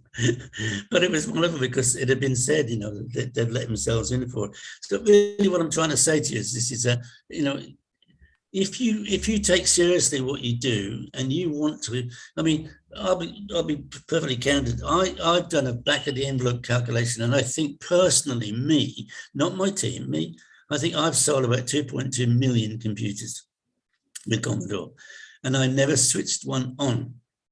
I'm not a computer user. I've struggled with my laptop now, but the point I'm trying to make is that the reason I was successful in marketing is because I market what this thing will give you, what you'll get from it, not how it does it. You want to know how, you want to know this widget and that widget, I'll give you a man who can tell you. But this is how we start. So we market the product visually, what it will do, the colors on the screen, the games and all of that kind of stuff. That's what we did. That's how we market it. And I think, I don't know of a great technical wizard who's also a good marketer. I think the two probably don't mix all that well. And I don't mean to disrespect anybody with that, but what I'm saying is that because I'm not confused or misguided or unclear because of the technology, I just sell it for what it can give you, what it can deliver.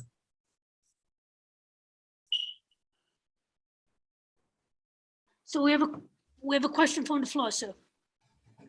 I'm going to try this with the mask. Rewinding a bit from what you're talking about now, going back in time a little bit. The revolving door of executives of Commodore. Some words have been spent on Thomas Radigan and what he did with Commodore early on and how quickly he was moved out. Mm-hmm. Do you think that if he was given more time, the direction of Commodore would have shifted? Or do you think Irving Gould would have changed things no matter what? I think it's a bit of a double-edged sword, really, because Radigan was given one brief: bring us back into profit. And the way he did that, I mean, there's several ways you can do it, but the way he did it was wrong. He just cut all the costs. He slashed everything. He closed we just built a massive, we bought a 10-acre site in Corby in the UK, and we built a massive assembly operation, warehousing, distribution, marketing, sales, all under one roof. Fabulous place. He closed it down. And instead, he kept Branch 5, which was, creaking at the seams from a really old place. So yes, eventually, I think we came in one quarter, I think we showed $250,000 profit. But at the cost was massive. And that's not a way to bring your business back, as I'm sure you know. So it was a fool's errand, I guess, in some ways. So I don't see how Irving could have kept anybody like that, because it was a false illusion. We're financially much worse off because we don't have the assets that we just got rid of.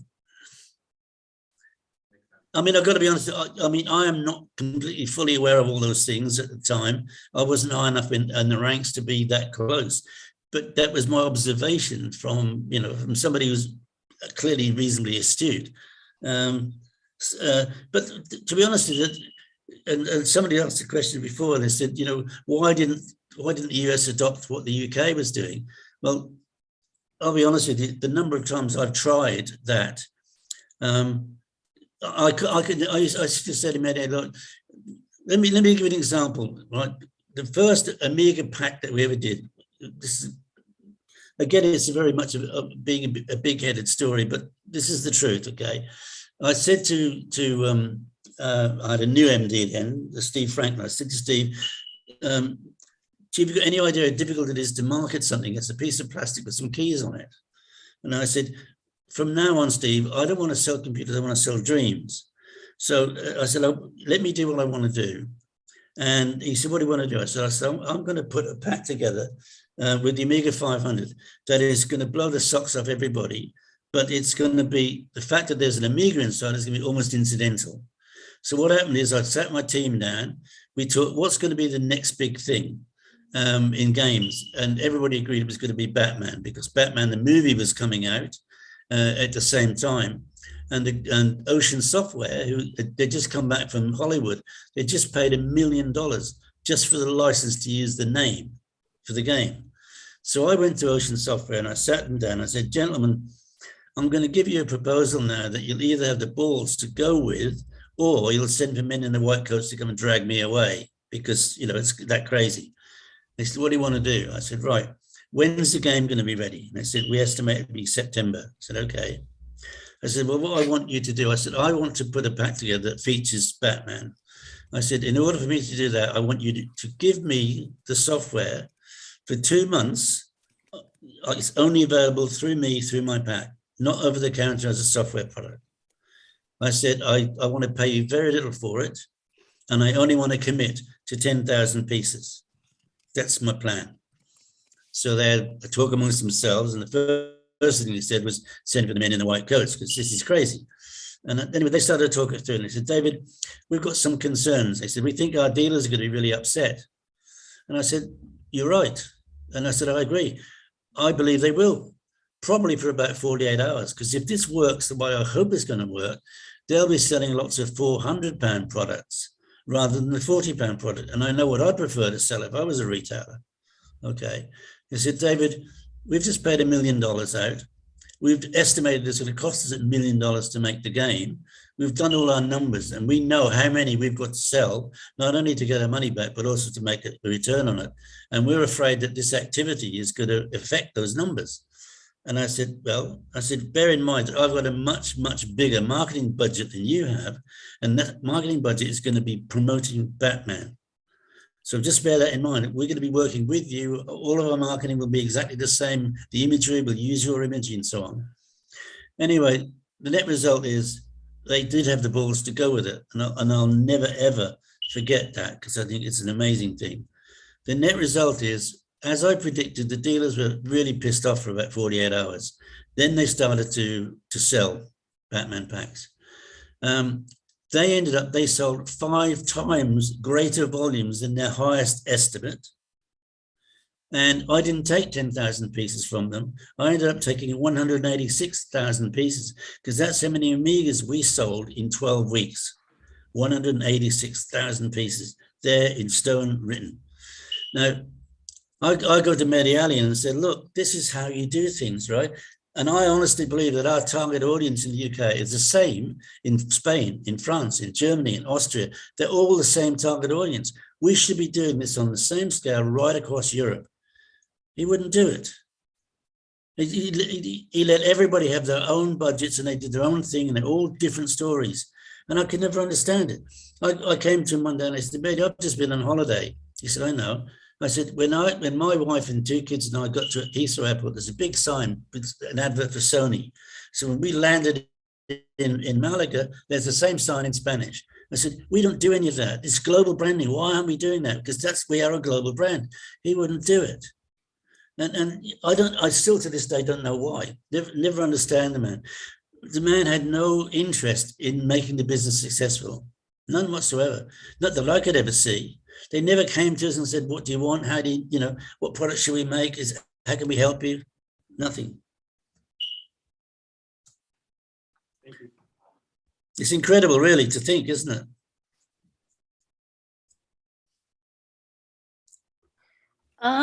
I think this will be our last question for the evening. One more question from Ramiro. Bill Hurd always says he's a recovering Commodorian. How would you sum up your experience and the effect on your life, i.e., good and bad? Yeah, I'm unrecovered Commodorian, and I always will be. It's in my DNA.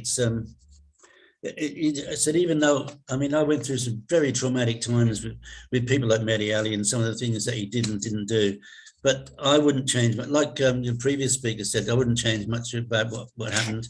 I could not wait to get to work every day. It was phenomenal, and yes, I've missed it, but in a way, I'm kind of back in the industry again, and writing these books and stuff. And to be honest with you, meeting up, I go to as many events as I can. I mean, if I'd have been able to, I'd have been with you there today because I love it. And I do. Unfortunately, as we know, last year was a dead loss. All the planned events were actually cancelled. But I've been all over the world. I went to Poland and Hungary and Belgium, everywhere to attend these meetings. I love meeting up with people.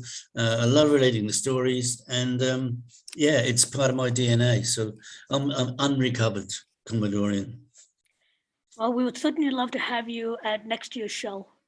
We definitely hope you can make it, sir. Speaking for everybody, we appreciate your work. And I very much thank you for your time this evening. And I will be keeping an eye on your backer for Volume 2. If I haven't already subscribed to it, I can't remember if I've subscribed to Volume 2. No, but I did get 2 copies yet. of Volume 1. Oh, did you? Yeah. Yep. So I will be giving one away to a friend of mine in Ottawa. So that's fine. Yeah, it's a funny thing actually, because what happened was that we were doing a print run of labels to send everything, and ran out of sticky label paper, so we stopped it. But what we didn't realize was that it repeated what it just previously printed. So we had 28 labels duplicated, and then it missed one as well. So we had 28 people who didn't get a book. We didn't know until people said, "Where's my book?" And oh, by the way, I've got 2 books. It's really quite funny. It's a pain in the backside because it's so damn expensive to post these things. But anyway, these are lessons that we learn. I'm sorry, go on, please. No, I was just saying it's a lesson that we learned. Actually, I think I accidentally backed it twice, but I'm quite happy I did. I will be passing the volume on to a good friend of mine. Great. Well, thanks for your support. I appreciate it. And thank everybody in the room. I really appreciate it. It's a pleasure being here with you. I hope you've enjoyed it. I hope you've learned something new. It's a rich tapestry, isn't it? The world of Commodore. And I learn new stuff every single day. And I'm thrilled. I'm very proud of my background with Commodore, and I love it, and I love you guys. Thanks. Stay safe, everybody. To you too, sir. Thank you very much. You're very welcome. Have a good day. Bye bye. So, ladies and gentlemen, I'm going to take another attempt to walk through the speaker hall. No promise there won't be feedback, but I will do what I can. So give me a moment and I'll give it another shot.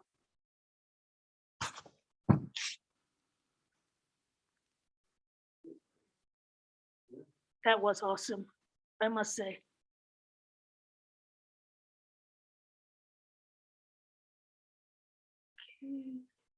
Recording post.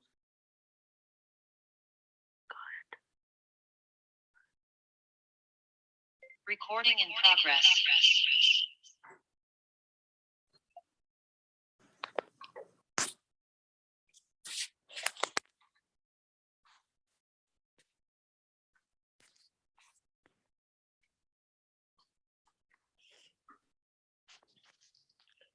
So just coming out of the main hall.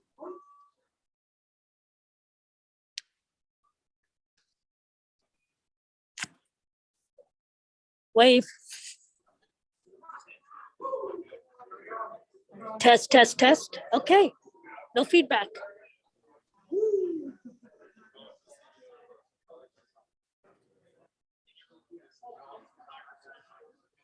So we got an emulation running.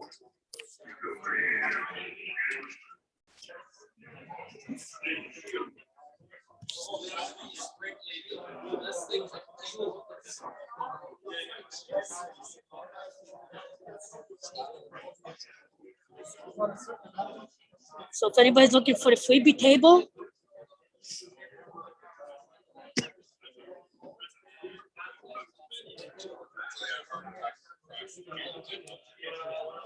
raffle items.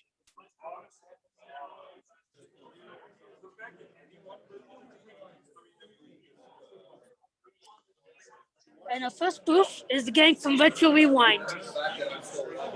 Hey guys, want to say hello to the world? Hello to the world. And tell us about your booth.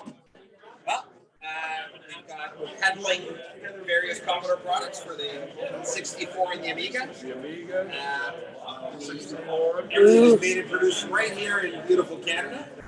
Awesome, we awesome. Do repairs and we'll do whatever people want us to do. How's that? And we have some new Coco products and other computer products that are coming out. See, we're not just Commodore anymore.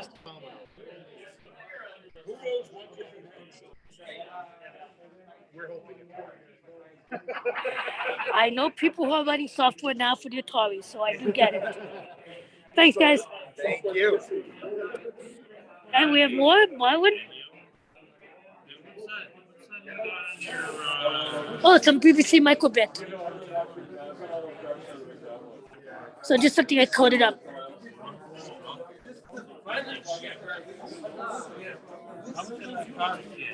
About $30. $30. Creatron has them. Creatron has them.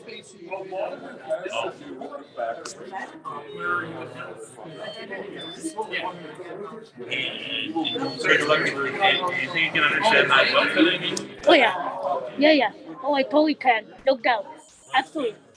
Thanks again, dude. Hey, gang. Want to say anything to the world?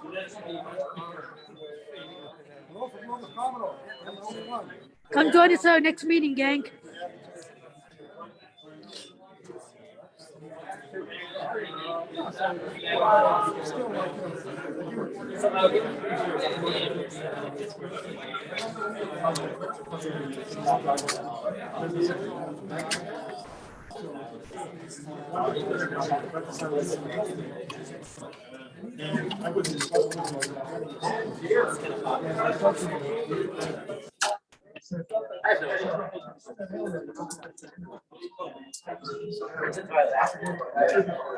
So yeah, I totally need to get one of these myself.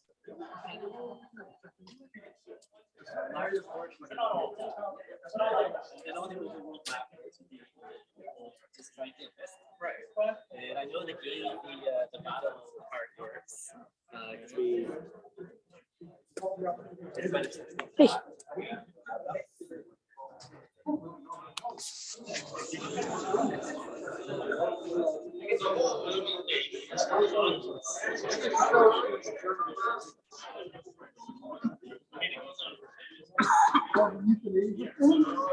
Well, no, I saw that first.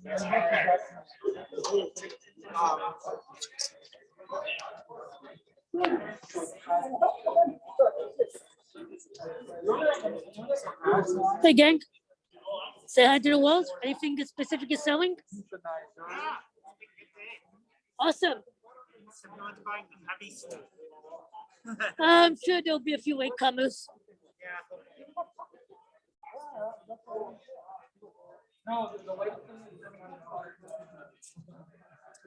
And we got Joy's table.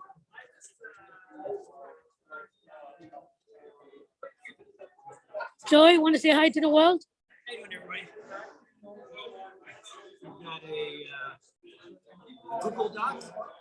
So all these pictures are already posted there. So check Tell the, me the box number and find what product you're looking for. Send me a PayPal. Send me an address to send it to, or somebody here that can take it back to you. Awesome. That's pretty much it. I ain't gonna be able to see emails till I get home tonight. Well, we do have Google Docs published on the chat. Chat. So They posted these pictures a couple times. And the latest one they're working on right now is that. okay, That green box. sounds good.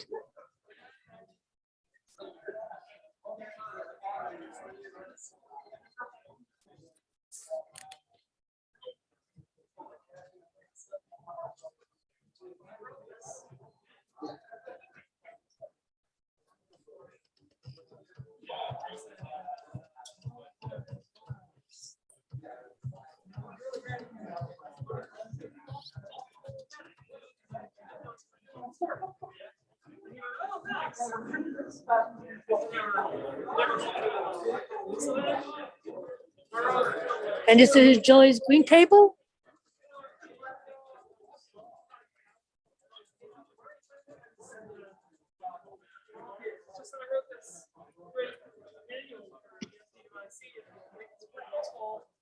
Yes.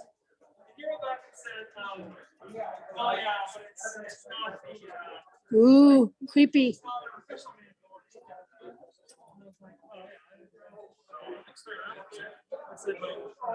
So they updated this on website. Yeah.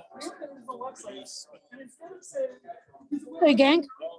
hey, Say hi to the world. hey everybody on Zoom. And I said, but I wrote a manual. Why don't you just, instead of saying there's no manual, why don't you just link to my manual?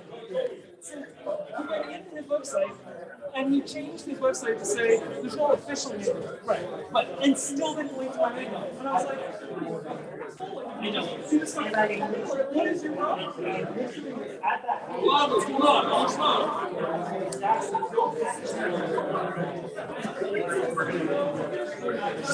Okay, gang. And I believe that's everything. I'm going to disable the video now and enjoy.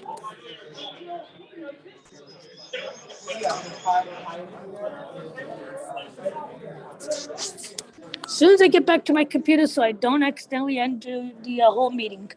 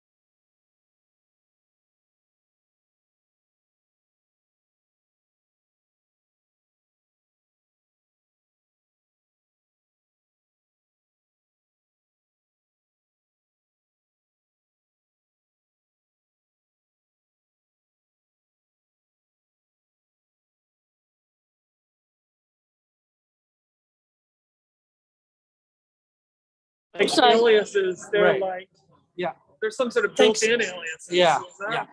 So if I go shut down, are you sure? Yeah. And then it goes, let me know, safely shut off. You want to kill something? I'll kill this stuff. Yep.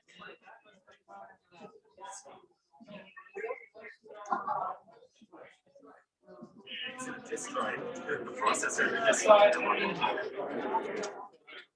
now. I think it's okay. So, yeah, what else? Exactly. But that's So just use it as a fitted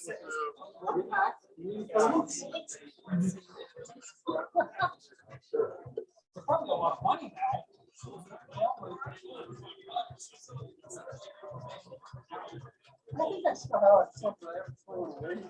Oh, I'm sure. I've got boxes. I still have that in my desk. There's a drawer. I think there's a bunch.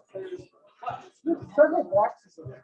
You know what I discovered? I don't know how many boxes. What I discovered a while ago is the cases for 5 1/4. You realize that 5 1/4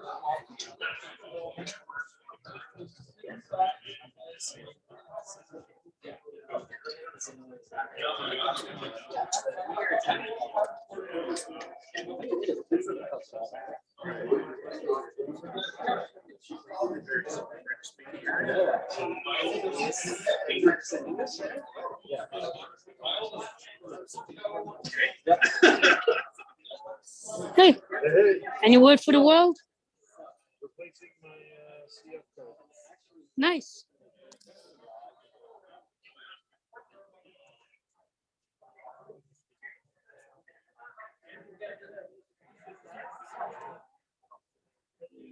I got a plan to replace my CF code. That would help.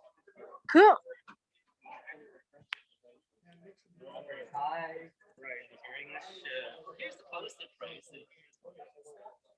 And this is what's got my attention.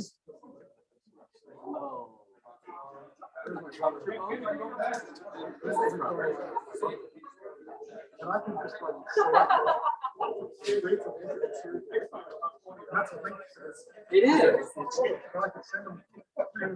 It's mine.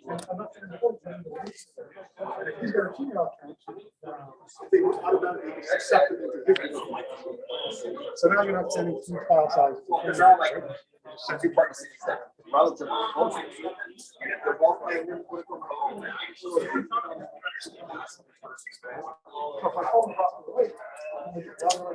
Nico, what are you playing here? Police Quest, trying to move forward. Yeah, Police Quest. Fun game. A little slow on this thing. Just a little bit, huh? Oh, please see too. Wow. We can run it all in color. That's the thing. That's the magical thing. That's a plus. Definite plus. Get him walking forward. Letter. Remind me Monday, and I'll send you the link to it. But this is a BBC microbit. BBC microbit, which is just a little SMB, single board computer. And I wrote the program myself in about 10 lines of Python. So easy to write. Where do I get it? You know Creatron on College Street? Creatron on College Street? Yeah. Oh, but I can find it. Yeah, they have it. Yeah. Well, no worries, bud. And we're back. We're back. Fantastic to be here. That is the 60 clone built with brand new parts with the exception of the original MOS chips. So this is a rebuilt Commodore 64. Yep. Every component, all the connectors, caps, resistors, rectifier, everything's new. The only thing that's not are the original MOS components. The SID, the VIC. Right, and those are too proprietary to do them, I guess. Yeah. So that was our. It's as new as you can make it. Yeah, exactly. It's as new as you could make it. Tempted. Would love to get the diagnostic thing. I gotta see if I can get my old 128 going again, though. We can help you with that. Absolutely. Something I am tempted to do. Believe me. Thanks, guys. Thank you. And if anybody needs any help with their computers, Greater Toronto area or anywhere else, There's the website. Thanks, guys. Thank you. Take care.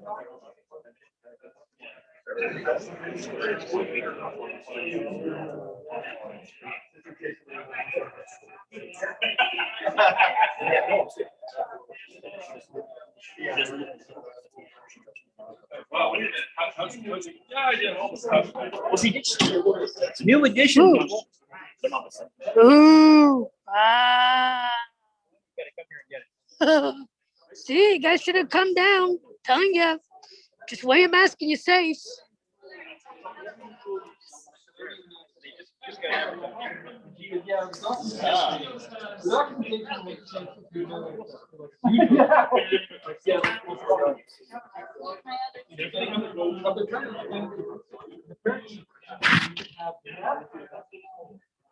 Okay, powering down my video, guys, but I will leave the chat running for now.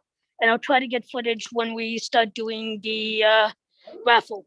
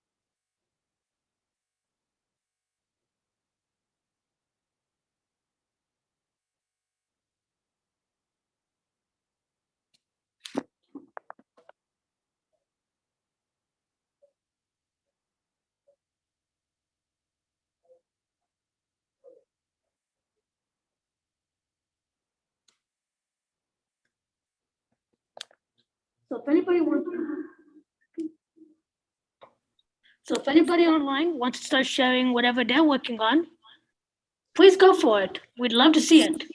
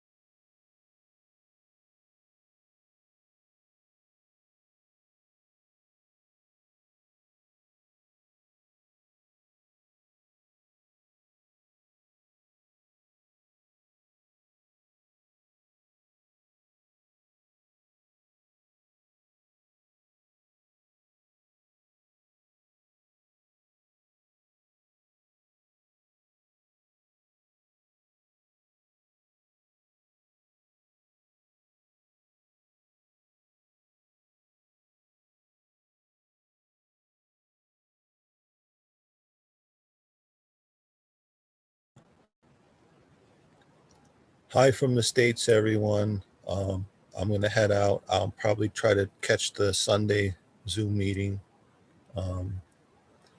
Everyone take care. Thanks for coming, Jesus. Have a good one, and we'll see you tomorrow, bud. Okay.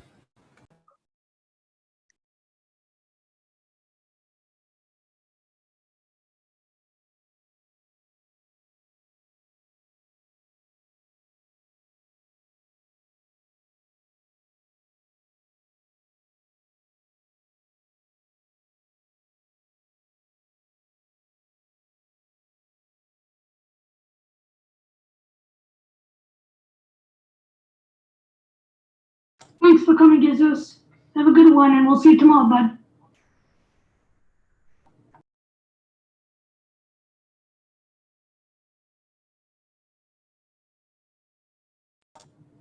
Bye-bye, Eric.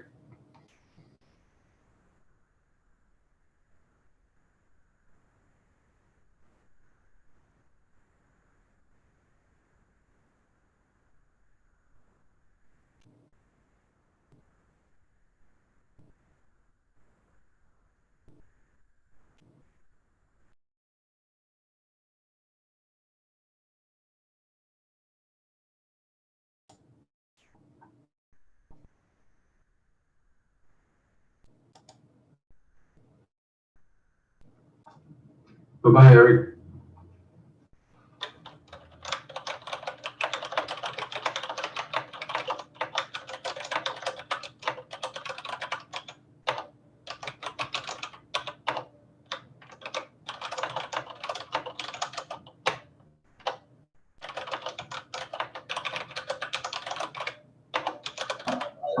Yep, this is. So let's.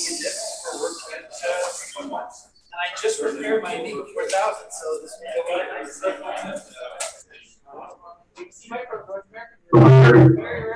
Yeah, I know. Yes. All right, we're gonna do a raffle, guys. You got your raffle tickets? So, first thing we're raffling off is this amazing Back to the Future CD, completely made on Amiga, thanks to Joe. I guess Joe pointed this. And a kilowatt. I'm not sure who donated a kilowatt. There we go. These are fantastic products. Where's Leaf? Pull it out of here. Close your eyes. Yes. All right, we're gonna do a raffle, guys. Got your raffle tickets? He's looking for his ticket, I think. So, first thing I know this guy is Justice. 021. There you go. Plus, it's got your name on the back. So easier to figure out what. There you go. Thank you. All right. Next, what do we got here? This Maniac Mansion t-shirt, which only comes in size large. I'm not sure who donated that, but thank you. And a, what looks like a Logitech keyboard, small Logitech keyboard. Here, Yeah. It's the one that you could set it up in such a way that you would just pop to a disc and it would have. You gotta be kidding me. You want to get it? 14, thank you. All right, we're gonna start talking soon. Next one we got here. Yeah. All right, you're not pulling the next one. Very nice machine. Everything is so well organized. It's like a box for all your windows. And all right, yeah, next thing is this other keyboard, which I'm not sure if it's Bluetooth. And a video converter. I'm not sure who donated these, but thank you. All right, you drive. Try and get it. All right, okay. So it's 14. You won't win.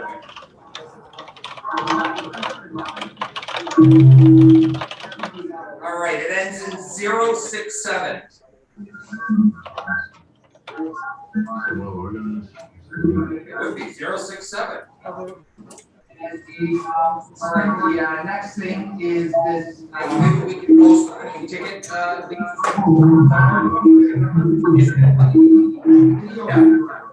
020. Here, I'll give you the ticket and the prize, and then I'll ship them the prize myself. All right, the next thing, we guys can header, fast track expansion card.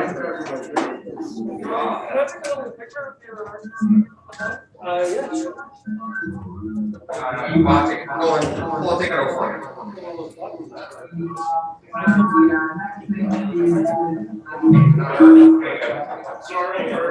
078. There you go.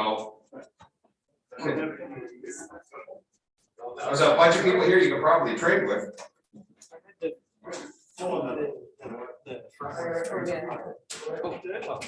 Okay. Tell you what, here. What happens if you win again, though? 043.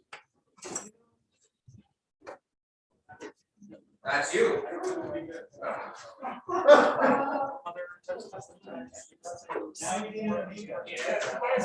Anybody got a 600 for sale real quick that they can sell?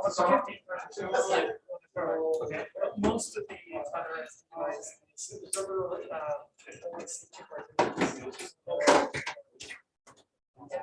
I think there's actually a set of Exactly. So, I'll tell you what. You want it. Like if you go to the, the Dickens website. I know someone who will buy it. I know someone who's got a 600 but wants one. The Junior version is All right, next we got a, and you should be able looks to. like a security camera, trying to It's actually security the camera. modifier. Wire security camera. Because it defaults to using I can use software. I think it's Real time. So it wasn't using real time, it was using some software. So I had to paste some stuff in, because then when I did that, and then or I just email you. 025. No, I don't have it. Okay.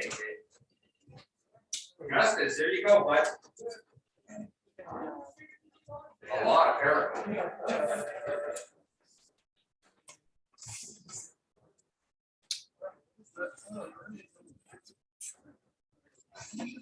Yeah. All right, next we've got one of our very own diagnostic harness kits. Joe, you donated something, didn't you? Here. Minus a winner.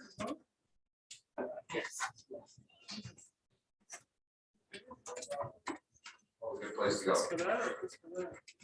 062. 062. Okay, we'll post that and send it to whoever the winner is. We've got a 401 diagnostic cartridge, 4D64. Why not? I triple E adapter for the 64. Yes. 080. There you go. You got a 64? Oh, there you go. But, And last but not least, we have a 64 Wi-Fi board. What, that's. Take it.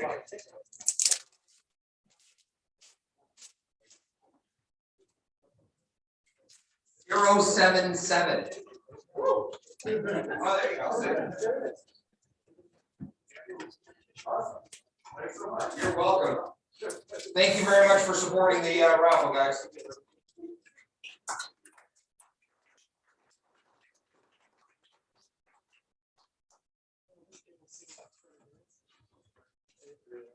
Karaoke now, if everybody wants to. My J-pop, not very good. I'll give you the ticket numbers. Maybe post them on the list or Discord or something. Yeah. Yeah. So first of all,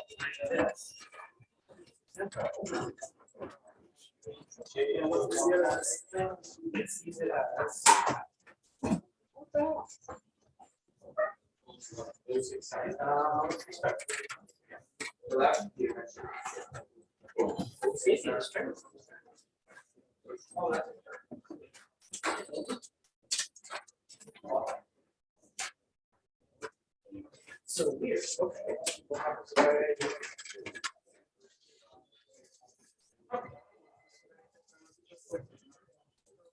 Kernel level stuff, basic stuff.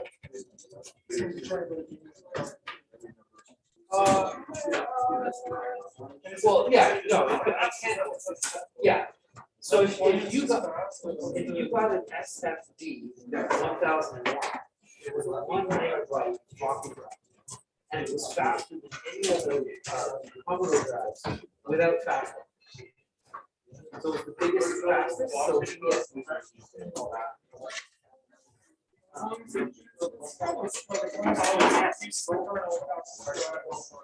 Yeah. It's like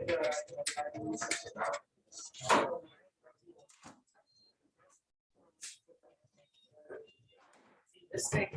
Yeah. You know, like around like around 64, and they plug in the right. If you try and access the device bus manual, it's not gonna work. It's not on the IEC bus, but probably if you just use the standard, character open or standard generator or whatever, right? And the device wedges itself in, it's like it probably work. Right. That's just the first time I started this out, there was no drive.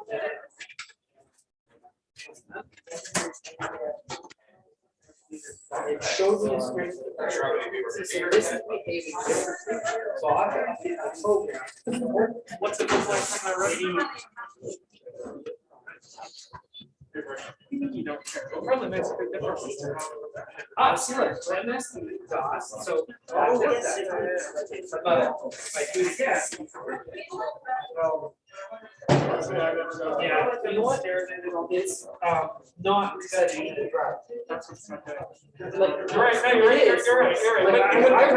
Because normally it'll go back to having its DOS right after an amp when you reset it. Right. Go back to the refill though for a second because otherwise I can't tell what the hell. So it's normally U capital J, right? You use UJ or U capital J. All right. So the reset command. Oh yeah. The reset, the DOS reset command. So what's the device number? 8. So go open 8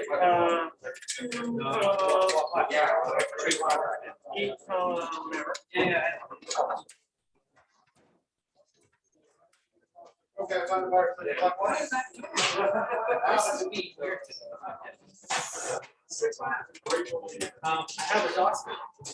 So. What's the well, it's a basic command. Yeah, tell me what it is. You want just the DOS command? Yeah.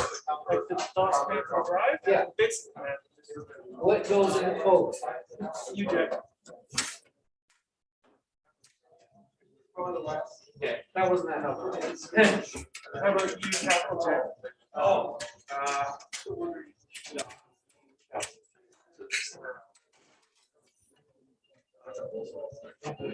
I think it worked. I'm not quite sure what it is.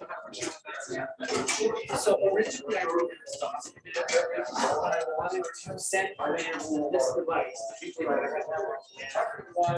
which normally you don't need to see what's going on.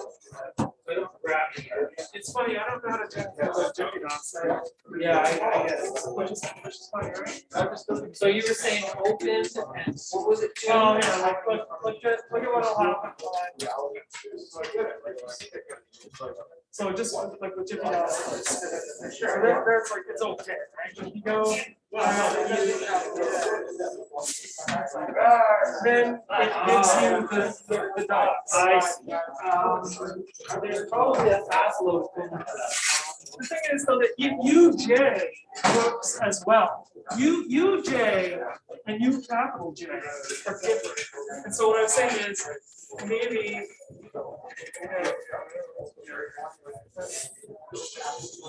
so I was gonna say try like Well, actually, what I really want to know is, do you use UJ or do you use capital J? Because UJ will cause the status to open the DOS, but it won't reset a bunch of internal variables in drive.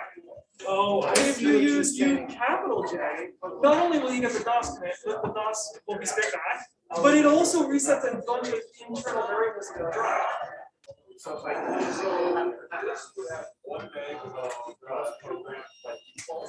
this. The thing is, I don't know how to do it, just, well, I do know how to do it, it's real pain in the ass, 'cause you gotta read, friggin' for loop, all the shit off the, drive stacks, that's what. Oh, see, look, there's this code for, typing up there. Yeah, I just fucking marked it out. Yeah. All the tokens, right? Tokens keywords.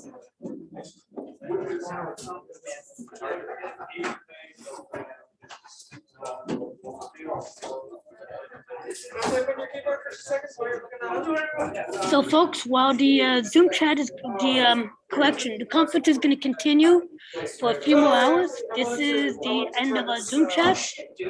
Thank you for joining us online. We will be back online tomorrow. Check tpug.ca for the exact Zoom URL.